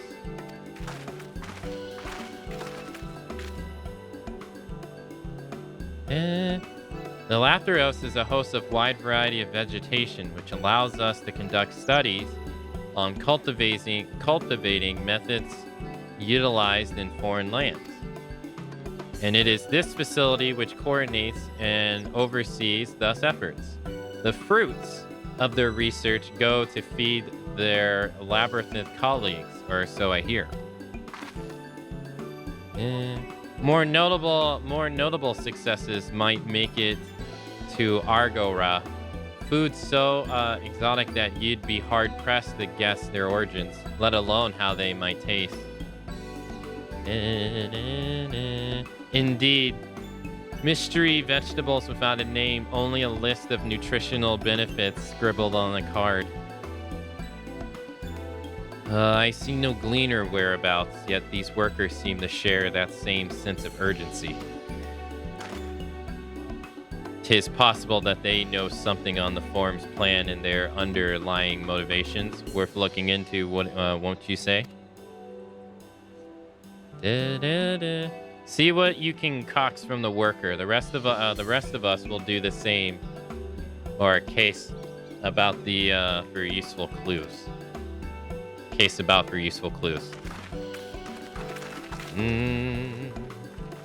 Okay. A lot of investigating in this so far. Like, hey, talk to these people.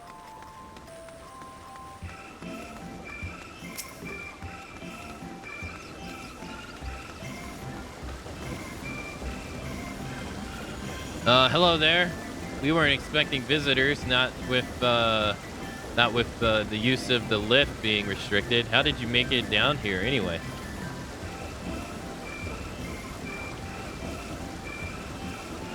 The mine shaft, you say? Well, you're much harder soul than I.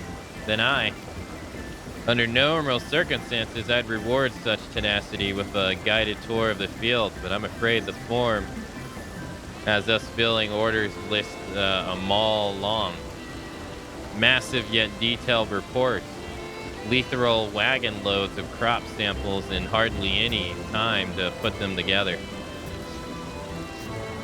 When I heard of this grand reorganization, I assumed we would be shuffling around old stock to make room for new. Then came the orders for ridiculous quantities of seeds that we've already thoroughly researched. Passing strange, eh? I'm pressed about an explanation. I pressed for an explanation and was met with vague assurances that all would be revealed in due course. Not the most satisfying answer. Yeah, it definitely seems like they're like having all these people work to produce all this stuff so that they can take it somewhere else and then leave all these people behind. That's what it seems like.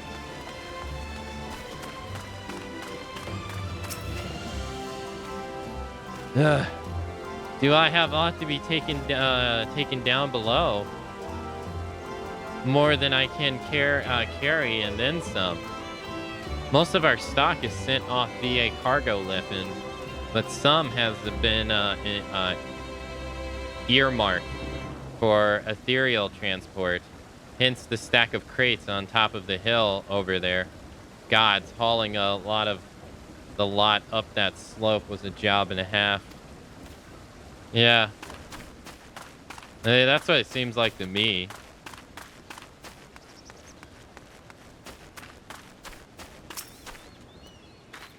What crops are we raising? Well, as you can see, this one is a variety of grape. Only need a good source of sunlight to grow, and the conditions here are nothing short of perfection. Hardly surprising, given that it's native to a particularly locale in the very place upon which Labyrinth was molded. A region in the south of Ishabard. It boasts remarkable habitat diversity, allowing for a array of flora and fauna to thrive. Chilling peaks in the north gives way to a swath of temperature plains, which in turn transitions into a hot and humid coastal line. Such bountiful territory is ever contested, as you might expect it. Used to be called the Corvios before the Imperials renamed it the Locos Eliminus. The Forum saw it not as a prize, however, but as a researcher's ideal environment. one whose climate we strove to recreate within the confounds of the Labyrinthos. It since provides a rich foundation for countless experiments and cultivation. You said a lot, and I'm gonna that was a lot.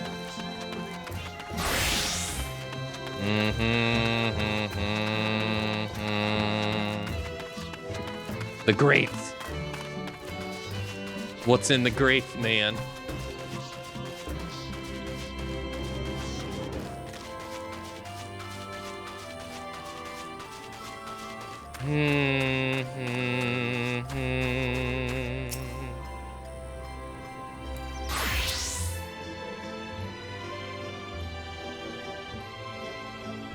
The labels on these crates tell the story of their contents.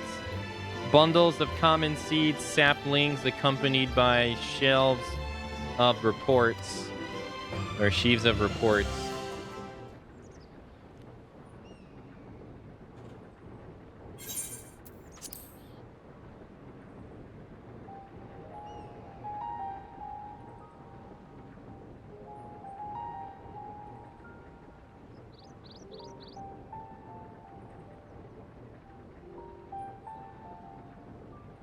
Hard to look away, isn't it?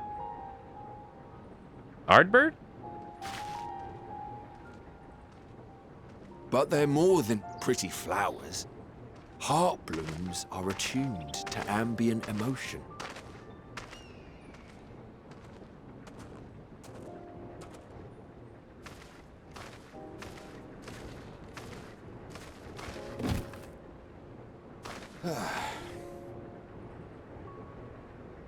You don't seem convinced, but believe me, it's true.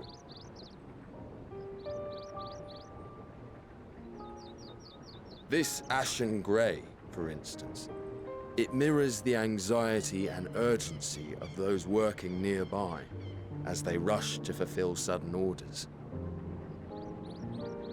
Intense feelings like those spur the petals to change colour. Bright glowing hues in the presence of joy, dark subdued shades for frustration or despair.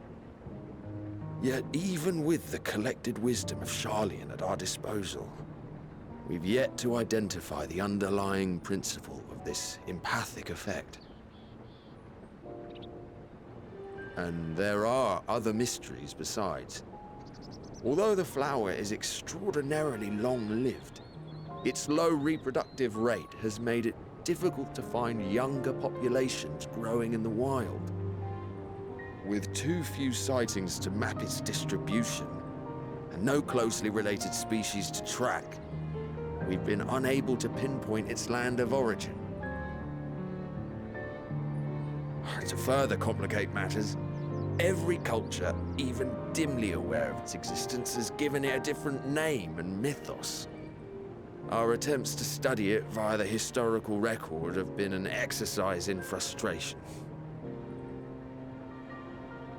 As an avid botanist myself, I should one day like to unravel the Heartbloom's secrets. But I'm afraid other duties must take precedence. I will leave you to your thoughts.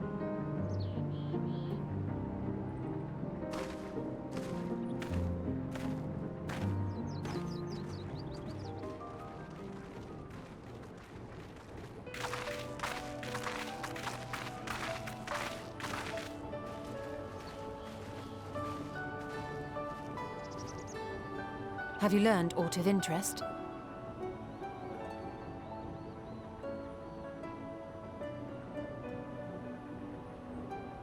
A flower that reacts to one's feelings? Strange. I must say, I have never heard of such a thing.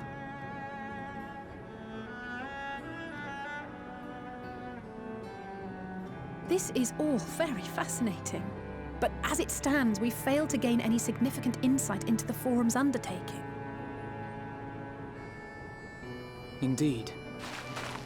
While there is certainly enough activity to support Erenville's supposition that a priority has been placed on improving food production, unfortunately for our investigation, these workers were never informed as to how their duties serve the master plan. If only we could interrogate the Forum members directly.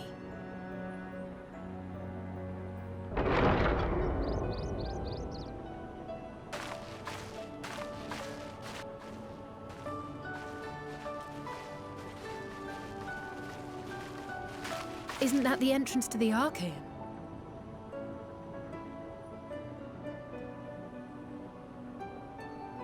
Oh, there's our buddy. Look, there. I think that's Erenville. A little difficult to tell from here, but I think you're right. He did say he was coming down to make his report. Erenville receives his orders from the Forum. Would it not follow, then, that the superior to whom he reports is a Forum member, or at least a close associate? You mean to eavesdrop on their conversation? What of the risks? Ours alone to bear. We won't interfere with Erenville's work, nor will he be implicated as an accomplice. If you're not comfortable taking part, I can do this alone. Nay.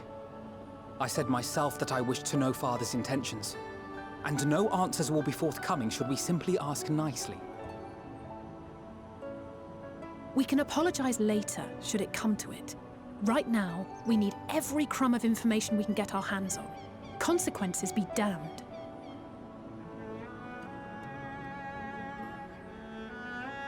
It might be best if you came along as well. In fact, we should all...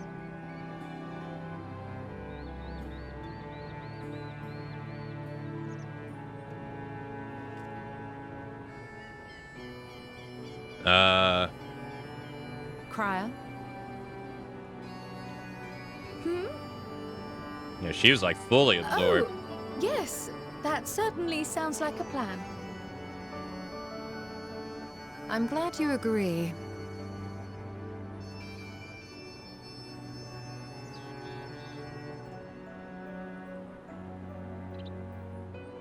Quickly!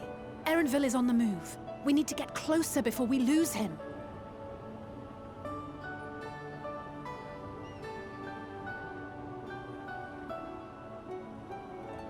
She's like fully absorbed into this.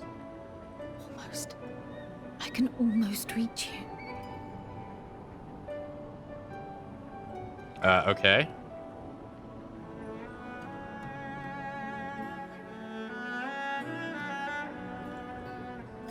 You know, right now, instead of like keeping it secret from everybody, why don't you just tell them?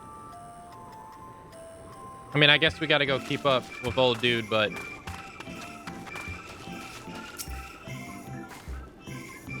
Is Corel still feeling unwell? I've never seen her so distracted. Keep an eye on her, but keep moving too. We can't let our quarry slip away. Yeah, I guess they can't... Like, sometimes it's just like, dude, instead of keeping it secret and keeping it to yourself, just put it out in the air and let everyone say something.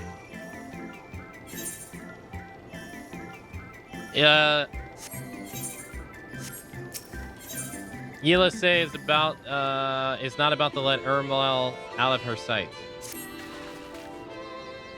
Nerval was headed westward along the path outside of the Ichon. Come, we can still catch him. Tell him what? That's suspicious behavior. I don't know. They were saying, hey, did you hear someone calling out to you earlier? Now they're mesmerized by flowers and that. I don't know why. I guess the time just doesn't permit them right now.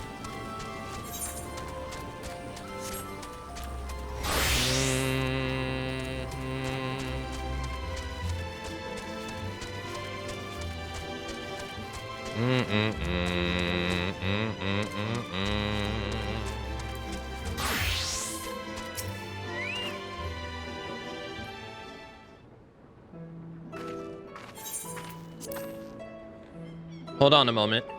I have an idea.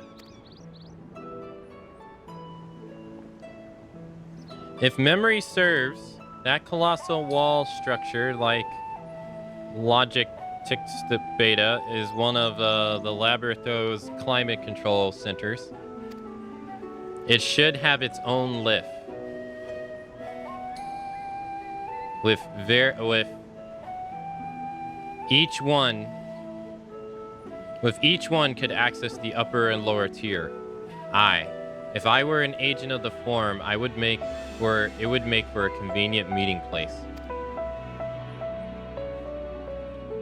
But even if we happen to find Urvel and company of said agents, we cannot expect them to reveal the issues of importance we nonchalantly stroll past.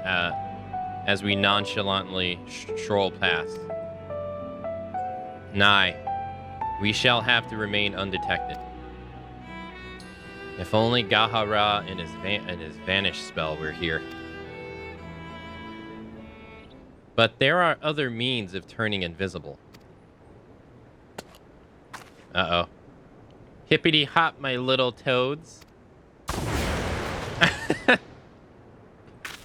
Goodness.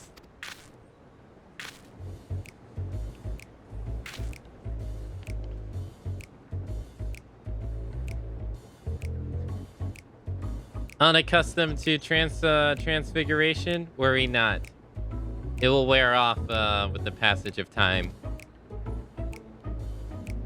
I suggest you and your green companions hop along and catch up with Urvel. Should you feel the magic fading, return to me and I will refresh the enchantment. What am I to do in the meantime? Wait here with me. In your current state of mind, you'd be as likely to leap into the jaws of a predator as you would learn anything of note. Which reminds me, where the creature whereabouts, in that form you are essentially defenseless. You have changed into a toad. You must remain transfigured in order to progress the quest's objectives. You will return from your transfigurated state if you move too far away. Look to your map for the transfiguration area of effect. Speak with Ishtola to restore or prolong the transfiguration. Hey, this is actually pretty nice. Please tell me he says ribbit, ribbit, ribbit. Ribbit, ribbit, ribbit. Alpha Toad and Alley Toad are now accompanying you. Keep them at your side in order to proceed with the quest objectives. You can leave your quest companions behind by entering the different area or by speaking with them and selecting the option part ways. Yes. Ribbit, ribbit, ribbit. Ah, shit. Hey, Fox. Hello. Good morning. Uh-oh. This way?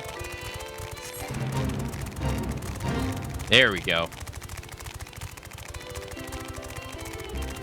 Akatoad.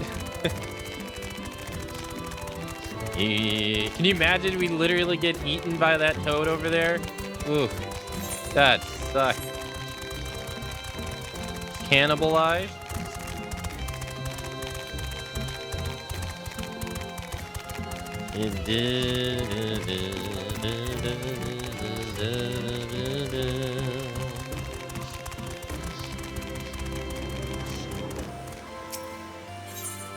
Discuss your surroundings. Ribbit, ribbit, ribbit. Alleytoad attempts and fails to shake his head, but you nevertheless understand he's telling you this is the wrong way.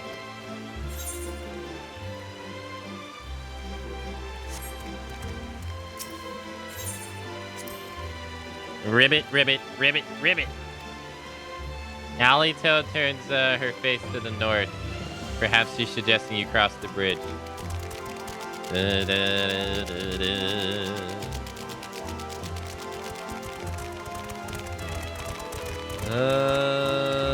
think I'll go this way.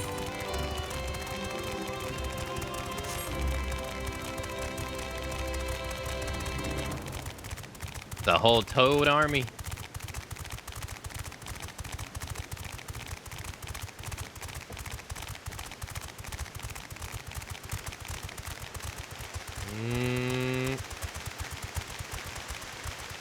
Wait, no.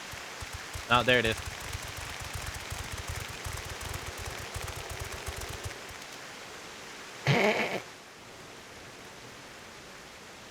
Ribbit, ribbit, ribbit.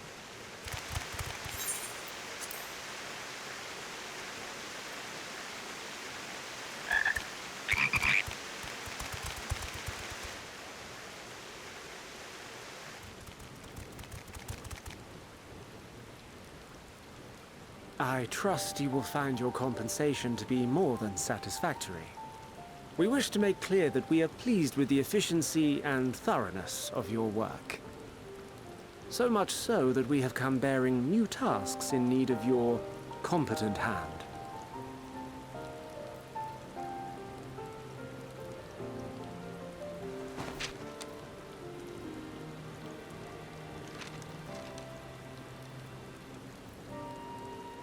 Another lengthy list. If I may speak frankly, the Gleaners have been pushed to the point of collapse by your unending demands. We are not familiars to be exploited. We are Sharlayan scholars, and we deserve an explanation for this unseemly treatment. What warrants such urgency?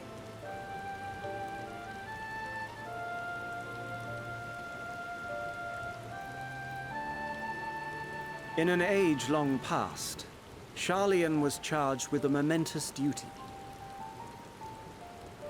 And now that word of the final days hangs heavy in the air, the time has come for us to fulfill that charge. I can say no more, but I promise you this. All will be revealed in due course. And when it has, you will understand that your toil was in service to the greatest good. Oh yeah, that sounds like they're definitely gonna abandon them. Then I will do your bidding. For now. But unless you wish the Gleaners to rise up in protest, I advise you to offer tangible improvements for our working conditions. Your promised revelation does nothing to address present circumstances. A fair point. Your concerns will be conveyed to the Forum.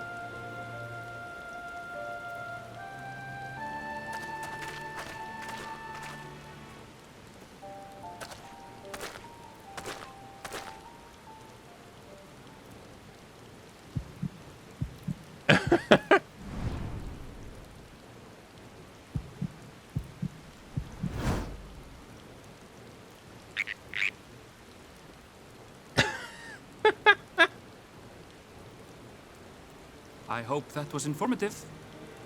You may consider my debt to you repaid in full. While I do have my reservations about the Forum, I want to believe that they have our best interests at heart. Which is why I'm reassured that you're busy sniffing out the truth of things. We can ill afford to place all our eggs in one basket, this master plan of theirs, without first understanding the risks involved.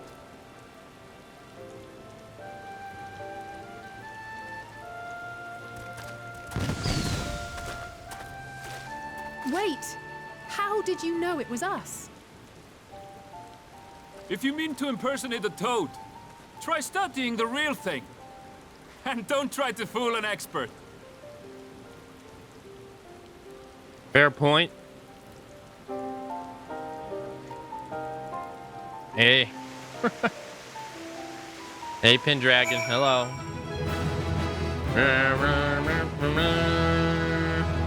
Enhanced Brotherhood.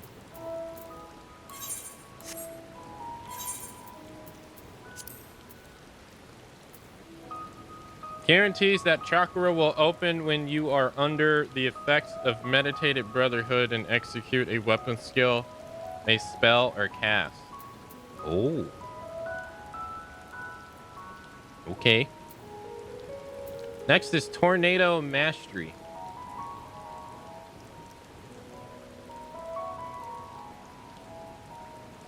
Phantom Rush.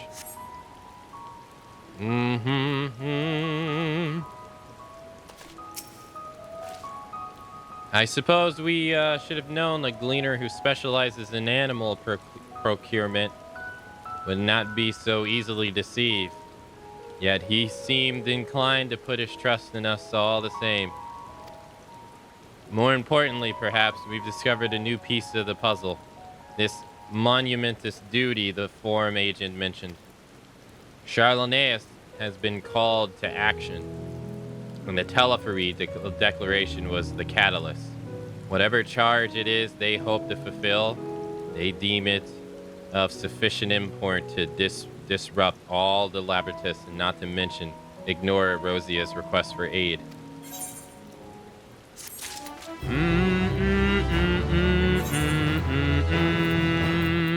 Wait, there's the side quest. Where am I? All the way over here? Alicia is staring off in the direction of Ereval's depart, although a thoughtful look on her face.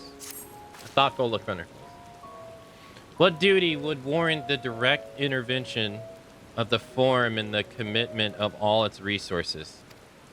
Judging by what we just saw, none of the gleaners were offered any kind of explanation at any point. At this point, it seems abundantly clear that we'll learn nothing new by pressing them further. We should head back to Ishtola and Corel for a moment and see what they think of this.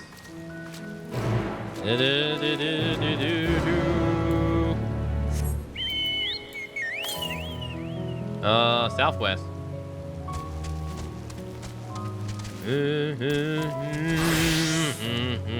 Oh, I see it. I can see it. Hi, Ernville, Frog expert. Ribbit. I'm just glad that they had them ribbit when you talk to them.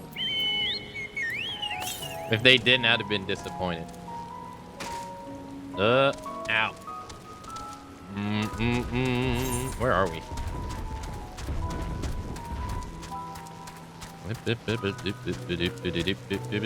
Ribbit.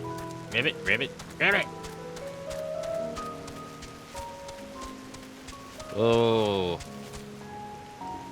Whoa, now. Hold on. This undiscovered fishing hole? Yes, sir, indeedy. Akane, master of finding holes. Undiscovered holes.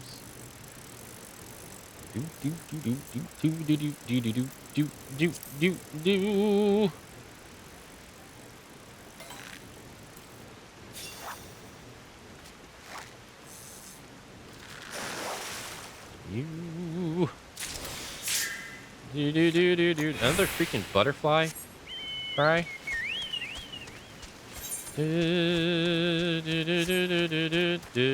Now, would this be considered the same thing? Nope, consider something different, baby.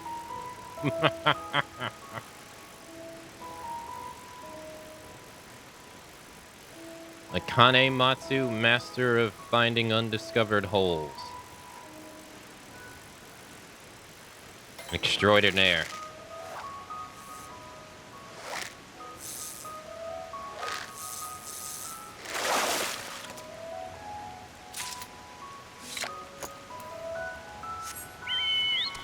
That means we only got one left here. Yeah, we're 4 out of 5.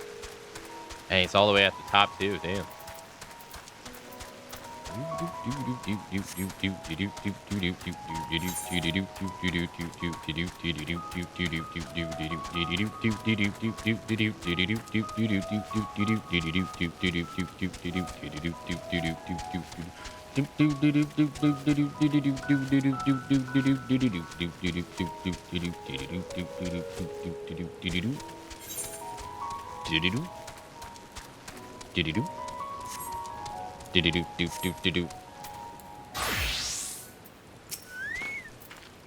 Welcome back. I trust you and Ervale. Wait, where's Corel? I trust you found Ervale then?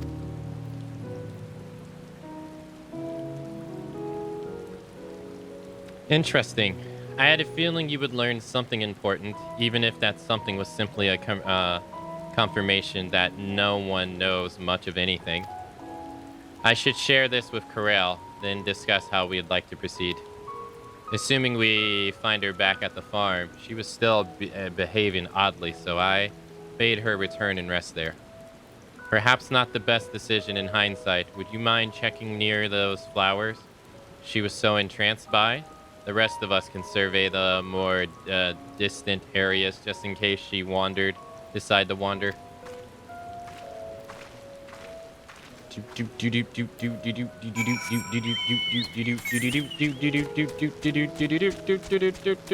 Okay, so it's back that area. All right.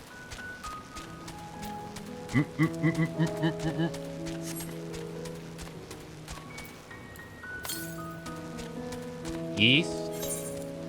Ah, I can get that one. Okay, I think. Look, Domo.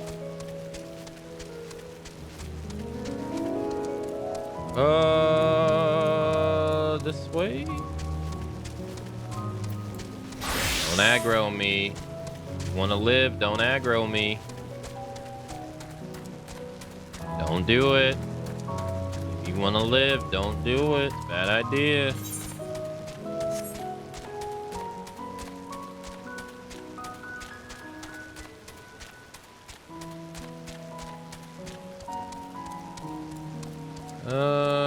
She's not here. Don't aggro me, bro. Don't do it. You value your life. Don't do it. Just giving you a warning. Ah, there she is. Corral. What are you doing?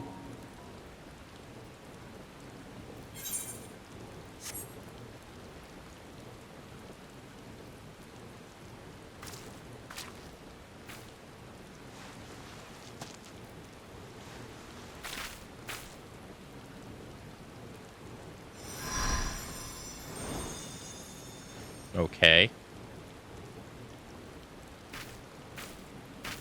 For you. The spell will keep it from wilting. She said you would need it for the journey ahead. She?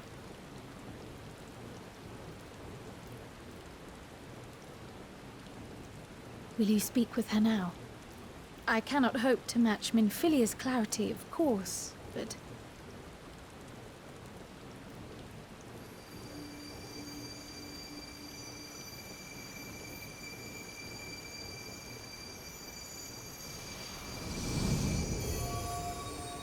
Thank you. Okay. Do not worry. She has lent me her body for only a moment. Just as I could not save the first from the flood of light, it has become arduous for me to interact with the physical world without assistance. Though I might converse with you for a time, the incorporeal form I assumed on the ship would be incapable of casting even the simplest enchantment.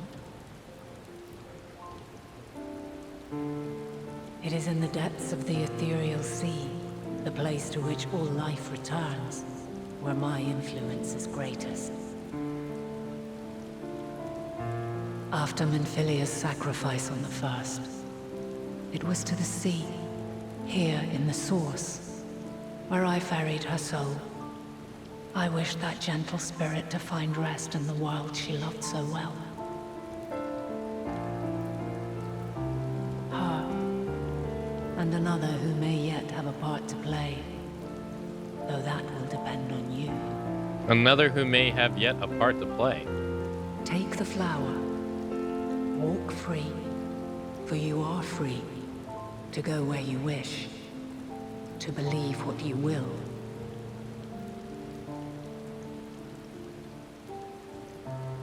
That bloom will be your guide, test and proof of your conviction. In darkness, seek joy. Surrender not to sadness, and see beyond despair. Walk free, and bear the light for others to follow. Together, raise it aloft and let it shine till the end, blinding and radiant.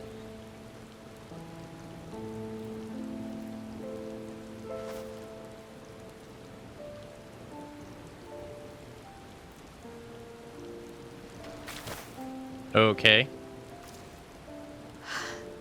That was all too brief. Already she seems so far away.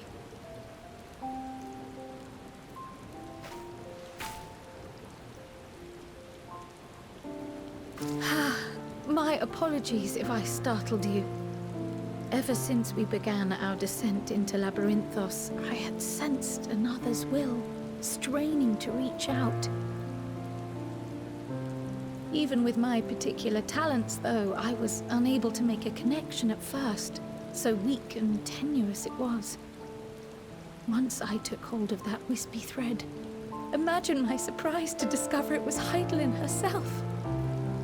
Needless to say, it seemed wise to learn what we could before letting go.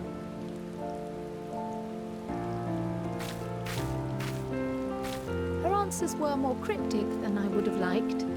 But at least she left us with a guide of sorts, that unusual flower. And it's supposed to guide us how? Yes, we are definitely making progress.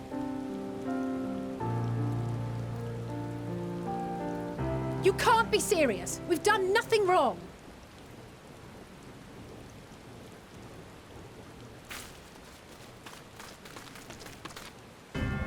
Uh-oh. The Valkyrie 3? Oh, it's their dad. Again. Master Fortuno, what business has the Forum with us? Obstruction and suppression, apparently. Mistress Baldessian, our records show you facilitated the Scions' entrance into Sharlayan by claiming them as assistants for your organization. We are aware of your investigations. After alerting the major institutions to the presence of potential troublemakers, we received word from an Archean custodian. A group operating under the auspices of the students, skulking about Labyrinthos and engaging in clandestine behavior. Clandestine? We may not have entered Sharlayan as Scions, but we did naught to conceal our identities. Our only purpose in this city is to seek the truth. I can think of no reason why our actions should warrant the Forum's intervention. 'Tis not our way to discourage the pursuit of knowledge, but the timing of such pursuits must be considered, not to mention their potential impact. With the world in chaos, we, the true caretakers of wisdom, have committed ourselves to an undertaking that demands the utmost discretion. And we will not risk its success by turning a blind eye to disruptive foreign elements in our midst.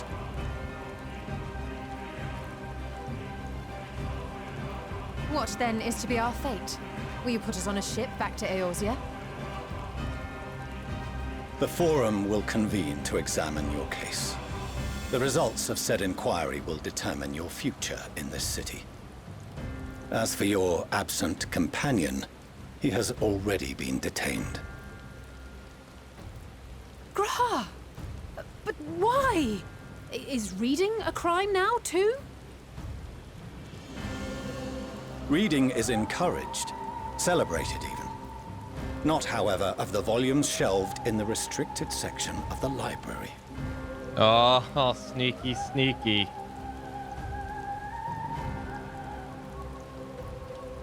Refusing to comply will only make matters worse. Let us instead treat this as an opportunity to open a dialogue with the Forum.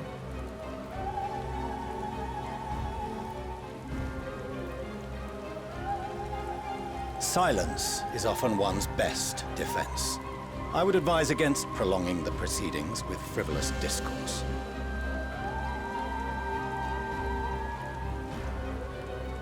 But enough. This is not the place for debate. The rostra await.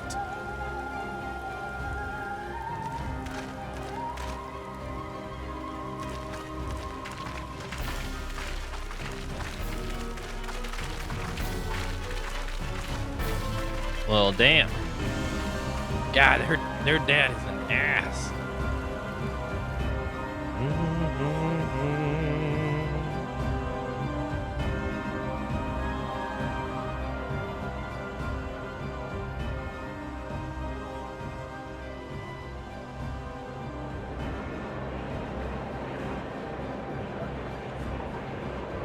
Oh, there he is, already in the middle.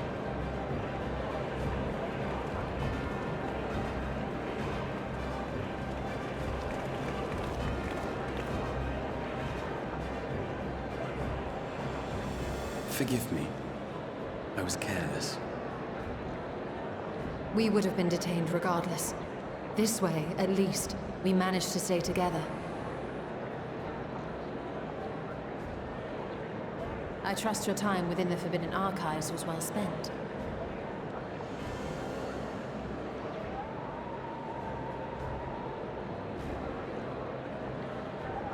The forum will come to order.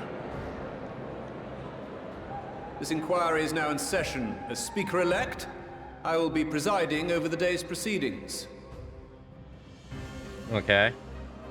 Master Fortuner, would you be so kind as to restate the matter which compelled you to summon your colleagues with such urgency?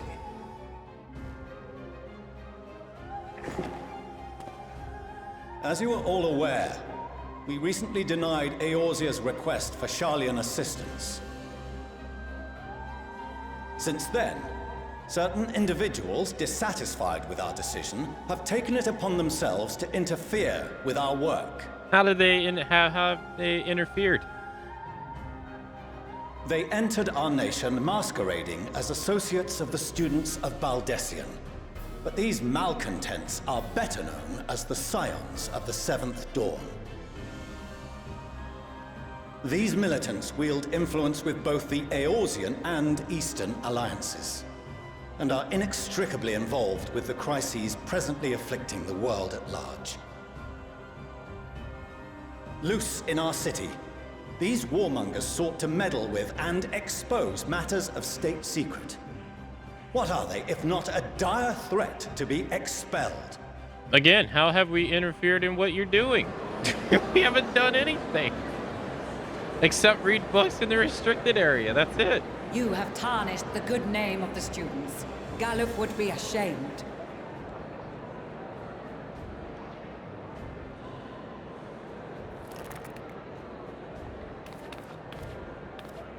Galuf Baldessian was never one to forsake his fellow man.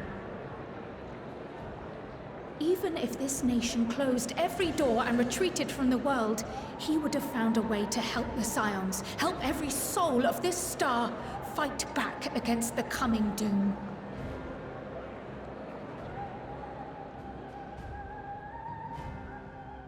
Tell him. A terrible enemy stands poised to lay waste to all we hold dear. In the face of such madness, Eorzea reached out to Sharlayan, a respected ally, in the hopes of forming a united front. Was your curt dismissal truly the best you could offer? Or are you so preoccupied with your momentous duty of an age long past that even the end of the world is unworthy of your attention?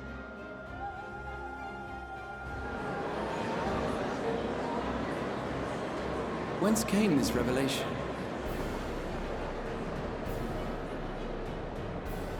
From the mouth of a forum member within fortuitous earshot.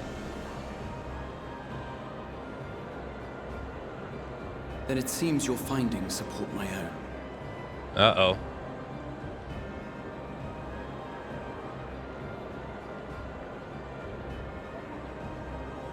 The reason I visited the restricted shelves was to study records of the Forum's policymaking process, to better understand the historical trends underlying their most major decisions.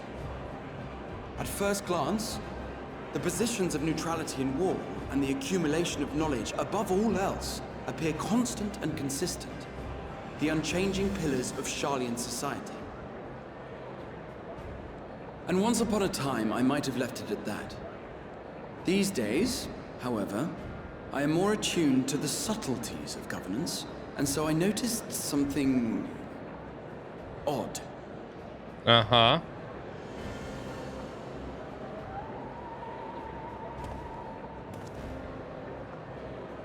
From a particular point in time, the purpose of these policies shifted.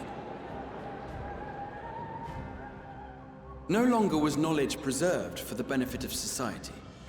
Rather, society was to be gradually reshaped to ensure the preservation of knowledge.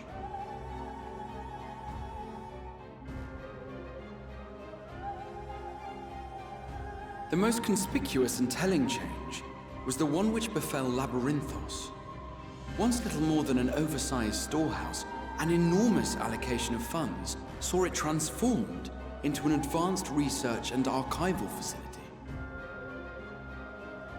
I also discovered a fascinating account on the finances of our Dravanian colony. The settlement attracted students from far and wide, and the connections and tuition fees thus acquired were funneled into further improvements for the archives. Now, there is no question that our nation's progress is tied to the acquisition of wisdom.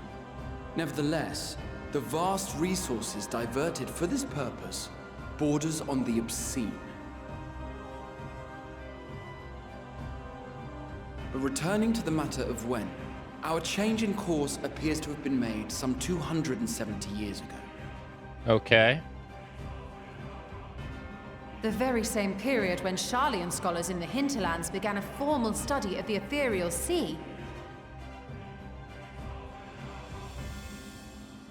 You found something, did you not? And whatever it was, gave rise to your oh-so-important duty. Mind your tongue, Archon. If you had seen... Oh. Yeah, he can't talk. Yes. We are bound by a duty we cannot ignore. Knowing this, what would you have us do? Abandon our vital work and join you on the field of battle? We will never choose the way of the sword. We will fulfill our mission not through strife and bloodshed, but survival. Come what may, we shall live on. We must. Do as you must, then.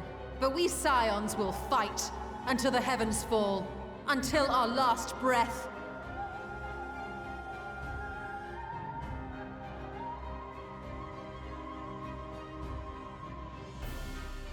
Such misguided zeal.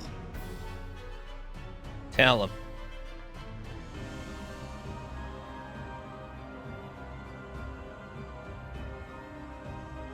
Father, Master Fortuner, I fail to understand the stance you have elected to take. But by the same token, I have yet to find a compelling argument to counter the challenge you put to us in Gridania. Still, in the midst of my uncertainty,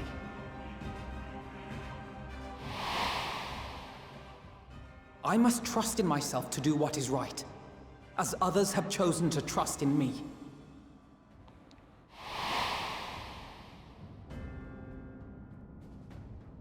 So I will continue, as I always have, weighing the consequences of my every action, and allowing my hope for the future to inform my decisions. That's quite enough. Have you all forgotten the reason for this assembly? Skolok Monteshane. He's the head of the studium and an old friend of my grandfather's. Honestly, every discussion devolves into some interminable debate. Terrible habit. Let's return to the topic at hand, hmm? By their own admission, these scions have resolved to fight alongside the Eorzean nations against the doom which swift approaches. But there exists no evidence of an attempt to incite our citizens to do the same. There you go. Furthermore, while our decision may well have been the correct one, we cannot simply bull our way through these disagreements without inviting doubts or objections. Put yourselves in their place. Who among you would leave a tome unopened if an elder forbid you read it with no reason given? Now, if we're to quell further discontent, then we must conclude this matter with a fair and even hand.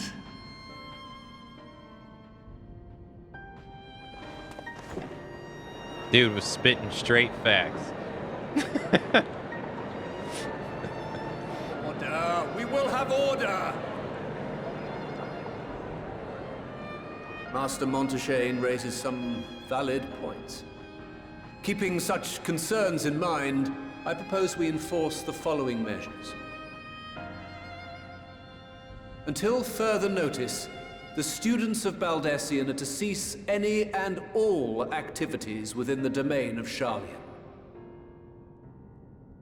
You will also refrain from any further investigation into the Forum's decisions and duties.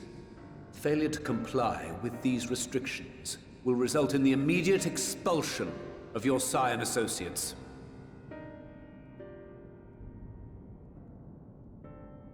Let us put this judgment to a vote. All in favor, raise your hand.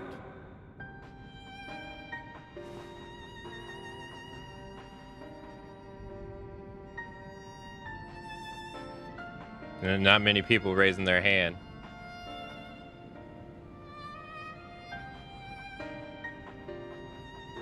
I count 51 for and 48 against. The proposal is passed. Students, Scions, you have heard the Forum's judgment. Pray abide by it, or face the consequences.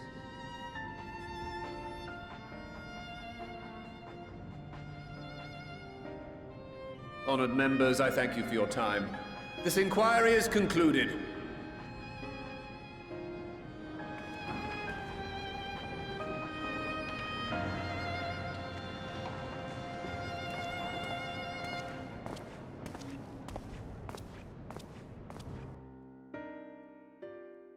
Oh boy.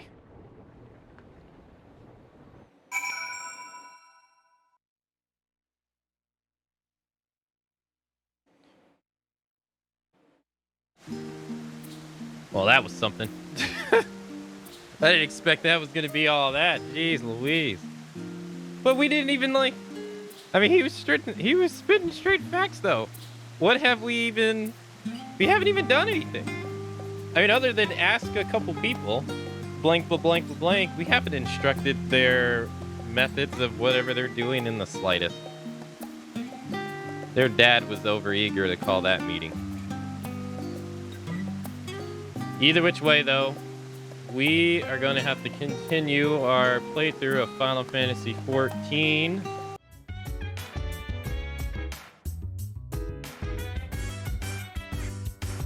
So dance while I put you in a trance. Let's party.